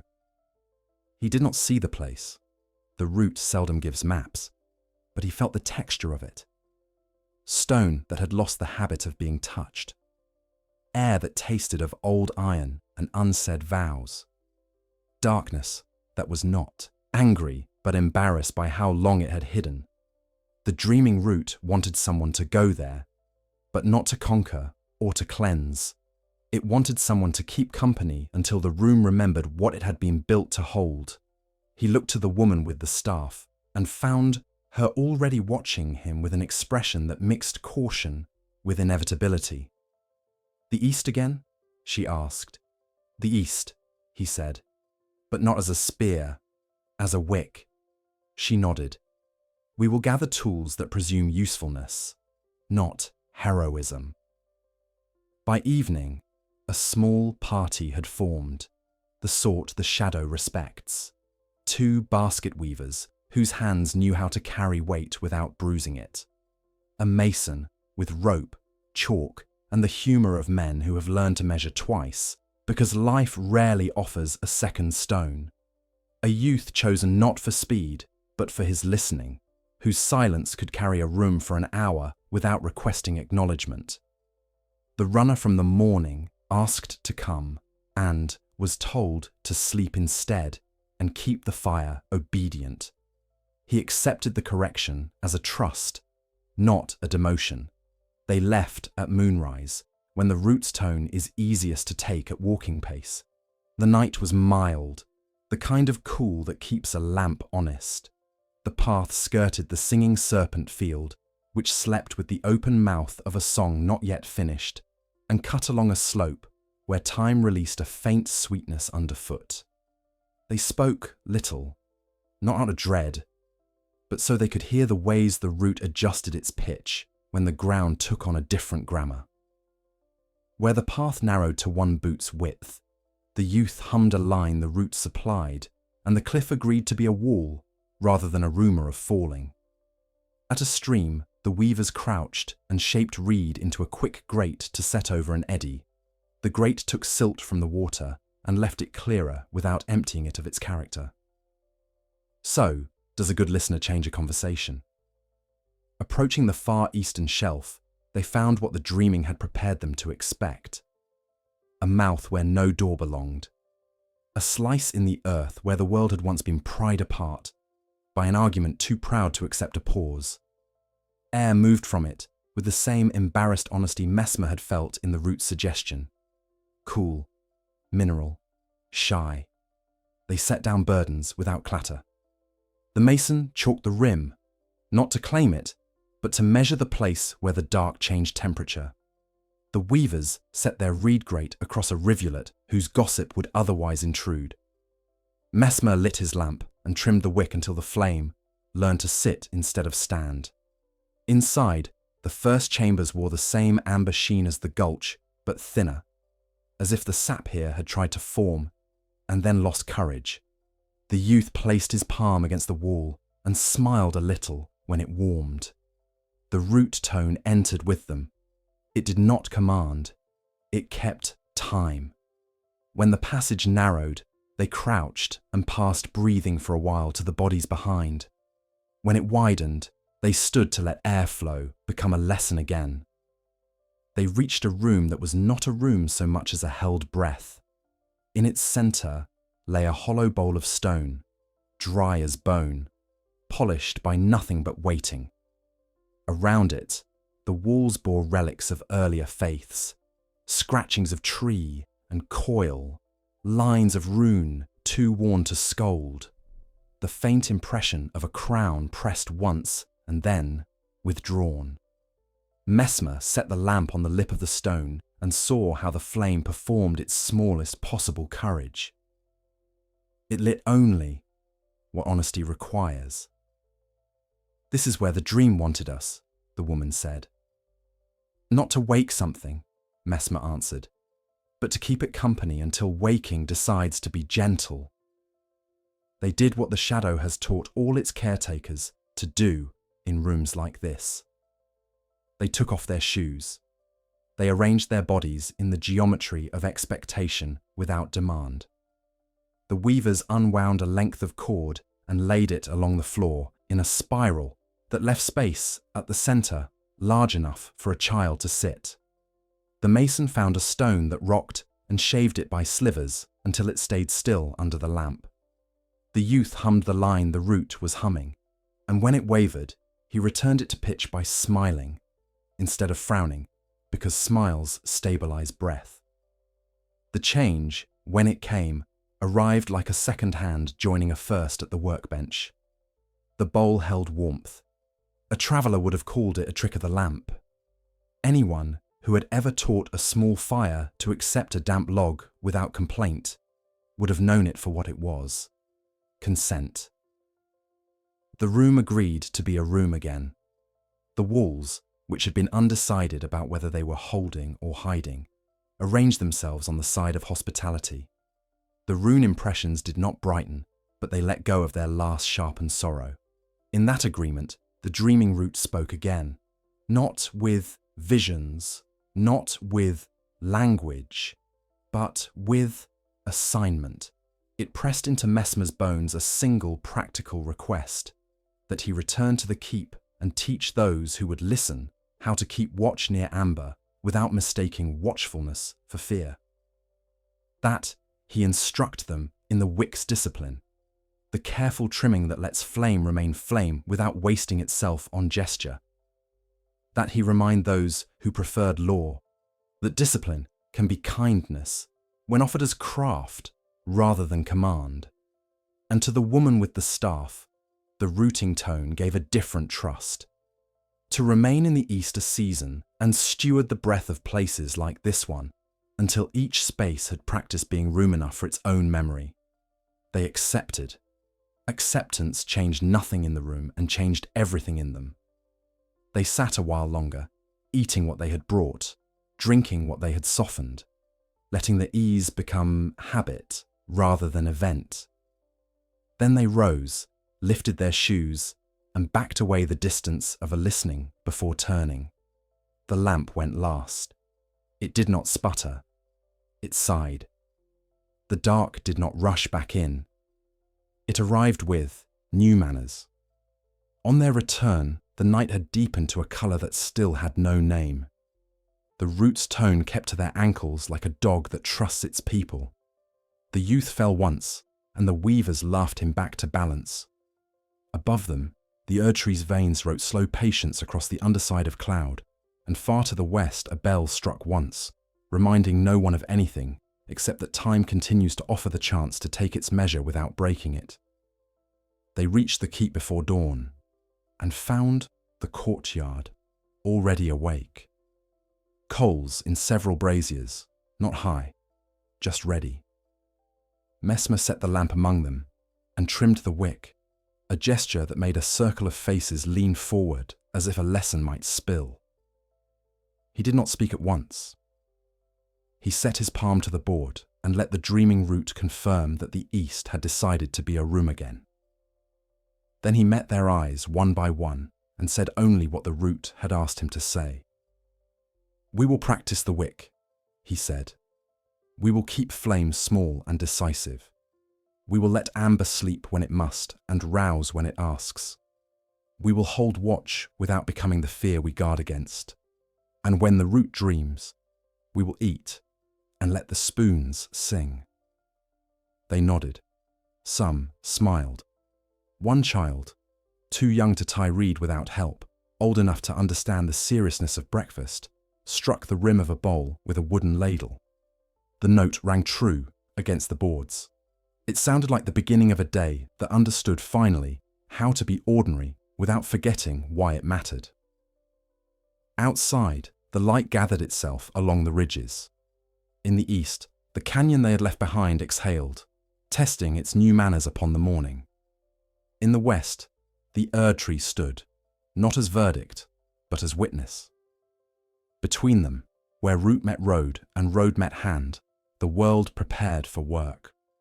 Messmer breathed with it, a wick, learning to love the precise size of its flame. And just beneath that quiet, something else turned over in its sleep and smiled. Some older dreaming that had waited through ages of command for a season in which attention was enough. What that dream would ask next would require steadier hands than conquest ever trained. But the hands were here now, and the spoons knew the note. By the next morning, the keep moved with the rhythm of quiet work. The Hornsent menders were already setting reed to willow, their chatter sparse, their laughter easy. From the courtyard came the scent of barley porridge, thick with herbs that grew wild along the ridges. Thyme, fennel, and that small, red flower that smells faintly of firewood when crushed. Messmer sat beside the nearest brazier and trimmed the lamp's wick again, watching how the flame leaned to his breath and then steadied itself. The wick was small now, half the length it had been when they had first descended into the gulch. Yet it burned better for it, cleaner, with purpose. The shadow had changed. It no longer felt like the wound of the world, nor the exile of its light. The people had learned to live with warmth instead of fearing it. They had rebuilt without hierarchy, their villages braided like roots rather than arranged like walls. Where once there had been watchtowers, now stood wind chimes that sang in amber tones whenever the night grew too still. The air had its own music again, gentle and alert. Yet beneath that peace, Messmer could feel something new, an almost imperceptible tension. The world was waiting. It was not a dread waiting, nor hunger, but the kind of pause that comes just before revelation. The dreaming root had spoken, and the world was listening for its next word. He spent the day teaching, not as a prophet, but as a craftsman explaining a patient trade. He showed them how to test a wick before lighting, how to let the flame catch without consuming too quickly, how to shield it with their palms when wind decided to ask questions. Flame, he told them, is like forgiveness. It must move, but never run. Children learned fastest.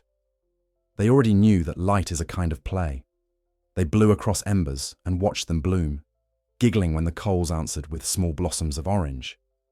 The elders, slower to unlearn their vigilance, came to understand that tending a steady flame required more strength than brandishing one.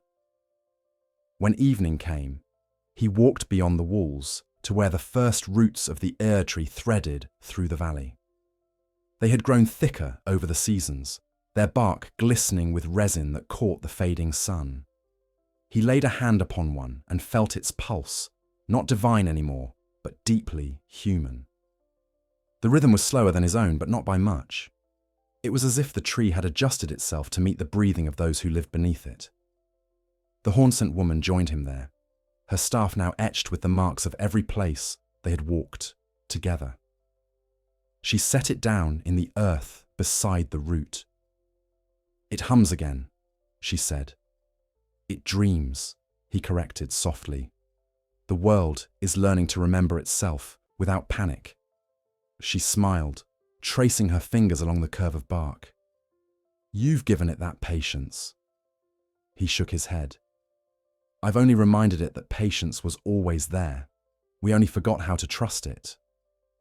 They stood together as the last light sank below the ridge, leaving the valley awash in soft grey. The air smelled of rain, clean, almost metallic. Thunder murmured far away, more like a drumbeat than a warning. Messmer felt the faint pull of memory then, a ripple that travelled from the tree's roots through his bones. The hollow heart within him stirred, its rhythm changing. He knew this feeling. It was how the world spoke when it needed him to listen closely. The thunder deepened, rolling through the soil, though no storm approached. The air thickened with a charge that was neither electric nor divine. The Hauncent woman tilted her head. "It's beneath us again." "Yes," Messmer said, "but not the same as before. This is not unrest, it's awakening." The root beneath his hand vibrated with a note unlike any he had heard. It was lower, fuller, filled with longing. For an instant, he saw images not through his eyes, but through the rhythm of the world. Amber veins threading through shadowed tunnels, flickers of forgotten fires still smouldering beneath layers of stone, and something deeper, something vast and luminous, turning slowly as if remembering its shape.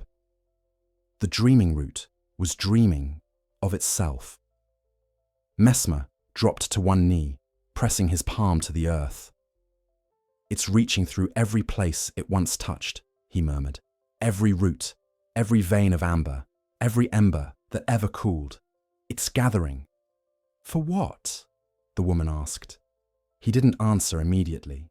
The pulse in the ground shifted, growing faster, then slower again, as though the earth were breathing deeply for the first time. "It's preparing to rise," he said finally. "Not as a god, not as a tree, but as memory made whole." That night, the dreams returned, not of flame or serpent, but of the world's pulse. He dreamt of roots intertwining beneath oceans, of rivers glowing with faint light, of stones whispering to one another through layers of time. He saw creatures stirring in the depths of the shadow, former beasts of burden now resting in fields of moss, their eyes reflecting amber dawn. He saw villages lit by careful flame, children laughing as if the earth's heart itself had learned to be gentle. But he also saw something else, a deep, glowing presence at the world's center, vast and silent, waiting for him. When he woke, the first sound he heard was not birds, but the hum of the roots beneath the keep. It had grown louder overnight. The dreaming root was no longer content to stay beneath the soil. By midday, the changes began. Across the valley, the ground began to shimmer faintly, as though light were bleeding upward from beneath the surface. The Hauncent workers paused their weaving, their faces turned toward the earth. The children felt it first, the pulse, underfoot, that matched the rhythm of their heartbeat. In the distance, the Erdtree's glow shifted slightly, not brighter, but deeper, its gold now tinged with the quiet warmth of amber. Messmer stood in the courtyard and watched the transformation unfold.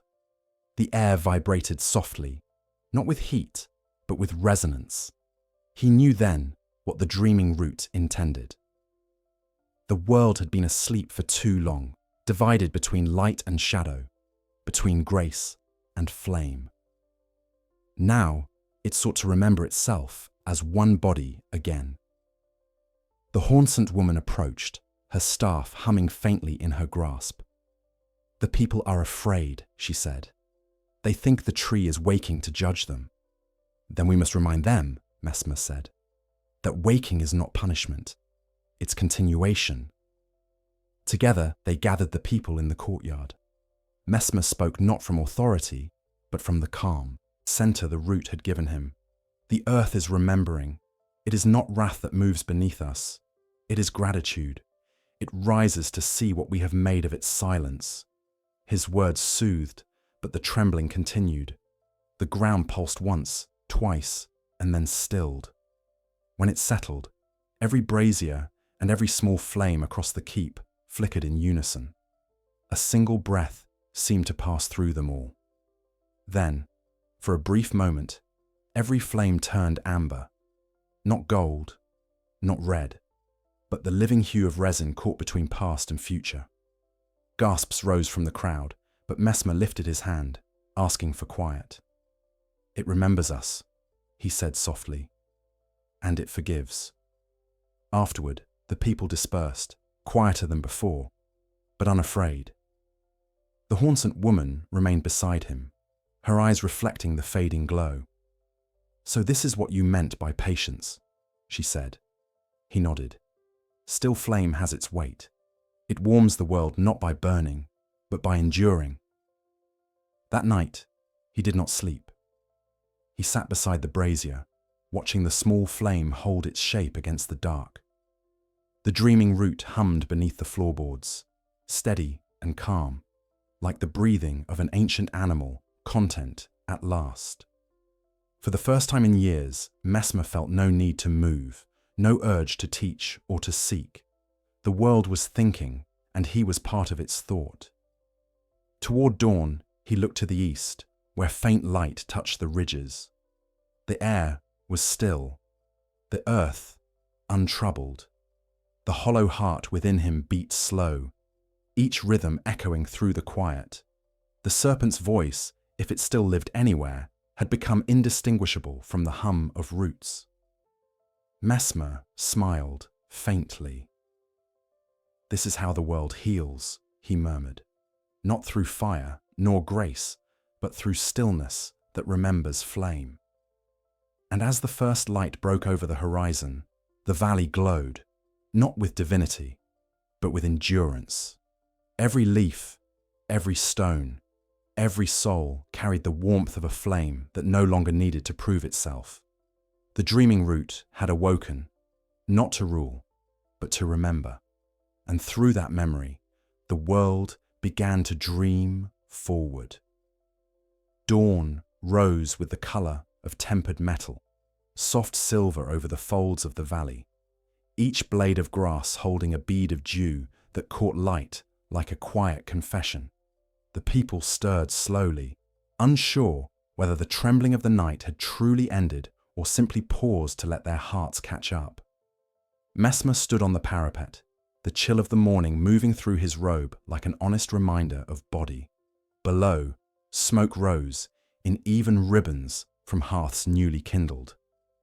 The flames that had turned amber in the night now burned steady gold again, as though the world had tested its dream and found it trustworthy. He listened, not for command nor omen, but for the small shifts that measure the health of silence. A bird called, answered by another. A gate creaked and then settled. The breathing of the land of shadow had lengthened. Whatever had risen beneath, the roots was no longer separate from what walked above. It had found its equilibrium. Messmer left the wall and crossed the courtyard where the Haunted woman waited, staff grounded in soil still faintly warm. She had not slept either. The lines beneath her eyes looked carved by contentment rather than exhaustion. "It's holding," she said. "The pulse beneath. I thought it might fade when the sun rose, but it hasn't." "It won't," Messmer said. "The dream has learned to wake." They walked together toward the edge of the keep, where a narrow path wound down to the stream. Along its banks, the roots shimmered beneath the water, their bark luminous, their reflection breaking softly with the current. The air above the stream seemed alive in a quiet way, humming with the faint aftertaste of music. The Haunted woman dipped her hand into the flow, and the ripples caught light like threads of spun glass. "The roots used to frighten our elders," she said. "They thought touching them would turn the flesh to ash." He smiled. "Once, perhaps, that would have been true. Now the flame has learned to watch itself. It burns without devouring." She turned the water in her palm, watching how the reflected glow slid between her fingers. "The flame that watches itself," she repeated. "You speak of it as though it were a living thing." "It is," Messmer said. "Fire was never hunger. It was attention misunderstood." He knelt beside the stream and looked into its depth. The current was shallow, but in it he saw the reflection of a world that no longer reached upward for answers.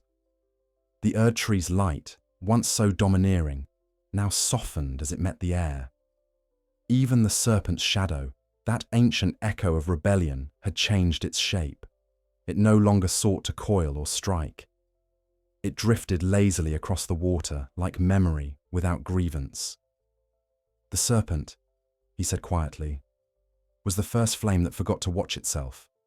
I carried its mistake for years." The woman glanced at him, her expression patient. "And now I carry its correction." They followed the stream's course until it split into 3 smaller channels that disappeared beneath the roots. Here, the soil was dark and pliant, warm underfoot. Messmer knelt and pressed his hand into it. The ground yielded, releasing a faint sigh of heat. The hollow heart within him echoed the gesture, its pulse slow and steady. For the first time, he realized that his flame no longer felt separate from the world's. It no longer roared or protested. It simply accompanied. All around them, small insects hovered in the mist, their wings catching light like shards of amber glass. He watched them drift and wondered whether they, too, were echoes of the flame, tiny custodians of its gentler memory. "Even the smallest spark learns to reflect," he said. The Haunsant woman crouched beside him. "So this is what redemption looks like," she said. He shook his head. "Not redemption. Continuation. Redemption implies a mistake undone. Continuation means the mistake learned to teach." They remained there until the sun climbed high, the day neither hot nor cold, just deliberate. The people in the valley resumed their lives without urgency.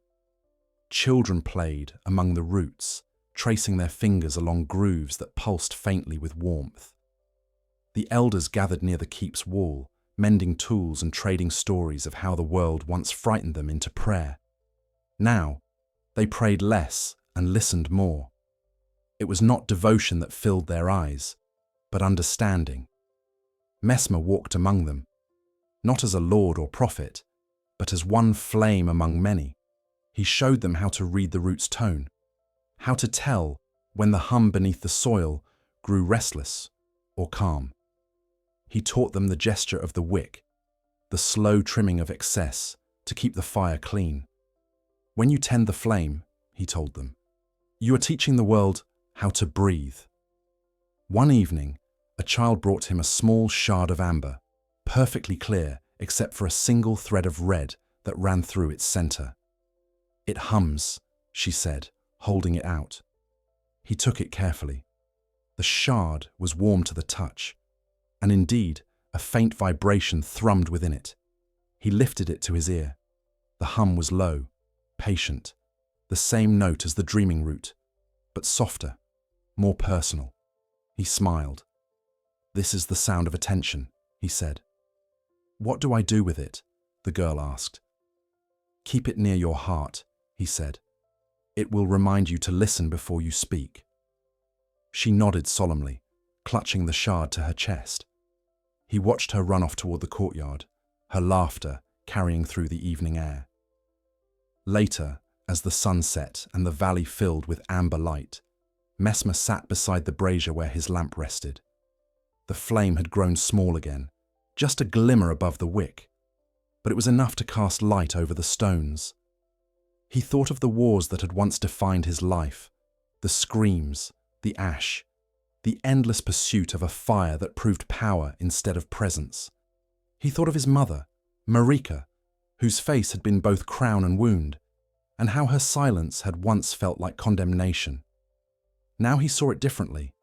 Perhaps she too had been a keeper of the still flame, watching herself through her children's choices. The hollow heart beat quietly within him, each pulse a reminder of the life he had built from ruin. He felt no divine favor, no command from the heavens, only the slow warmth of belonging to the soil, to the people, to the rhythm that bound all things. The serpent's whisper had long since quieted, not destroyed, but integrated. Its chaos turned to comprehension. The hornsent woman joined him, setting down 2 cups of the bitterleaf tea they shared on quiet nights. "You've changed," she said simply. "So has the world," he replied. She studied him for a moment, her gaze searching his face. "Do you think it will stay this way?" He considered the question. No world ever stays.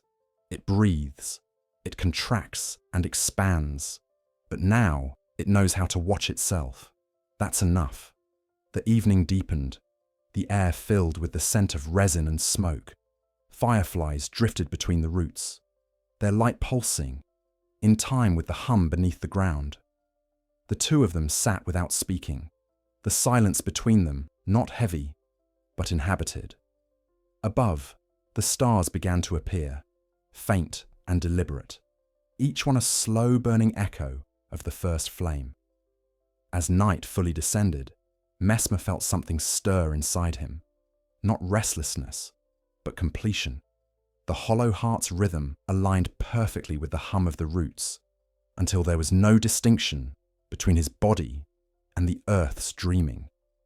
He had become what the flame was always meant to be, a vessel for attention, a wick that knew when to stand and when to rest. When he finally spoke, his voice was quiet, almost reverent. "There was a time when I thought the flame existed to prove the world wrong. Now I see it only ever wanted to understand." The hornsent woman smiled. "Then perhaps understanding is what saves us." He nodded. "No, understanding is what begins us." The night stretched wide around them, calm and infinite. The flame in the brazier flickered once, then steadied, its light mirrored in their eyes. And somewhere deep beneath the keep, the dreaming root shifted slightly in its sleep, as if nodding in approval. The flame watched itself, and for the first time in the long history of the lands between, the world burned without suffering. And yet, in the farthest corners of the east, beyond even the reach of the dreaming roots, something moved. Not in rebellion, nor hunger, but in curiosity, a new light testing its first breath. The flame had taught the world to watch. Now the world would learn to see. When the next dawn came, it arrived quietly, slipping through mist instead of declaring itself through brilliance. The sun rose like a whisper, its light filtered by thin layers of haze that softened the mountains until they resembled sleeping beasts. The Erdtree's golden veins shimmered faintly in the distance, their luster subdued, as though the great being too had chosen to wake slowly. It was a morning of gentleness, the kind that happens when the world, having laboured through pain, decides to practice its stillness. Messmer stepped outside the keep before most others had stirred. The courtyard stones were wet from the night's dew, each one reflecting a fragment of the pale sky. He walked to the edge of the ridge where the roots of the Erdtree disappeared into the horizon, their lines like the arteries of an enormous heart stretching beyond sight. There was peace in that sight, a peace not granted by grace or victory, but earned through endurance. Yet, as his gaze lingered on the horizon, he noticed something new. The light beyond the roots was different. It was not gold, nor red, nor the soft amber he had come to associate with the world's dreaming. It was clear, crystalline, almost colourless, yet within that absence of hue was a strange fullness. It seemed to pulse faintly, as though responding to the rhythm of his own hollow heart. Messmer frowned, shading his eyes. The light was far away, yet it called to him with the intimacy of memory. He descended the ridge to where the Haunsant woman and the weavers had begun their morning work. The sound of reed against willow filled the air in steady rhythm, joined by the murmuring of children collecting resin droplets from the roots. "There's something on the horizon," he said. The woman straightened, her gaze following his gesture. For a moment, she said nothing. Then softly, "It's moving." Indeed, the light was no longer still. It shimmered, refracted, bending as if alive. It did not approach quickly, nor did it expand outward in threat. It moved with the unhurried rhythm of thought, not invasion. "The dreaming root hasn't spoken of this," Messmer murmured. "Perhaps it's something beyond its dreaming," she said. "Something that waits for memory to end before it begins." Her words settled into the air like prophecy spoken by accident. Messmer felt the pulse of the ground beneath his feet and realized, with quiet awe, that even the roots seemed uncertain. Their hum, so constant for weeks, had fallen silent as though they too were listening. By midday, the light had grown brighter. It touched the upper reaches of the eastern sky, filling the clouds with pale luminescence. The valley below shimmered faintly, every drop of moisture catching the glow. The Haunsant stopped their work to watch. Even the youngest children, who had never known fear of the unknown, grew still. It was not dread that filled them, it was reverence. Messmer turned to the woman. "I'll go," he said, simply. She did not argue. "You knew it would call eventually," she said. "The wick must test its edge." He nodded. "Keep the flame steady here. Whatever waits beyond the roots must be seen with eyes that have learned humility." She placed a hand on his arm, her touch light but grounding. "And if it isn't meant to be seen, then I'll listen instead." He gathered no weapon, no armor, not even the lamp he had carried since the gulch. The hollow heart was light enough now to serve as its own flame. The people watched him leave, their eyes filled with the quiet understanding that accompanies those who walk into mystery. The journey eastward was long, but it did not feel laborious. The land had softened since the wars, its wounds covered with moss and slow water. The trees bowed low over the path, their leaves rustling in tones that resembled prayer. Messmer followed the hum beneath his feet, faint though it was, until the root tone disappeared entirely. Beyond that line lay the territory of something new. The soil changed colour first. It shifted from the dark, fertile black of the shadow to a pale, silver grey that reflected the sky even in shade. The air grew cooler, but not cold. The world seemed to hold its breath. And then he saw it, where the roots of the Erdtree thinned and vanished into mist. The ground opened into a vast plain of translucent stone. Beneath that stone, light moved, slow, deliberate, like blood through a vein too wide for comprehension. Messmer stepped onto the plain, and the light responded. It pulsed once beneath his feet, then steadied, aligning itself to his heartbeat. He knelt, pressing his hand against the glass-like surface. The warmth that met him was unlike the fire or the dream. It was clarity itself, alive without emotion. "Who are you?" he whispered. No voice answered, but the light deepened, folding into patterns that resembled memory. For an instant, the surface mirrored not the sky, but faces, Marika's gaze, serene and remote. The serpent's grin once cruel, now almost affectionate. The Haunsant, laughing by their hearths, the amber figures within the resin, sleeping peacefully. All the fragments of the world's history appeared, then blended together into a single, luminous current. Messmer closed his eyes and let the rhythm fill him. The hollow heart responded in perfect synchrony. For the first time, he understood the light beyond the roots was not separate from the world. It was what came after dreaming, the state in which memory ceases to divide itself into before and after, shadow and grace. It was the future, not as a sequence of events, but as a single, continuous breath. When he opened his eyes, the light had changed. It no longer pulsed beneath the surface. It surrounded him entirely. He could no longer see the plain, nor the horizon, only a boundless expanse of colourless radiance. And within that radiance, a voice, not spoken, but understood. Messmer. He recognised it immediately, though it carried no tone. It was the voice that had once belonged to the serpent, the flame, the shadow, and perhaps even his mother. It was the voice of the world addressing itself. "You have carried my rest," it said. "You have turned wrath into patience. But now the root has finished dreaming. What remains is seeing." Messmer felt no fear, only wonder. What must I see?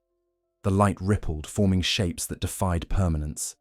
He saw the lands between, not as kingdoms or wars, but as threads of energy moving through one another, weaving, breaking, reforming. He saw the Erdtree not as a monument, but as one filament among countless others, its roots stretching beyond worlds, beyond comprehension. And through it all, he saw himself, not as flame or man, not as sinner or saviour, but as a single act of attention, forever unfolding. When the vision faded, he stood once more upon the translucent plain. The light had dimmed to a faint shimmer, its task complete. The hollow heart within him beat quietly, but he knew it now for what it truly was. The rhythm of the world itself, mirrored within his chest. He turned back toward the valley, where the roots of the Erdtree waited. The Haunsant woman would be tending the fire, the people mending their baskets, the children humming to the soil. The world was still turning, still remembering. And somewhere beneath it all, the dreaming root had learned to wake without fear. Messmer began the long walk home. The air was calm, the sky vast and forgiving. Behind him, the light beyond the roots pulsed once more. A single farewell. Neither promise nor warning, but acknowledgement. The future had seen itself, and it was enough. When night came, he reached the edge of the shadow. The stars burned brighter than he had ever seen, each one reflecting faintly in the streams below. He looked up, feeling the weight of his journey settle into calm understanding. The flame that once devoured had become light that observed. The shadow that once concealed had become rest. And the world, at last, was learning not to pray, but to witness. Messmer whispered into the darkness, not expecting reply. Perhaps that is what gods were always meant to do. See without needing to be seen. The wind moved through the roots, carrying the scent of resin and rain. In that soft, endless hum, the world answered in kind. And beneath the amber sky, Messmer the Impaler, once wrath, once exile, now listener, continued walking toward the horizon that no longer fled from him. By the time Messmer returned to the valley, dawn had long since broken and settled into the long, golden calm of late morning. The Haunsant were already at work in the fields, their songs weaving lightly through the air, accompanied by the hum of the roots beneath their feet. The air smelled of wet soil and sap, of smoke that no longer threatened, of bread baking in ovens sculpted from cool clay. The world had not changed in his absence, but it had learned to breathe differently. He paused on the ridge above the keep, gazing down at the slow pulse of life below. The Erdtree rose far in the distance, immense and radiant, its boughs catching the sunlight and scattering it into thousands of drifting shards. Yet what struck him most was not its grandeur, but its humility.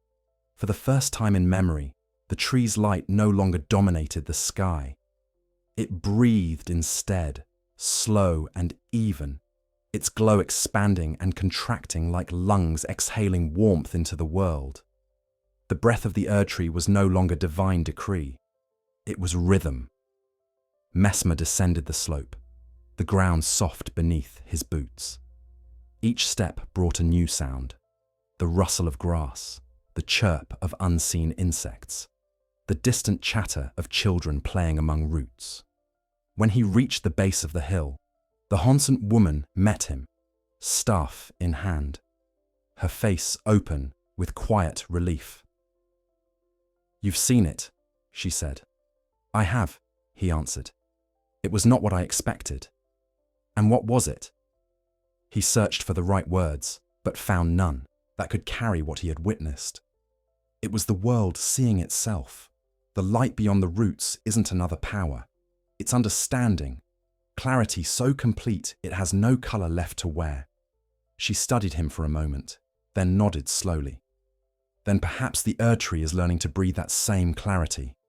Messmer looked toward the horizon. Yes, the tree has changed. It breathes now, not commands. Together they walked through the valley, following the sound of wind moving through the canopy above. The people greeted him without ceremony, their hands busy with tools, their voices calm. He saw no reverence in their eyes, only recognition, the quiet acknowledgement shared between those who have endured together. The flame that once divided them had become something they could all hold without fear. They stopped beside the stream where the roots dipped into the water. The current was slow and translucent, the sunlight breaking into amber ripples where it passed over the roots. Messmer knelt and placed his hand on one of the exposed strands. The pulse that met him was strong but unhurried. The dreaming root no longer murmured in sleep. It moved with the easy confidence of wakefulness.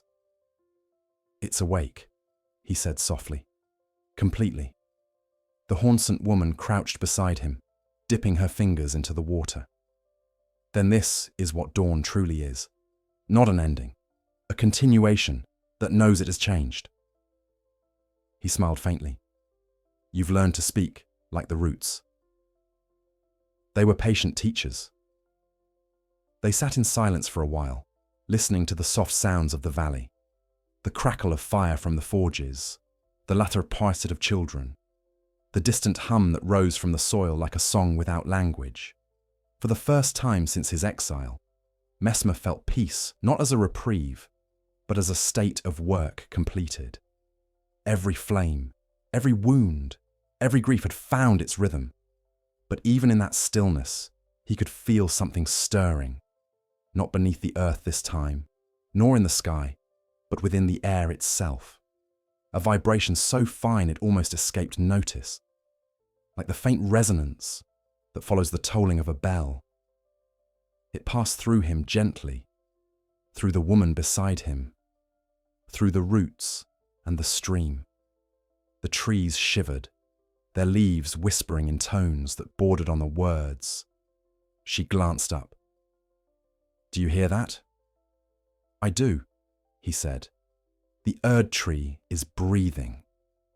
The realization unfolded slowly in his mind. The breath of the tree was not merely the rustle of its leaves or the wind through its branches. It was a pulse carried through the air, through the soil, through every creature that drew life from its presence. It was the rhythm of existence itself, the cycle of inhalation and release that bound the world together. He closed his eyes and let the rhythm move through him. With each breath, he felt the boundaries between himself and the world blur. The hollow heart within him expanded, its warmth spreading outward until it mingled with the greater pulse of the tree. He was no longer simply Messmer, nor flame, nor son of Marika. He was breath, carried in and out of the world's lungs. The Haunted woman watched him quietly, her expression unreadable. When he opened his eyes, she asked, "What does it feel like?" "Like forgiveness," he said. "But not mine, and not the world's. Just forgiveness itself, moving without owner." She looked toward the horizon where the Erdtree's light shimmered like distant fire. "Then, the world is finally learning to live with itself." He nodded. It is no longer ruled by grace or flame. It is ruled by breathing. That afternoon, the valley changed again. The air grew heavy with a faint luminescence. Every creature, from the smallest bird to the grazing elk, paused as if listening. The roots vibrated softly, their hum aligning with the rhythm of the Erdtree's breath. A single breeze moved through the valley, slow and deliberate, carrying with it the scent of resin and rain. When it passed, every flame flickered once, just once, and then burned steadier than before. Messmer stood in the courtyard, surrounded by the people. None of them spoke. They simply felt the rhythm, each of them breathing in time with the tree. It was a moment outside of language, when nothing needed to be named. The Erdtree's breath had become their own. When the breeze finally subsided, the world exhaled as one. The sound that followed was not silence, but fulfillment, the kind of stillness that arrives only when everything has said what it was meant to say. Messmer turned to the woman. "Do you feel it?" She nodded. "The roots aren't dreaming anymore, they're listening." "To what?" "To themselves." He smiled, though there was melancholy in it. "Then perhaps our work is done." She looked at him carefully. "And what will you do when there is no work left?" He hesitated. The question carried more weight than its words suggested. He looked to the Erdtree, its branches swaying gently against the sky. "Perhaps I'll rest," he said. "Perhaps the world no longer needs the Impaler." "You'll always be part of its breath," she said. He inclined his head. "As it will always be part of mine." That evening, the Hornsent gathered in the courtyard for the first festival since the wars. They lit their small flames, not in praise, but in remembrance. Each household set its lamp upon the ground, and together the lights formed a constellation mirroring the stars above. Children danced between them, their laughter mingling with the hum of the earth. Messmer watched from the edge, the flickering lights reflecting in his eyes like a sea of new beginnings. The Hornsent woman approached, holding a cup of wine. "For the flame that watches," she said, raising it slightly.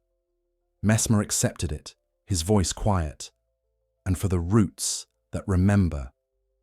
They drank together, and as the night deepened, the stars above began to move. Not literally, but in perception.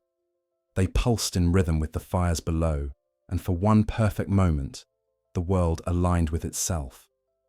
Messmer closed his eyes. The hollow heart within him beat once, twice, and then settled into perfect stillness. Not from absence, but from peace.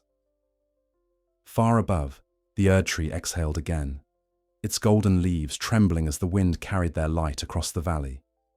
The breath moved through soil and stone, through flame and water, through every living thing, binding it all in quiet unity. It was the breath of the Erdtree, and it belonged to everyone. When Messmer opened his eyes, the festival's glow reflected in the tears he hadn't known he still had to shed. They were not tears of grief, but of completion. For the first time, he felt the truth of his own place in the rhythm of the world, not as the one who burned it, nor as the one who redeemed it, but as the one who learned to breathe with it. And somewhere deep beneath the roots, the last echo of the serpent coiled once and dissolved into the hum of the earth, content at last to rest in the breath that had once been its enemy. Night came softly, and the valley kept its glow. The festival fires had dwindled to embers, each a small red memory breathing beneath ash. Smoke lifted lazily into the sky, mingling with the slow pulse of the stars. The air was heavy with the scent of resin, wine, and sleep. Even the roots beneath the keep had quieted to a murmur, their hum low and steady, the contented breath of a world that finally knew how to rest. Messmer stood alone at the edge of the courtyard, watching the last flames settle. Their light danced faintly on the stone, flickering like old thoughts that refused to vanish entirely. The Hornsent woman had gone to rest, and the keep was silent except for the occasional crackle of dying coals. He held his hand above one ember, feeling the heat lick at his skin. The warmth was gentle, almost apologetic. He thought of all the fires he had known, the bright, terrible blaze that once roared through the land of shadow, the pyres of faith that had burned in Marika's name, the cruel flames of his own making that sought control instead of comprehension. This ember beneath his hand was none of those. It was the smallest form of what fire could be, a quiet teacher, content to exist without proving anything. He crouched and stirred the ash gently with his fingers. Beneath the grey, a faint red glimmer persisted, breathing like a heart too stubborn to die. He smiled. "You've stayed," he whispered. "All this time." The ember seemed to answer with a pulse of warmth. It was a simple conversation, older than words. For the first time, he realized that fire never truly dies. It only moves, from wood to air, from breath to memory. The world had never feared flame because it destroyed, but because it remembered too much.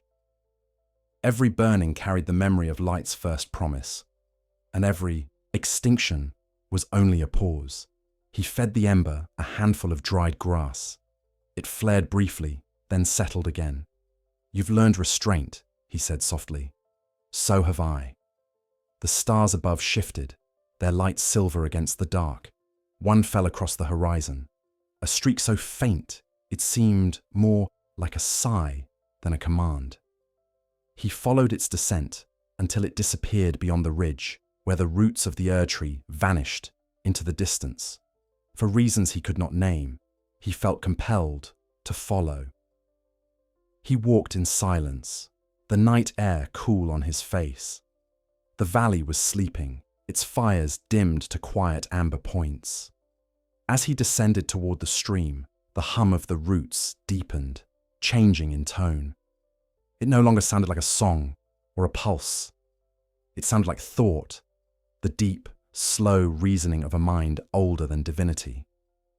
At the edge of the water, he stopped. The stream's surface reflected the stars perfectly, every ripple a brief distortion of eternity. He knelt and placed his hand into the flow. The cold bit his skin, but beneath it was the faint vibration of warmth, the same warmth he had felt beneath the ember's ash. "Everything burns," he murmured. "Even peace, if left untouched long enough." The stream answered with a swirl of light. Beneath the water, the roots of the Erdtree pulsed faintly, their glow shifting from gold to deep crimson. For a heartbeat, Messmer felt the hollow heart within him echo the change. The rhythm was not panic, but reminder. Fire, even in its gentlest form, was still motion. It demanded participation. He heard footsteps behind him. The Hornsent woman approached, her staff glimmering faintly in the starlight. She did not speak until she stood beside him. "You feel it too," she said. "Yes," he replied. "The root's hum is changing again. It isn't unrest, it's renewal." She nodded. "The world exhales and inhales. Even peace must breathe." They stood together, watching the roots shimmer beneath the stream. The light moved through the water like veins carrying thought. It pulsed once, twice, then expanded outward, faintly illuminating the valley. From where they stood, they could see the glow spreading, through soil, through trees, through every quiet ember still hidden beneath ash. The fire was waking again, not as destruction, but as memory. Messmer closed his eyes and let the warmth move through him. "This is the last lesson," he said quietly. "The last?" she asked. He nodded. "Fire teaches in 3 ways. First, by hunger, it consumes to understand need. Then by illumination, it burns to show what must be seen. and finally, by endurance. It stays even when it seems gone. The world has learned all three. And what of you? I was its mistake, he said, and its correction. The Hornsent woman regarded him carefully. You speak as though your work is done. It is, but fire never stops working. It continues in others, in the roots, in the breath of the Erdtree, in every heart that remembers warmth without wanting to own it. The stream flared brighter, the reflection of the stars rippling into gold. Messmer felt a deep calm settle over him, a peace that was not rest, but release. He understood now what the light beyond the roots had shown him. The world did not need watchers, nor saviors, nor gods.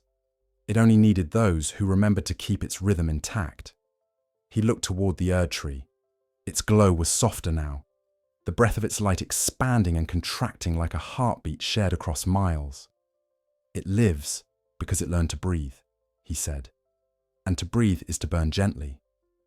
The woman smiled faintly. Then perhaps that is the world's final mercy, that it lets even fire learn to love what it touches. He met her gaze. Yes, the serpent was wrong, and so was I. Fire was never rebellion. It was yearning to understand the world it burned.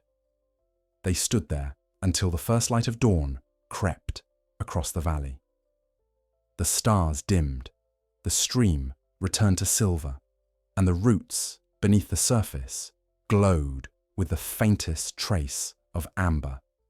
The Hornsent woman turned to leave, but Messmer remained, his eyes fixed on the horizon. The hollow heart within him beat once more, its warmth spreading outward like a farewell. He knelt and pressed his palm to the earth. You taught me, he said softly. Now teach them. The ground answered with a subtle pulse. He rose, feeling the weight of his years melt into the rhythm of the world around him. Every breath, every sound, every flicker of light was part of the same endless cycle. The still flame watching itself, the dreaming root listening to its own hum, the Erdtree exhaling its patient golden breath. As he walked back toward the keep, the sun began to rise. The valley filled with light, not the blinding radiance of divinity, but the soft gold of work continuing. The fires in the hearths reawakened, the people stirring to greet the day.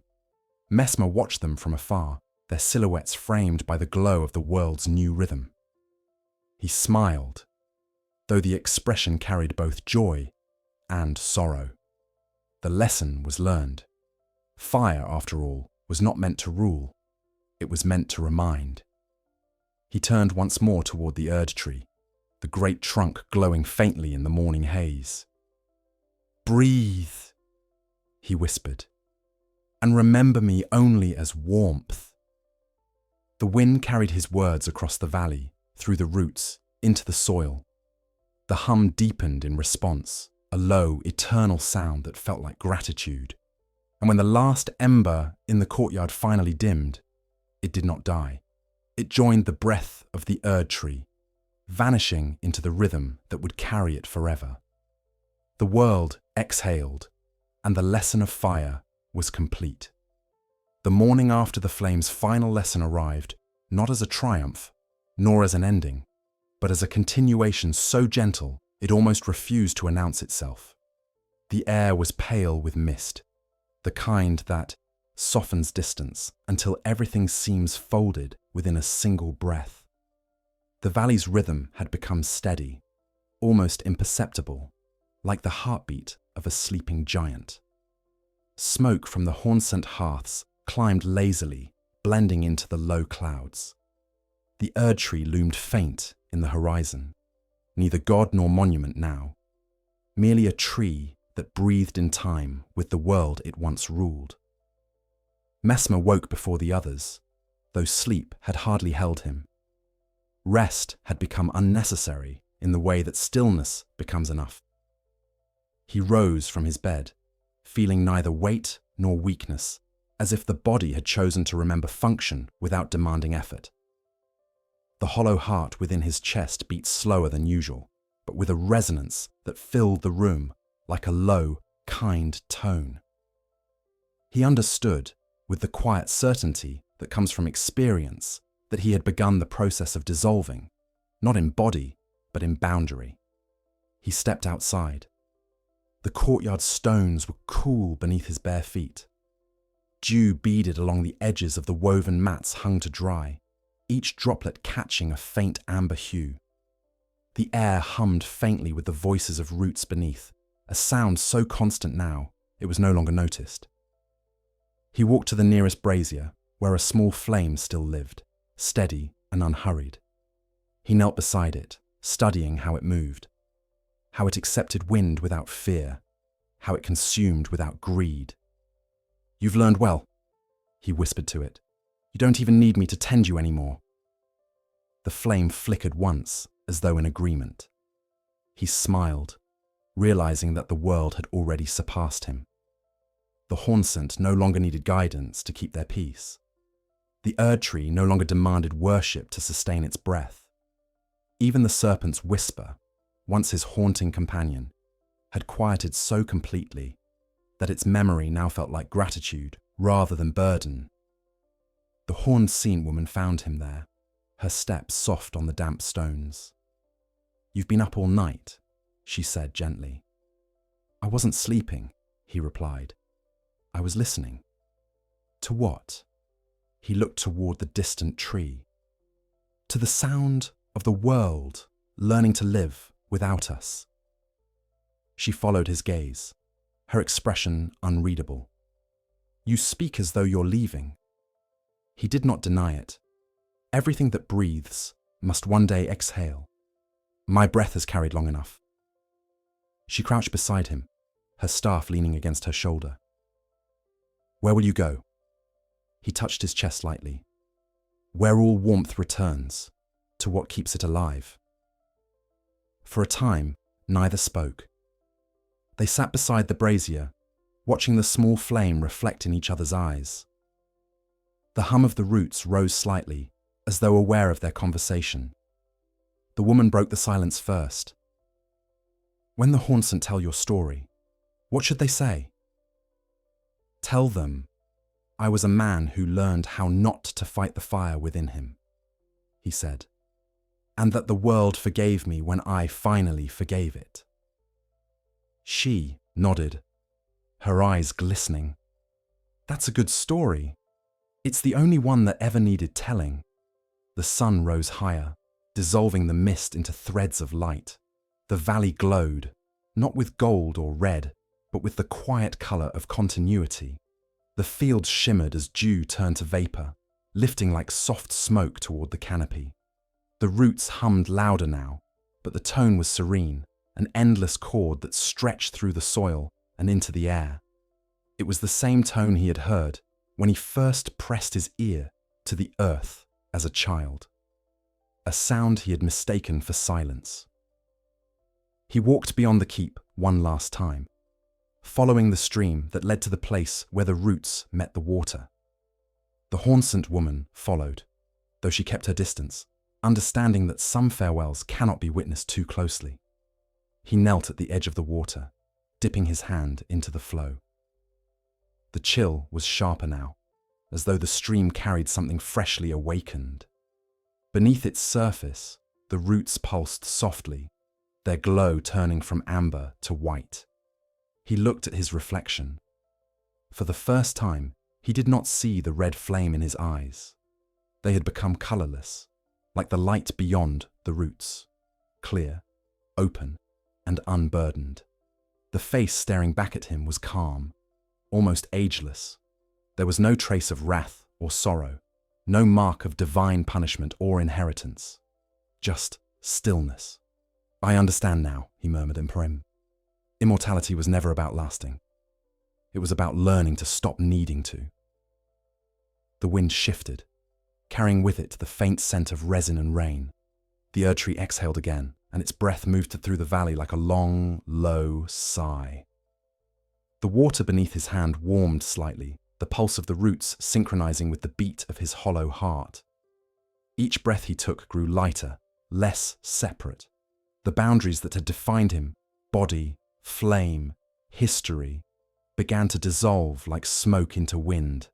The Haunsant woman watched from a distance, her hand over her chest. She did not call out. She knew that what was happening was not death, but completion. The air around him shimmered faintly, a distortion like heat rising from stone. The roots beneath the water glowed brighter, their light spilling into the current and travelling downstream, carrying him in essence, if not in form. He stood once more, though his movements had grown slow and fluid, as if gravity had become suggestion rather than rule. He turned to her and smiled. "Keep breathing," he said. "That's all the world ever asks." She bowed her head. "And you?" "I will be the breath between breaths." He stepped into the stream. The water rose around his legs, luminous now, pulsing with gentle warmth. Each step forward seemed to erase the distinction between him and the world. His robes caught the light, turning translucent. The hollow heart within him pulsed one last time, not in struggle, but in release, and then merged completely with the hum of the roots. The water rippled outward, the light spreading until it filled the entire valley with a soft radiance. Every flame in the Haunsant hearths flared once, steady and bright, before settling into stillness. The Erdtree's branches shivered, scattering leaves of gold and silver that drifted down like slow rain. The world exhaled again. When the light faded, the stream was calm. Where Messmer had stood, only a faint warmth remained, carried by the current. The Haunsant woman approached the water's edge, kneeling where he had vanished. She dipped her fingers into the flow. It was warm, alive. The current hummed faintly, a tone so low it could barely be heard. It was the same hum that filled the roots, the same rhythm that guided the Erdtree's breath. She smiled through her tears. "So this is what quiet immortality feels like," she whispered. The air shimmered once more, and for the briefest instant, she thought she heard his voice. Not from above or below, but from everywhere. "I am not gone. I am the warmth that stays when fire has finished speaking." The sound faded, leaving only the hum of the roots and the gentle flow of the stream. The Haunsant woman rose, looking toward the Erdtree. Its light was steady, its breath slow and even. The valley remained untouched, eternal in its ordinariness. Messmer the Impaler, the fire once feared, had become something quieter. A rhythm, a warmth, a lesson folded into the breath of the world. He was no longer legend, nor god, nor curse. He was continuity. The flame that watched itself had become the stillness that moved without motion. And so, the lands between endured, not as kingdom or creed, but as memory made patient. The roots hummed, the Erdtree breathed, and every living thing carried within it the faint, persistent warmth of the man who had learned to let go. In the years that followed, time in the land of shadow ceased to behave like a chain of days. It became a tide, ebbing and flowing, circling back upon itself, never truly departing. The people no longer marked the seasons by war or harvest, but by breath. They would listen for the rhythm beneath the soil, the faint thrum that carried through the roots, and know when to plant, when to rest, and when to simply be. The Erdtree still loomed vast and luminous on the horizon, but its glow no longer blinded. It had learned humility. Its branches swayed in tune with wind and whisper alike, and the gold of its light was softer now, as if the sun had chosen to speak in the language of forgiveness. The Haunsant woman became the valley's quiet teacher, though she refused the title. She never told the full story of Messmer's departure. To those who asked, she would gesture toward the stream and say only, He remembered how to breathe. The children, too young to grasp the weight of such words, would play near that same water, laughing as it shimmered faintly beneath their feet. Sometimes, when the light was low, the surface of the stream glowed as if from within, and the reeds along its banks bent toward the current, their tips trembling in rhythm with the unseen pulse below. The people learned to take that as a blessing, though no prayers were needed to receive it. The valley prospered in quiet ways. The reeds grew taller each year, the soil deepened in colour, and the air remained warm even through winter's gentlest chill. The Haunsant built no temples, erected no statues, and carved no names. Their gratitude was expressed through maintenance, by mending what broke, by sharing what endured. They tended their fires with reverence, but never with worship, for the flame no longer symbolized power. It was simply continuity, the soft heartbeat of life itself. And yet, when storms gathered far to the east, or when strange lights flickered along the ridges, some said they felt a warmth rise within their chests, as though reminded by something invisible that they were not alone. That warmth had no voice, no doctrine, no command. It simply existed, the same way roots exist, unseen, essential, forever reaching. In the evenings, when the wind moved through the valley with the low hum of ancient thought, the horn-scent woman would walk to the edge of the stream where Messmer had once stood. She would lean upon her staff, close her eyes, and listen. The world's hum had deepened since his passing, fuller now, containing within it the faint trace of human cadence, like a whisper carried between heartbeats. Sometimes she imagined it speaking words, not in language but in meaning. Keep tending, keep breathing, keep becoming. She would smile and answer softly, "We are." As the years folded into centuries, the world beyond the shadow changed too. The distant kingdoms of the lands between rose and fell as they always had. Thrones crumbled, laws rewrote themselves, and faiths devoured their own names. But the rhythm of the shadow endured, untouched by ambition or despair. Travellers who ventured there spoke of a still valley where fire did not burn but glowed, where roots sang through the soil, and where time itself seemed reluctant to move too quickly. Those who stayed long enough claimed to dream of a man with clear eyes and an unburdened heart, walking along a river of light. They never saw his face clearly, yet all agreed that in his presence they felt neither awe nor fear, only recognition, as though remembering something they had always known. The Erdtree continued to breathe. Its branches whispered through the upper air, scattering light that fell like rain upon the lands below. The breath of the Erdtree was no longer divine decree, it was participation. Every creature inhaled its rhythm, and in doing so, became part of its endless exhalation. The tree did not rule, it joined. The world was not commanded into being, it was invited. One evening, as the sun set low behind the ridges, the horn-scent woman, now bent with age but unbroken in spirit, stood once more by the stream. The water gleamed with that familiar faint light, the hum beneath it constant and true. She placed her hand upon the surface and felt the warmth that had never left. "You are still here," she whispered, even in silence. The air shifted in response, a soft breeze that stirred her hair and rippled the stream. For a moment, she thought she heard laughter.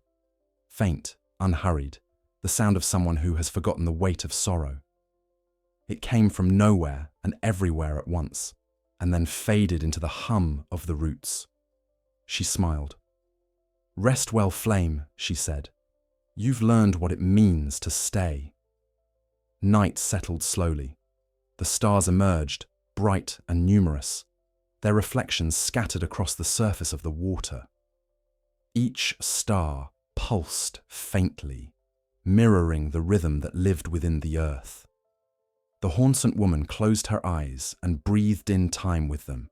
Inhale, exhale, inhale again, until her body became indistinguishable from the rhythm she followed. And in that alignment, she understood what Messmer had meant by immortality.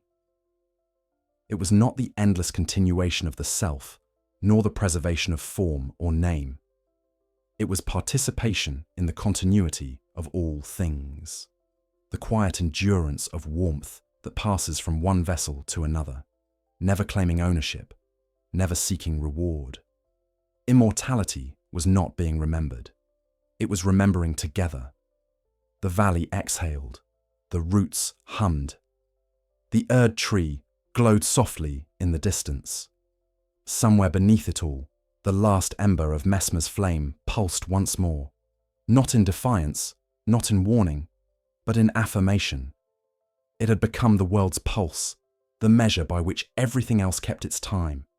And so, the lands between learned to live without gods and without masters, but never without meaning. The fire remained, the roots endured, the breath continued. For as long as the world had warmth to share, Messmer the Impaler would never truly vanish. He had become the pause between flame and ash, the whisper between wind and root, the heartbeat that asked nothing, yet gave everything. The world breathed forever, and the flame, at last, slept.